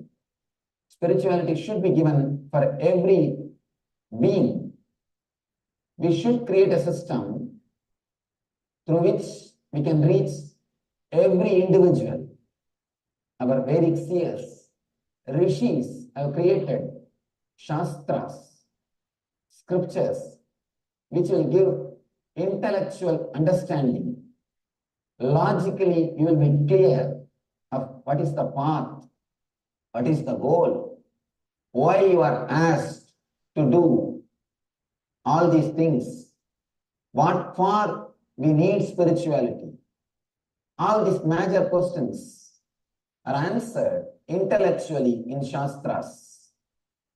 Shastras gives you a basic understanding what is exactly life, what for we are here.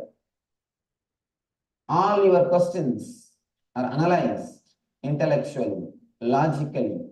The conclusions are given to you. We need to understand few things about the Shastras.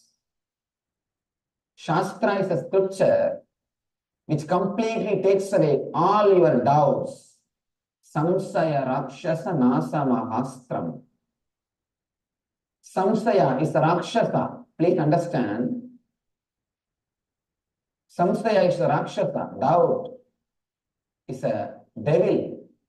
Once the doubt enters into your mind, till you are cleared, you can't sleep, you can't rest. Shastras helps you to get rid of these doubts intellectually. One thing you should understand about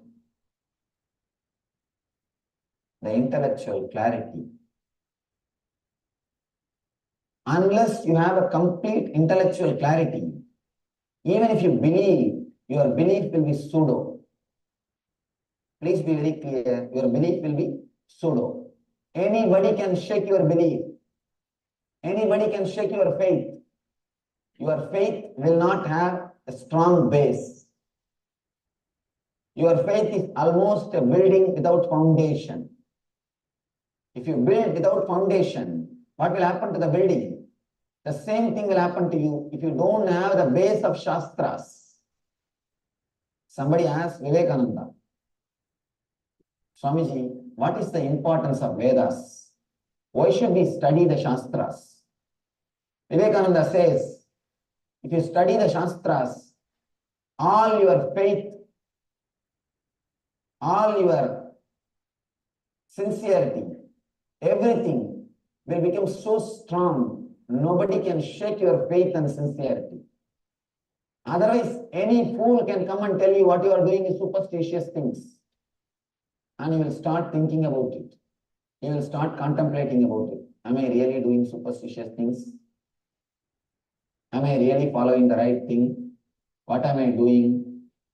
You will start having doubts about yourself. You don't believe your faith. Please be very clear. You don't believe your belief. That's very important thing. Every human being should understand. You don't believe your belief. You may think you are believing something. You may think you have faith about something, but your faith or belief is not deep enough. It will not take you anywhere unless you have the foundation of intellectual conviction. Unless you have the deep foundation of Shastras, you will not be able to believe anything. I have seen the people who think they believe. Please be very clear. Even your emotions are not so deep. You think you have love. You think you believe. I see all kind of people. One man came and told me, Swamiji, I love the whole world. It is very easy. Again and again I tell people, to love the whole world is very easy. To love your wife is very difficult. That is where you are stuck. To love the whole world is very easy. You can always say, Vasudhaiva Kutumbakam. I feel the whole world is like my family, Swamiji. The problem is you don't feel in tune with your own family. You think you love. You don't really love. Our emotions are not deep. Our faith is not deep because we don't have the intellectual conviction. A man who don't have intellectual conviction, just faith, it can be shaken at any moment by anybody. Just one question is enough. He will be totally shocked. He can be shaken from the root. Shastras, the intellectual understanding, gives a base so that all your convictions, all your faith, all your belief can enter into your being and start working. Bhakti, devotion, is just an alchemy process.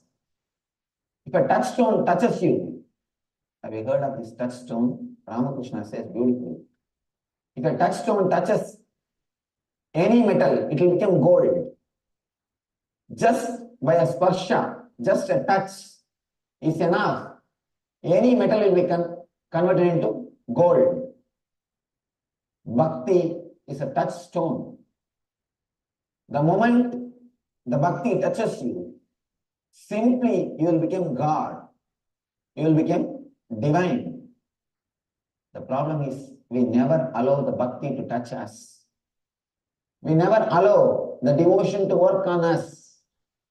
We never allow the devotion to penetrate our being.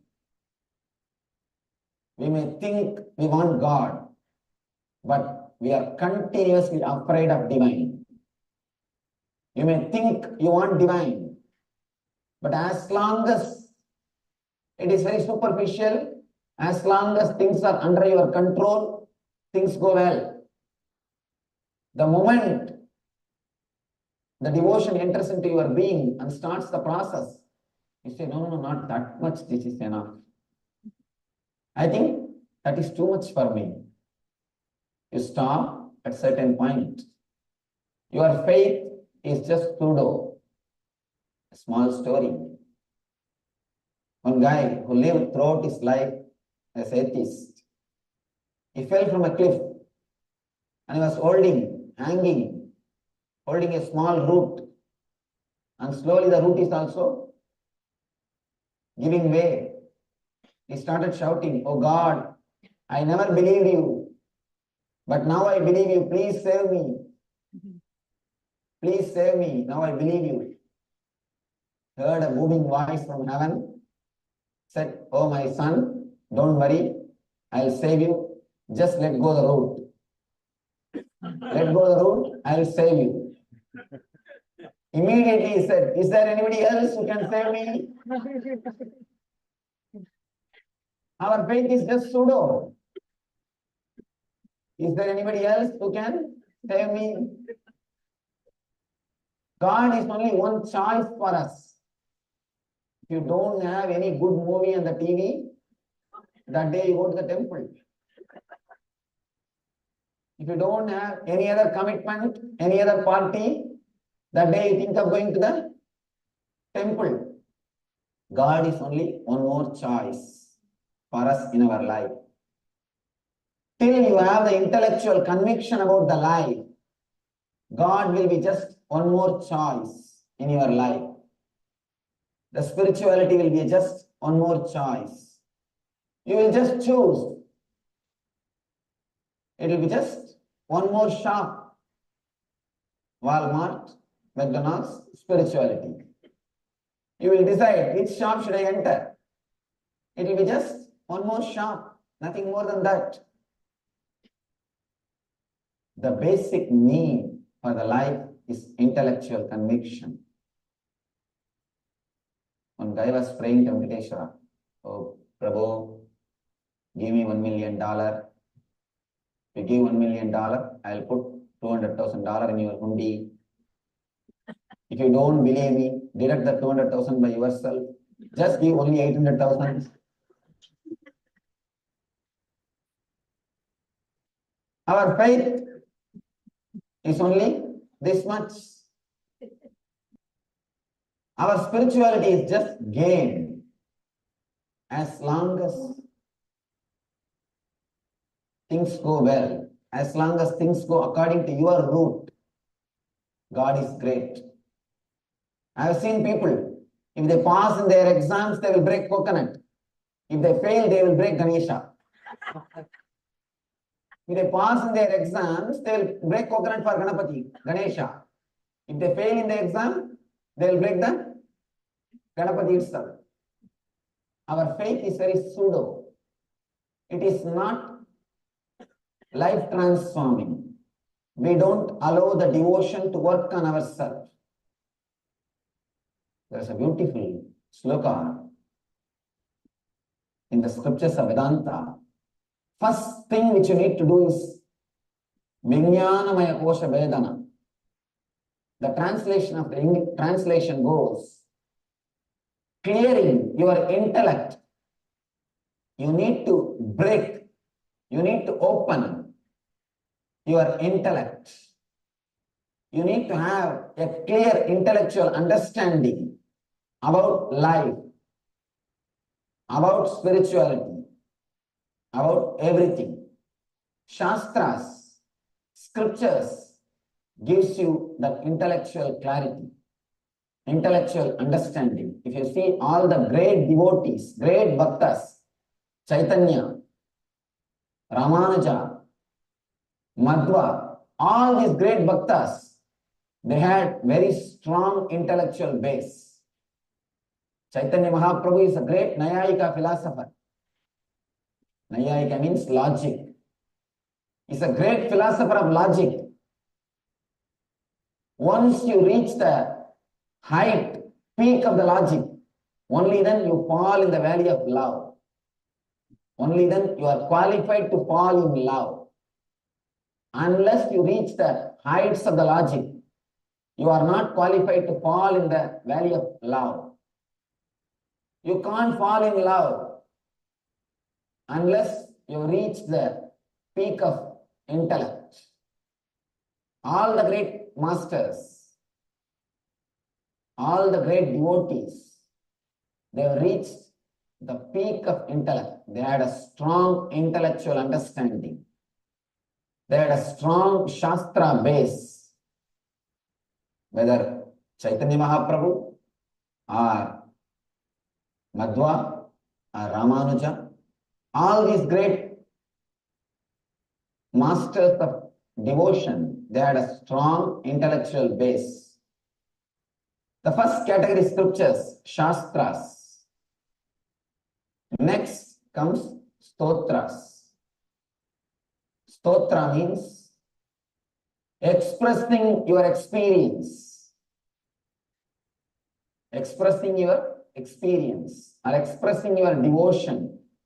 love to the master or the God, to the Guru or the God. Expressing your deep love is stotra. You stand in front of the divine. You stand in front of the Lord and you recite your feeling, you express your feeling. Many people ask me, what is this, Swamiji? In your Hinduism, you have idol worship. I tell them, no, Hinduism don't have idol worship. We don't worship the idol. We worship through the idol. Please understand. There's a very big difference between worshipping the idol and worshipping through the idol. When you stand in front of the God, when you stand in front of the idol, do you say, oh stone, please give me boon. Oh stone, please heal me. Oh stone, please save me. No. You say, oh God, please save me. Oh Lord, please save me. Oh Prabhu, please save me. Please understand. We don't worship the idol. We worship through the idol. So what we are not doing is not idol worship. Hinduism don't have idol worship. We worship through the idol. In Vaishnavism, there is a beautiful word. Archavatara means the idol which is worshipped in the temple is called incarnation of God. Archavatara, incarnation of God. It is not just a stone. Incarnation means the divine descending on the planet Earth. Just like how we have all the incarnations. Here there are all these 10 incarnations, Dasavataras. Matsyavatara, Kurmavatara, Narasimhavatara, Vamana. All these avatars are there. Just like in incarnations, just like all these avatars. The stone or the idol which we worship in the temple is called Archavatara. We relate to the divine through the Vigraha, through the Murti. When you stand and pour yourself, it is called Stotra. All the songs of Alvars, Nayanmars, Meera, Chaitanya, all these songs written by the great devotees, these are called stotras. And people always come and ask me, Swamiji, sometime I don't feel like chanting these stotras. Should I do it mechanically if I feel, even if I don't feel like doing it, should I do it? I tell them, do it. 1 or 2 days you may feel little mechanical. But I tell you, the moment you start enjoying the meaning, the moment you start understanding, it will become your being, it will become your feeling. When you express your heart, it becomes stotra. The next thing is sutra. Sutra is a kind of literature which gives you a technique to reach the enlightenment, which is showed by the Shastras, to reach the devotion, the ultimate bhakti, which is expressed by stotras. Shastras are from intellectual level, stotras are from emotional level, sutras are from being level. There are 3 kinds of human beings who are head oriented, who are heart oriented, who are being oriented. To fulfill every kind of human being, our rishis have created 3 kinds of literatures. Enlightened people have created 3 kinds of literatures: Shastra, Stotra, and Sutra. Here is a book which is all 3 put together and something more. Bhagavad Gita is the only book, I can say one and only book, which is Stotra, Shastra, and Sutra. It is Shastra. It gives you a clear intellectual understanding about the life, about the Atman, what is to be done, what should not be done. Vidhi and Nisheda, do's and don'ts are clearly explained. I have not seen any other book explaining so deeply. Please be very clear. Just explaining do's and don'ts will not do. Giving the intellectual reason why it should be done and why it should not be done is necessary. There are many books which says how many times you can marry or whether you should marry at all. There are so many literatures to explain, but there are very few books which gives the reason why you should do or why you should not do. Gita is the only book which gives you a strong intellectual base, intellectual clarity. In Vedic literature, there are 3 books which is considered as an authority. No other religion has got so much of books like Hinduism, like Vedanta. We can be sure of that one thing. No other religion has got so much of literatures. Among that literatures, our masters have chosen 3 books. It is called Prasthanatraya. The authority in the spirituality, these 3 books. One is Brahma Sutra, another one is Upanishads, the third one is Bhagavad Gita. Brahma Sutra is written by Veda Vyasa, an enlightened master. Upanishads, again written by rishis, enlightened masters. But Gita is directly from the God, incarnation, Purnavatara. Even among the incarnations, Krishna is considered as a Purnavatara, complete, full incarnation. Why? Why Krishna is considered as the Purnavatara? Why not other incarnations? Why only Krishna is considered as Purnavatara? We should first understand why incarnations come to the planet Earth. Why incarnations happen on the planet Earth? Ramakrishna says beautifully. There was a big, beautiful garden with so many trees, with so many variety of flowers, with so many variety of fruits. 3 friends were walking near the garden. There was a big wall. One friend climbed that wall, saw the garden. Oh God, such a beautiful garden. He just jumped inside the garden and started enjoying. The second guy climbed the wall and saw the garden. He felt so beautiful, but he had a little bit of courtesy.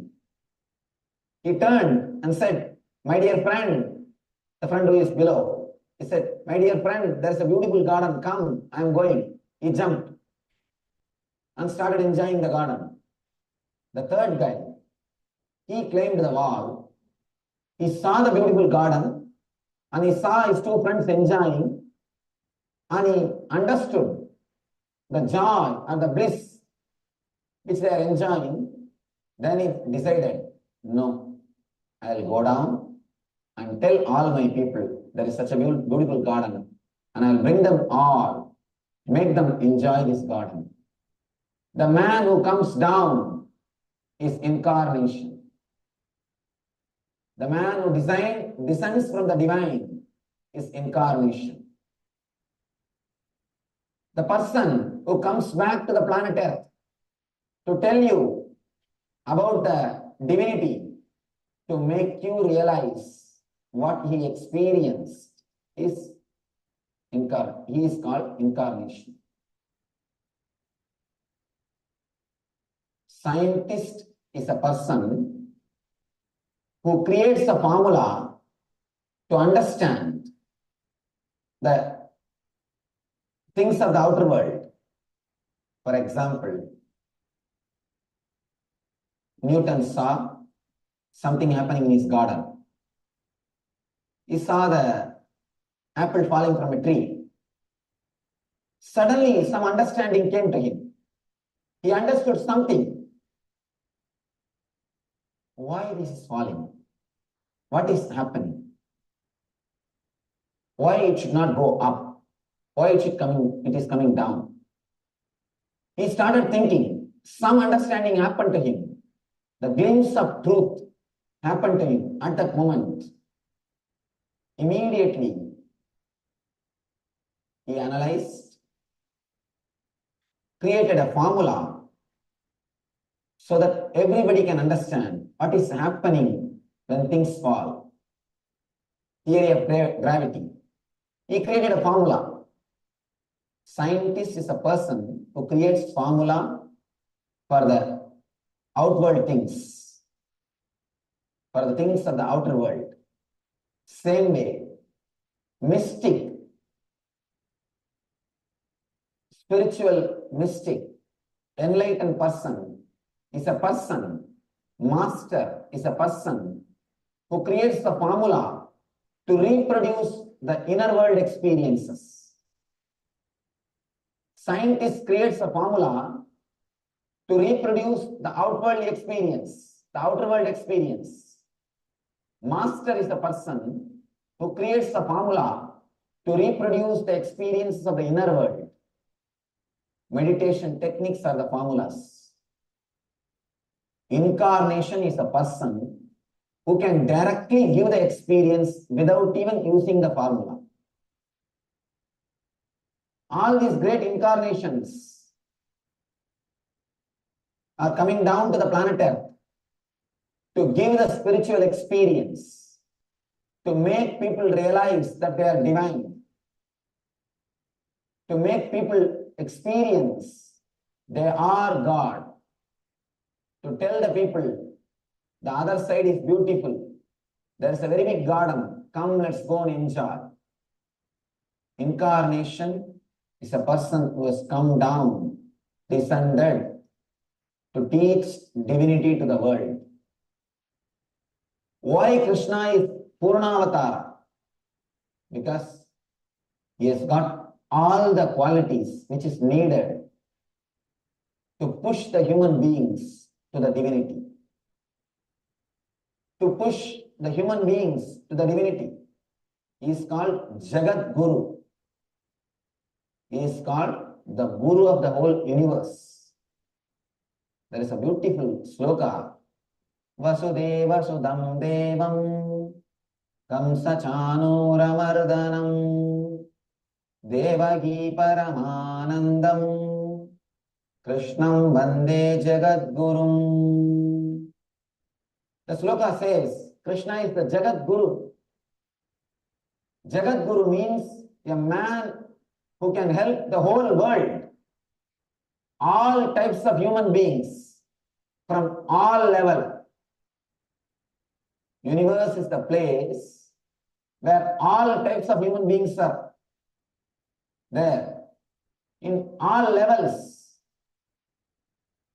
Krishna is a person who can help all kinds of people from all levels to experience the divinity, to reach that ultimate, to realize the truth in them. There are intellectual people, there are emotional people, there are people who are in the being level. Some incarnations apply more for intellectual people. Shankara suits more for intellectual level people. Buddha suits more for the intellectual level people. Intellectuals can relate with Buddha more easily. Intellectuals can relate with Shankara more easily. But for emotional level people, it's very difficult. You can't imagine Buddha with a flute. You can't imagine Buddha singing and dancing. You can't imagine Shankara dancing. You can't imagine Shankara doing Rasalila. No. Only for intellectual crowd, Shankara will appeal. Buddha will appeal. And there are few incarnations. Only for emotional people, they will appeal. Meera, Chaitanya Mahaprabhu. Always they are singing and dancing. For an intellectual man, he can never understand Chaitanya. He can never understand Meera. He can never understand Andal. They can never understand these incarnations. They cannot relate with Meera. They cannot relate with Chaitanya. For the people who are being level, who are centered on their being, for them again, it is very difficult to relate with intellectual masters or emotional masters. They straight away want the experience. They are neither ready to analyze nor ready to believe. The person who is ready to analyze, he goes to the Shastra, intellectual group. The person who is ready to believe, he goes to the Stotra, emotional group. But the person who wants straight experience, instant coffee, an instant experience, he can neither wait for Shastra, nor he can wait for Stotra. He straight away wants the technology. He wants the applied science. Shastras are like main theory, the basic technology, the basic science. Stotras are like marketing department. Publicity, marketing department. Sutras are applied science. They want straight. You should know about this marketing department. A small story. One guy reaches the Yamadharma's court for judgment. Yama says, Yama is Lord of Death. He says, you have done some sins, some merit. You can be allowed to be in heaven and in hell. You have choice. You can see both the places and choose which one you want first. He said, all right, I'll first go to both the places, then decide. He went to the hell. He saw people are so beautiful, singing and dancing. It has become completely high-tech, completely. Computers are available, internet is available, you can get the news every day. Everything is so new, air-conditioned. And people are serving you everything. So what is this? What happened to hell? People in the hell said, they said, all the technology people are coming here. All the techies are here. So we changed the whole setup. Now, we have updated the whole thing. No more old time. Now everything is new. And he said, all right, let me go and see the heaven also. There is a chance some techies would have gone there also. There is some possibility. He went to the heaven. Heaven is the same old saints with long beard, sitting on the cloud and singing Alleluia, Alleluia, Alleluia. Nothing else, nothing new. Same heaven.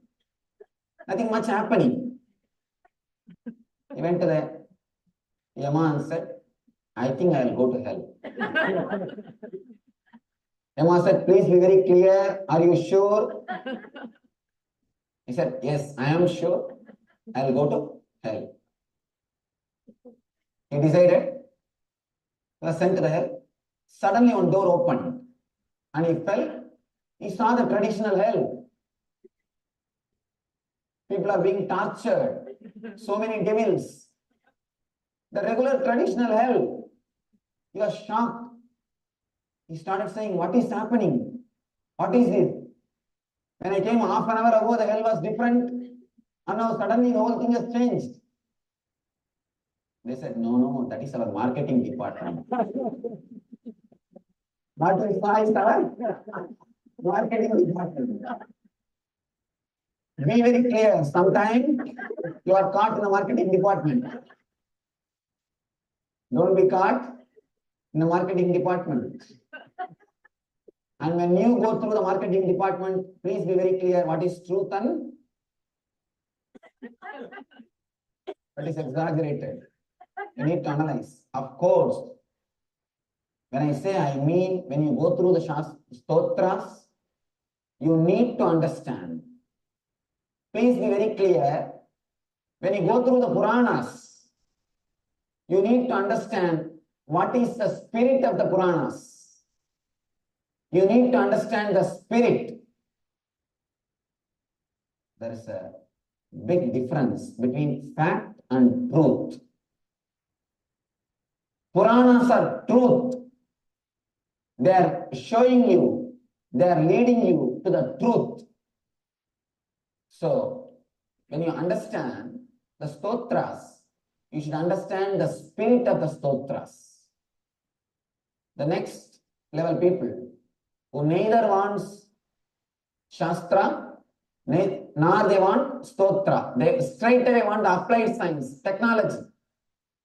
For them, Shiva, who created Vijnana Vairava Tantra, all these great meditation techniques. For that type of people who are being oriented, for them, the meditation techniques will suit. For them, the Zen masters. They will be able to relate with the Zen masters. For intellectual crowd, one kind of incarnations. For emotional crowd, different kind of masters. For being level people, different kind of masters. But here is a Krishna. All three level people can relate with Krishna. If you are intellectual, he gives you the Gita, Gita Krishna. If you are emotional, here is Radha Krishna. He can sing and dance. He can play. He can be naughty. He can fulfill your emotional being. He can give you the ultimate emotional fulfillment. Next, being level. If you want the straight technology of enlightenment, again, he offers the truth, Jnana Yoga, in the Gita. His complete fulfillment, his very life is a sutra. Please understand, the very life of the Krishna is sutra. Sutra means the technique which leads you to enlightenment. The body language of the enlightened person is sutra. Krishna is the person whose body language straight away leads you to enlightenment. Understand? Rama will lead you to dharma. If you follow whatever Rama did, you will have dharma. But with Krishna, you will have straight away moksha. With Krishna's being, when you experience the being of the Krishna, when you understand the Krishna, his very being is technique. His very life is technique. That is why there is a word in Bhagavata, Leela Dhyana. Just remembering the Leelas of the Krishna is Dhyana. Please understand, no other incarnation is given this word Leela Dhyana. No other incarnation is praised. Just remembering their acts is Leela. But masters describe remembering the acts of the Krishna itself is Leela. All these great rishis, once they go to Vrindavan to see what is happening, why these fellows are so happy and just always singing and dancing. And we rishis are sitting with a closed eyes, with a long face and trying to meditate so much. Nothing is happening. Except the beard growing. Nothing else is growing. We are sitting for a long time. But these gopikas, singing and dancing, always happy. What is happening? They just wanted to see. They must have been disturbed by the singing and dancing sound of gopikas. Small story. Guy was sitting on the bank of the river and trying to meditate. He heard the anklet sound, opened the eyes and saw a young lady walking, young women walking to get to fetch water from the river. Said, what is this? What is this? What kind of disturbance? He closed his eyes, again started meditating. Next day, same time, again he heard the sound. Unconsciously opened the eyes and saw, what kind of disturbance? He closed the eyes and started meditating. Third day, same time, he is waiting for the anklet sound. These rishis must have been disturbed by the singing and dancing sound of gopikas around the Krishna. They wanted to know what is going on in Vrindavan. They came down. They went to the Vrindavan just to see the gopikas. Not only gopikas have not received them properly, they did not even care to go and sit and listen what they are speaking. They are happy, completely in fulfillment, completely fulfilled, total contentment, remembering Krishna, and in the reminiscences, memoirs of the Krishna, reminiscences in Krishna. These rishis have asked, what is this? We are rishis, we have come all the way to see you. You guys are not even receiving us. One gopi came out and asked, rishi means what? We meditate on God. We meditate on His feet in our heart. Meditating on His feet.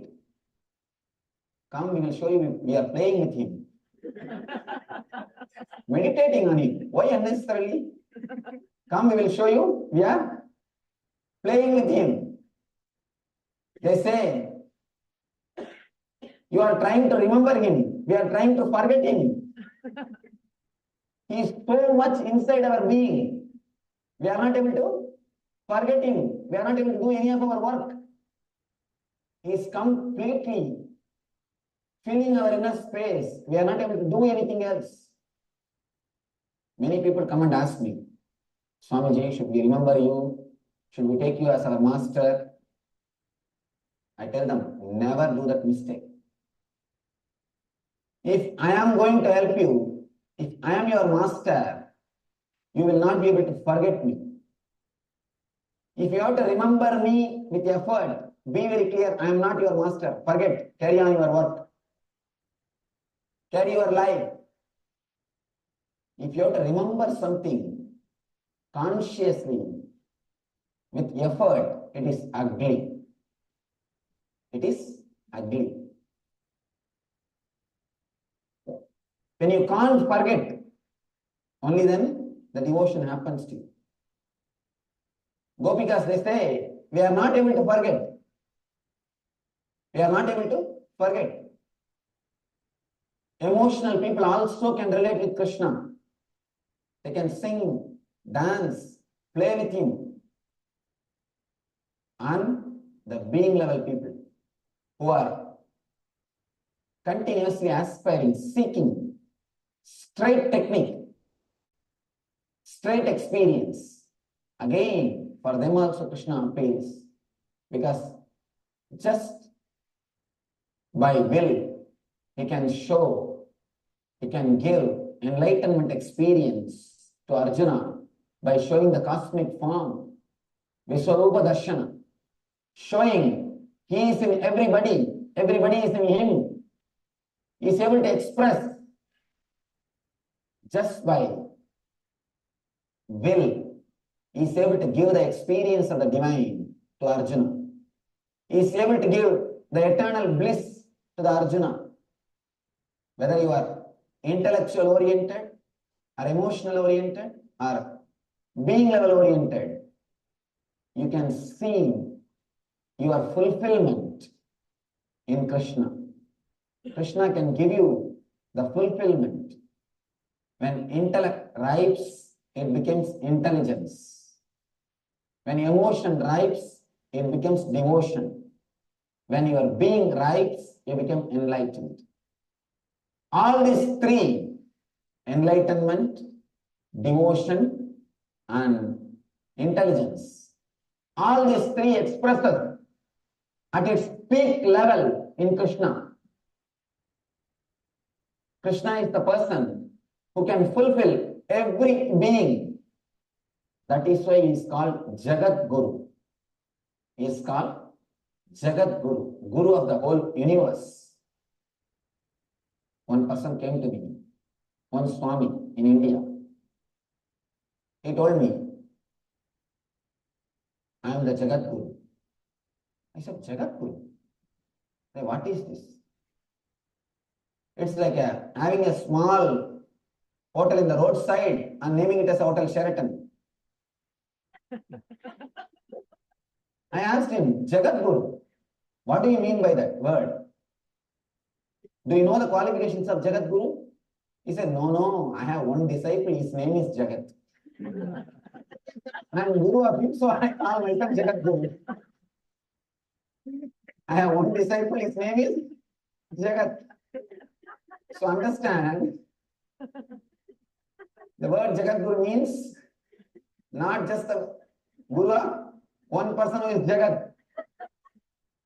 You are supposed to be the person who leads the whole universe into the divine consciousness.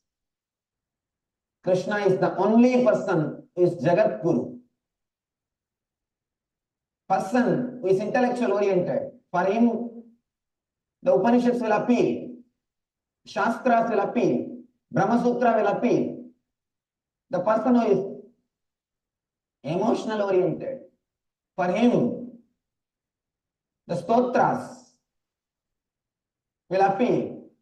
The songs of Chaitanya, Meera, Tulsi, songs of Tulsidasa, all these things will appeal. For a person who is being level oriented, for him, Vijnana Vairava Tantra or Patanjali Yoga Sutra, which gives you the applied science, technology, that will appeal. But Krishna will appeal for every being. He is for intellectual people, emotional people, being level people, and something more. He has created keys to open all the locks. He has created methods which can give the spiritual experience for the whole humanity. People who have come, who are here, and who are yet to come. Gita is the ultimate scripture, which is Shastra and Stotra and Sutra. When it says, Nainan Chindandi Sastrani Nainan Dagati Pavakaha, when it says the basic ideas, when it explains the basic concepts about the Atman, about the life, it is Shastra. When it says, Namo Purastat Prushtadaste Namostude Sarvadayeva Sarva, Arjuna is doing the stotra. Arjuna is praising the Lord. He is expressing his devotion. O Lord, I bow down to you from all the sides. You are the ultimate. This book is stotra.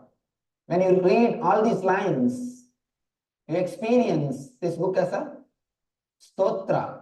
There's another one beautiful sloka. Ananda Viryam Idamikravat Ananda Viryam Ida Vikramastvam Sarvam Samapnoshi Tadosi Sarva. These slokas prove Gita is stotra. Then there's another one sloka from Dhyana Yoga. Samam Gaya Sire Grivam Darayanna Chalam Stiraha Samprekshana Sigakram Swam Disaschana Balogayan. This gives you the straight technique how to meditate. Through these slokas, Gita is proved as sutra. Gita is shastra, which gives you intellectual understanding. And it's a stotra, which creates emotional love for the divine. And it's a sutra, which gives you the technology of reaching the experience. And something more. What do I mean by the word and something more? Not only he explains all these things, he repeats it again and again and again so that it will be drilled in you. Somebody asked Buddha, for 40 years you are speaking, but you are speaking the same thing. All your teaching can be reduced to one book, Dhammapada. It is reduced to one book, Dhammapada. They asked him, why are you speaking the same thing? Buddha says, yes, I speak the same thing because you never hear. You never listen because you don't listen. Again and again we miss. There are 3 kinds of doctors who just gives you prescription, 1 level doctor, 3rd level. 2nd level, he gives prescription and medicine both in your hand. He gives you the medicine also, not only prescription. There's another kind of doctor, 1st level. He opens your mouth and puts the medicine. He sees that you take the medicine. Krishna is 1st kind of doctor. He sees that you experience. He is result oriented. There are 3 kinds of professors who just gives you the syllabus. 1 kind of professor. He tells this is the syllabus, read and come and give the exam. Another one kind, he tries to explain every subject. He tries to make you understand. The 3rd, or I can say, is the 1st grade. He sees that you produce the result. He sees that you pass. Krishna is a master. He sees that you understand. Again and again and again, he repeats the truth. He is never tired. He is not tired. He is not feeling bored. I tell you honestly, nobody else except Krishna can have such a deep patience, compassion, sympathy. 700 slokas he is repeating continuously, again and again and again. He has to repeat the same thing. I can be sure of one thing, at least I don't have that patience. I can't imagine repeating the same thing so many times unless you have a deep compassion, unless you have a deep concern, unless you have so much of sympathy. You cannot do this. Again and again and again, he repeats. And this Arjuna, I have my own doubt. Arjuna cannot be so dumb as it is described in the Gita. He cannot be, because he's after all a Kshatriya, king. He is from a king family. And he lived with Krishna throughout his life. And he is the friend of Krishna. And he lived with Krishna. He cannot be so dumb. I think all these questions Arjuna raises may be for sake of us, for our sake, for us. Maybe he knows there are so many thousands of Arjunas are going to happen in the planet Earth. So he is representing humanity. He is not just asking for himself. He is representing all the questions from all the human beings. He is like an agent in marketing department. They collect all the questions from consumers,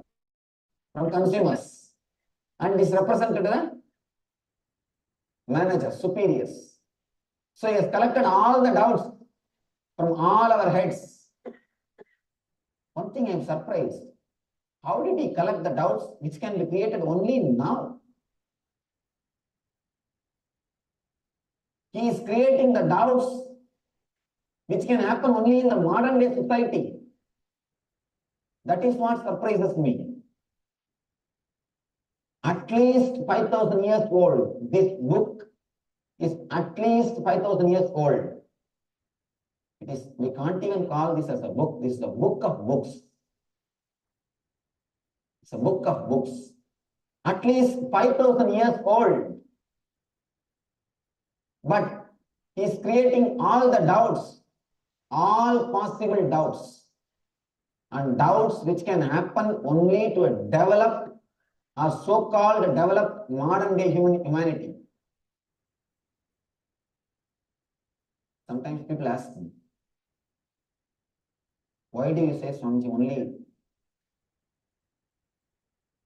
the doubts which happens in the modern time? See, in those days, people are more simple, innocent. Intellectually, they are not so much developed.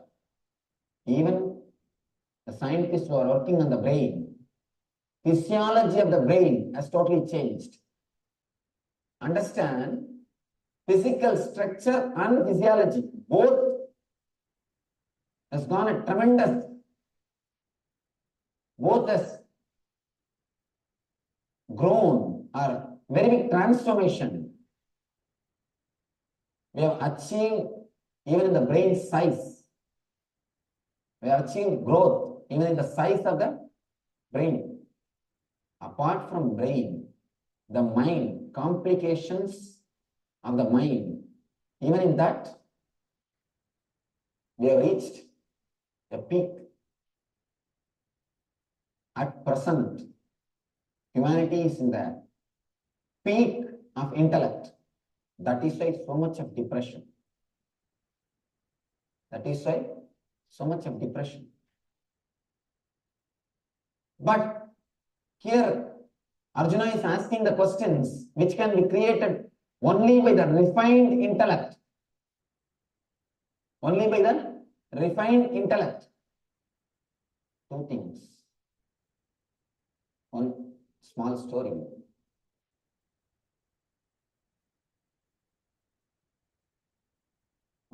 One guy goes to Socrates, young guy, asks Socrates, "Sir, should I marry?" Socrates says, "Surely you must marry." Of course, maybe you know that Socrates' married life itself is not happy. She used to beat him. She used to beat him. Now all his philosophy is till the gate, till the door of his house. The moment he enters inside the house, only her philosophy, not his philosophy will work.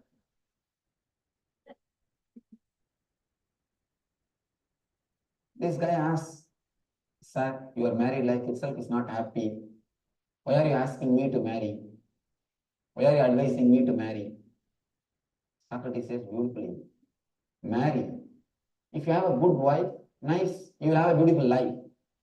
Or you can become a philosopher like me. You can at least become a philosopher like me. If you have a right wife, it's good for you. If you have like mine, it's good for the country. Both the way, it is good. Only when you are tortured, inside or outside, you become philosopher. Please be very clear. Only when you are tortured, whether from inside or from outside, you become philosopher. That is why you continuously torture others. Philosophers are the most difficult people to live with. Have you heard in any other profession people becoming mad so easily?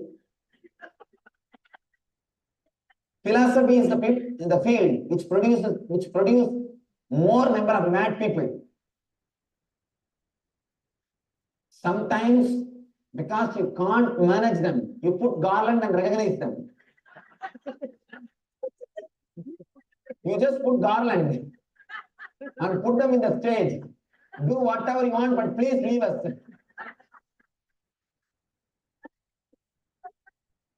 When you can, you put them in the asylum. If the guy manages little bit, you put them in the stage. I have not seen any other field producing so many mad people like philosophy. Philosophy is the field. More people go mad. There are so many philosophers. I have a lot of philosopher mad people stories.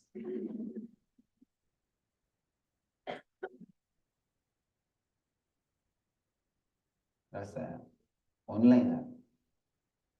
Philosophy means how to become a philosopher. Just learn how to complicate simple things of the life, you'll become a philosopher.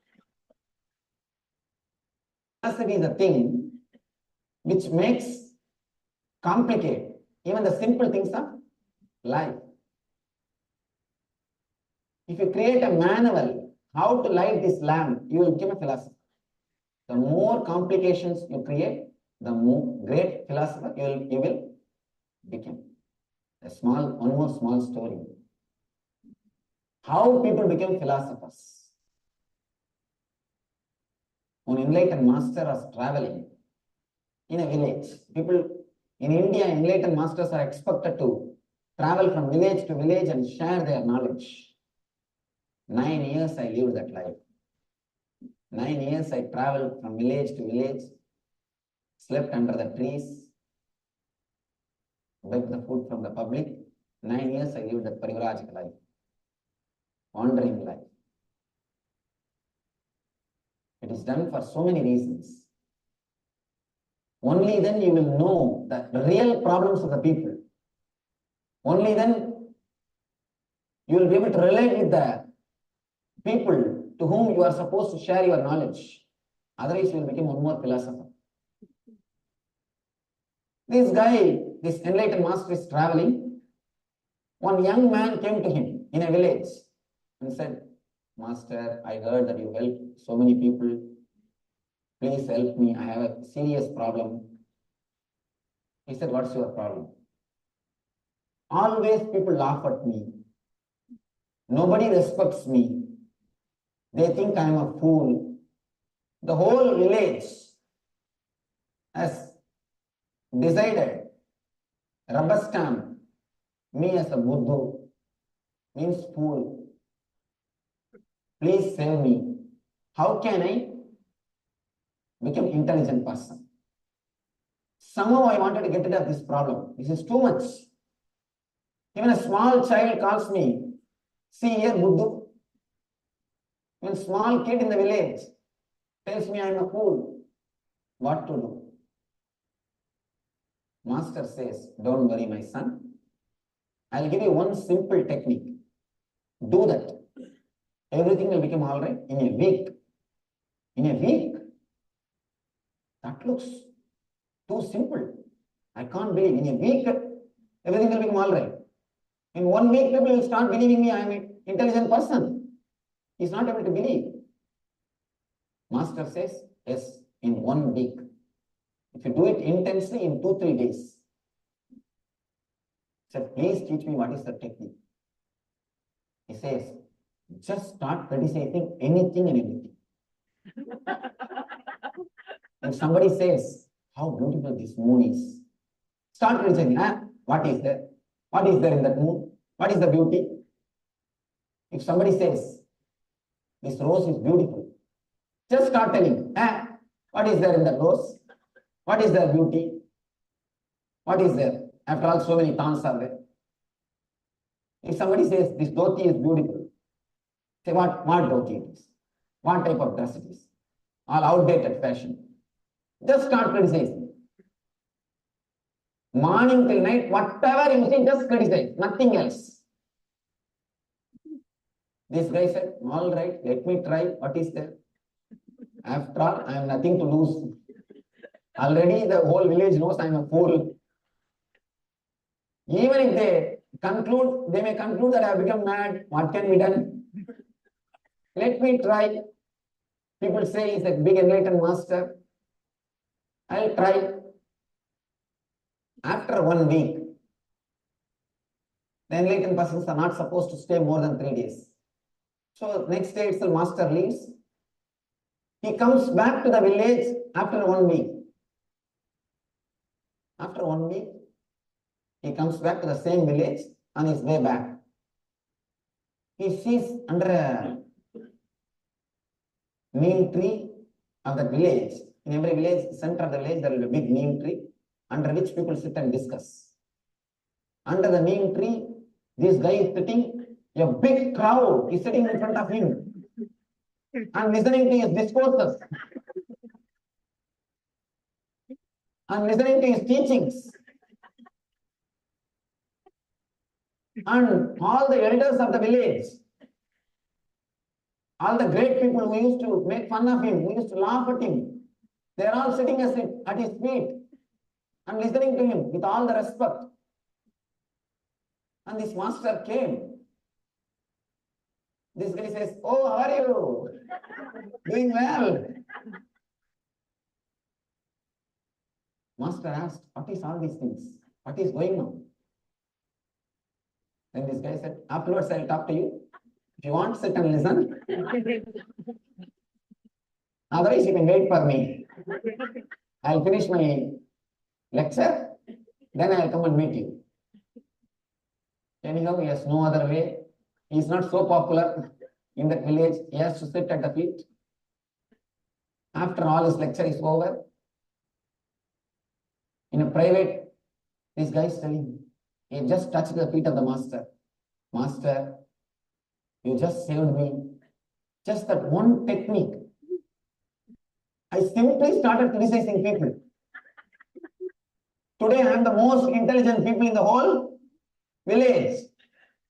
Now the whole village respects me. There is nobody who is against me. And whatever I say, people obey. And soon they may build a temple for me. I may have my own temple. And I became a great philosopher. All you need to do is only one thing. Just criticize whatever you see. You will become a philosopher. And never give the solution. That's the next secret. First thing, criticize everything. Whatever you see and whatever you can't see. Start criticizing. Next thing, people will naturally ask for replacement solution. Never give that. Because the moment you give the solution, somebody else will start criticizing your solution. And he will become philosopher at your cost. He will become philosopher at your cost. Never allow that. There is a beautiful book, Kandana Mandana Vada. In Sanskrit, there is a book. The book is, throughout the book, only one thing is done. All philosophy is criticized completely. From the root, every philosophy is questioned. The book is called Kandana Mandanavada. Whether it is Advaita, Visishtadvaita, Dvaita, Ajata Siddhanta, or Nyaya, Darshana, Purvamimamsa, Uttaramimamsa, Patanjala, Yoga, any philosophy, Sankhya, Vaiseshika, or any philosophy, all the philosophy is completely condemned, questioned, totally shaken.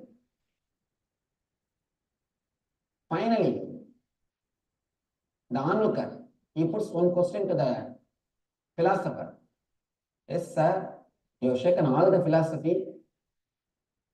Tell us now, what is the solution? You have taken all the philosophy away from us. Now give us a solution. Replace something. Replace your philosophy. At least we will follow that. He says, no, I will never do that mistake. I will never do that mistake.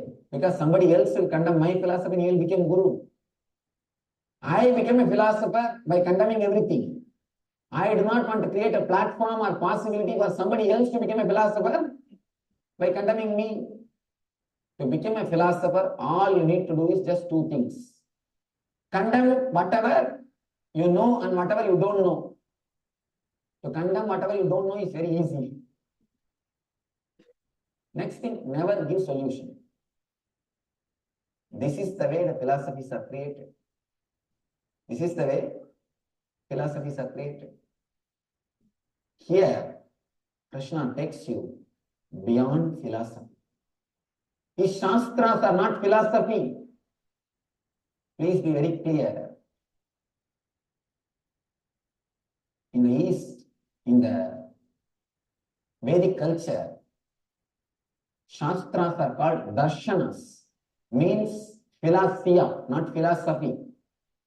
Darshana cannot be translated by the word philosophy.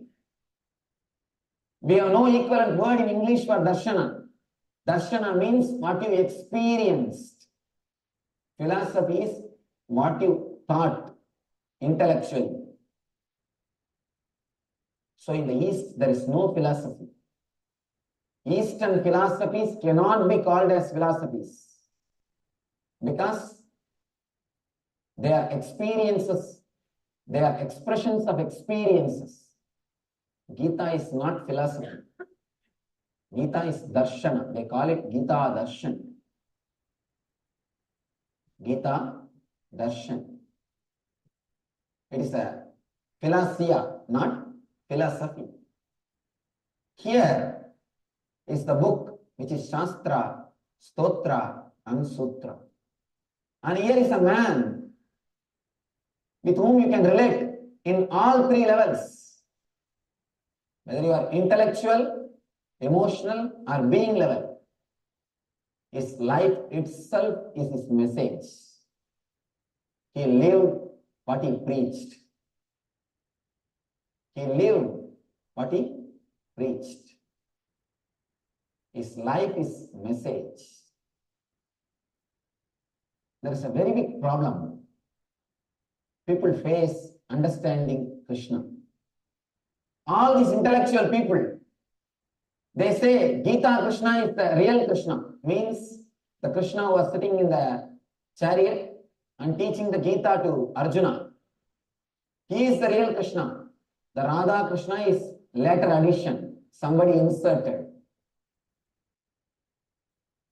And these emotional people who can relate with Radha Krishna, means playing, Rasalila, they always say Gita is addition, later on added. He is not real Krishna. There is a big war from time immemorial going on between Gita Krishna and Radha Krishna. The devotees of Gita Krishna and devotees of Radha Krishna, they continuously fight. All these Gita Krishna people, they say Rasalila is added by Chaitanya. The Vrindavan part is added by Chaitanya. All these Radha Krishna people, they say Gita is added by Shankara. But only a person who has reached the being level, who has experienced the being of Krishna, can understand he is Radha Krishna and Gita Krishna and something more. Man never understands the different dimensions of divine, different expressions of divine. Krishna is the ultimate expression of intelligence in Gita. He is the ultimate expression of devotion with Radha. He is the ultimate expression of Shastra and Stotra. Because of that, his whole life is a sutra. Just because he is the ultimate expression of Shastra and Stotra, he is Sutra. His very life is a technique to transform your life.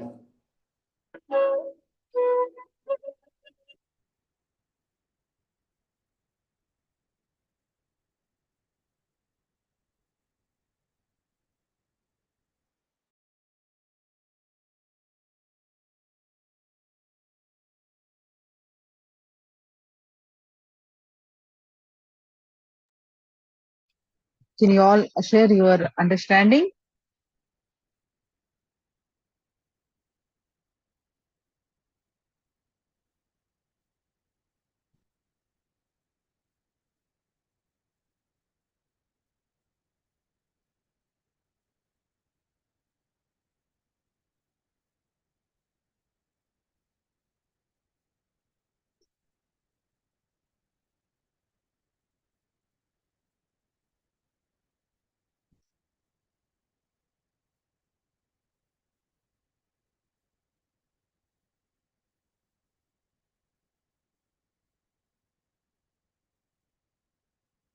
And get ready for the power manifestation Mahima.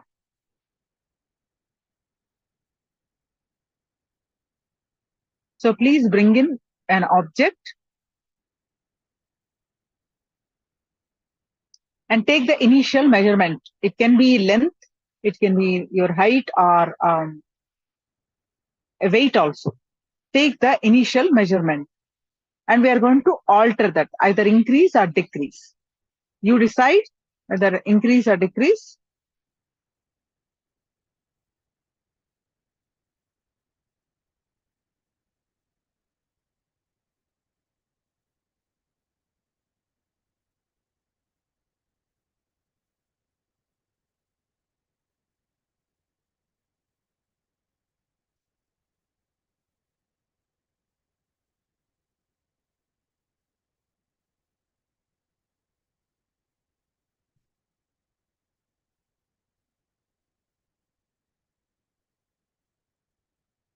Please quickly bring in your object and take the initial measurement.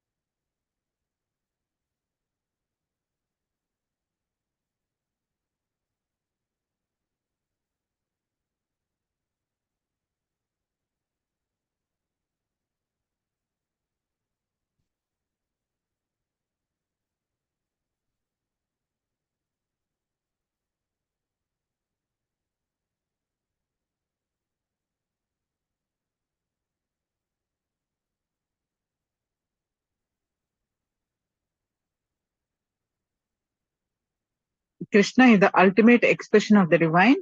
at the intellectual level, at the being level, and at the heart level. Krishna, Gita Krishna, and something more. All expressions of the divine. Radha Krishna is the ultimate expression of love. So, his beloved is Radha.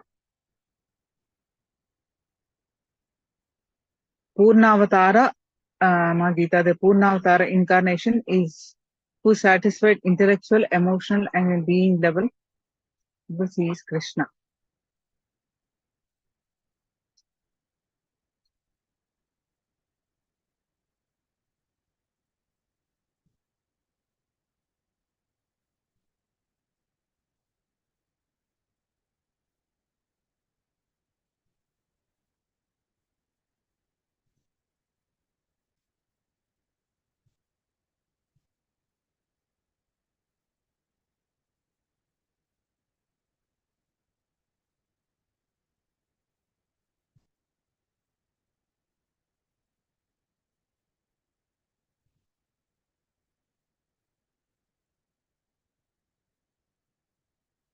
Yes. My Elizabeth, it's correct. DHA. Yes. Now let's get ready for the power manifestation. Please sit straight with your object. You declare, you have taken the initial measurement, right? So with your object, you please sit and make a note of your initial measurement of the object. You're going to alter that, increase or decrease.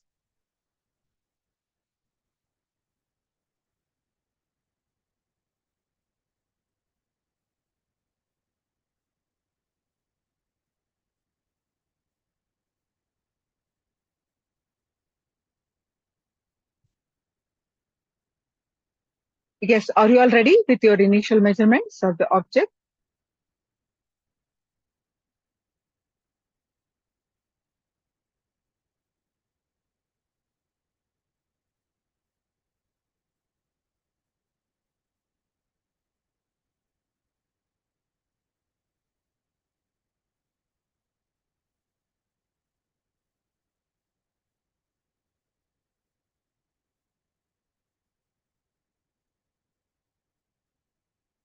Yes, Ma, you can take it.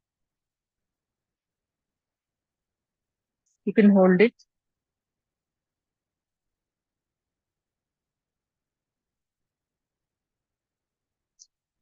Yes. Now please sit straight with your objects. You're going to alter, either increase or decrease the length of the object or the weight, whatever measurement you have taken and what you want to declare. You make a note of it, and now let us start the power manifestation to alter that. Okay, so please sit straight with your object. Bring restful awareness to your third eye.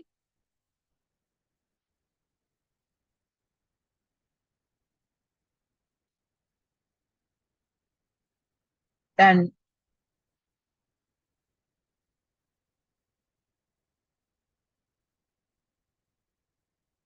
visualize Swamiji's form in your third eye. Sit with a clear context that Swamiji is Paramashiva, and meditating on the form of Swamiji will awaken your third eye.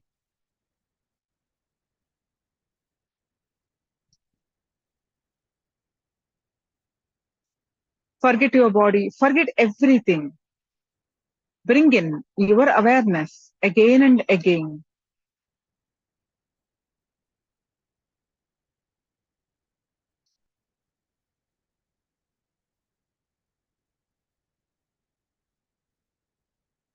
To your third eye again and again, and start chanting the Mahavakya.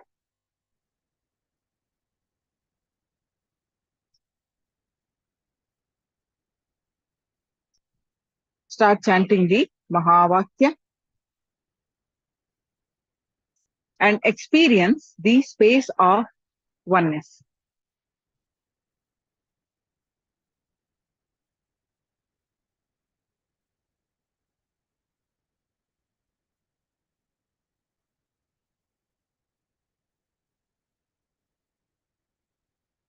With that space, with that space of oneness, declare the object, measurement, either height, to change, and manifest the power of Mahima.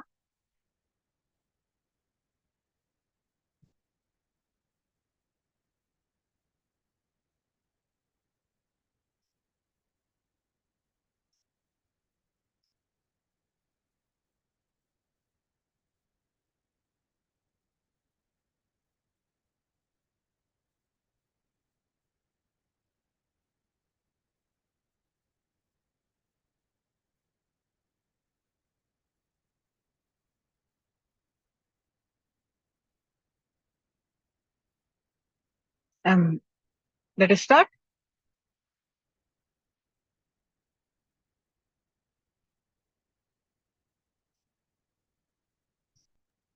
I bless you all. Let you all open all your three eyes and manifest the powers of Mahasudashiva. Om Nithyananda Paramashivoham. Om Nithyananda Paramashivoham. Om Nithyananda Paramashivoham. Om Nithyananda Paramashivoham. Om Nithyananda Paramashivoham. Om Nithyananda Paramashivoham. Om Nithyananda Paramashivoham. Om Nithyananda Paramashivoham. Om Nithyananda Paramashivoham. Om Nithyananda Paramashivoham. Om Nithyananda Paramashivoham. Om Nithyananda Paramashivoham. Om Nithyananda Paramashivoham.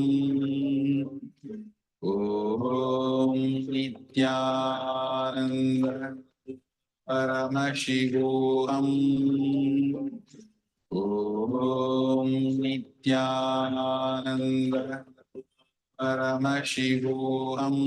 Paramashivoham. Om Nithyananda Paramashivoham.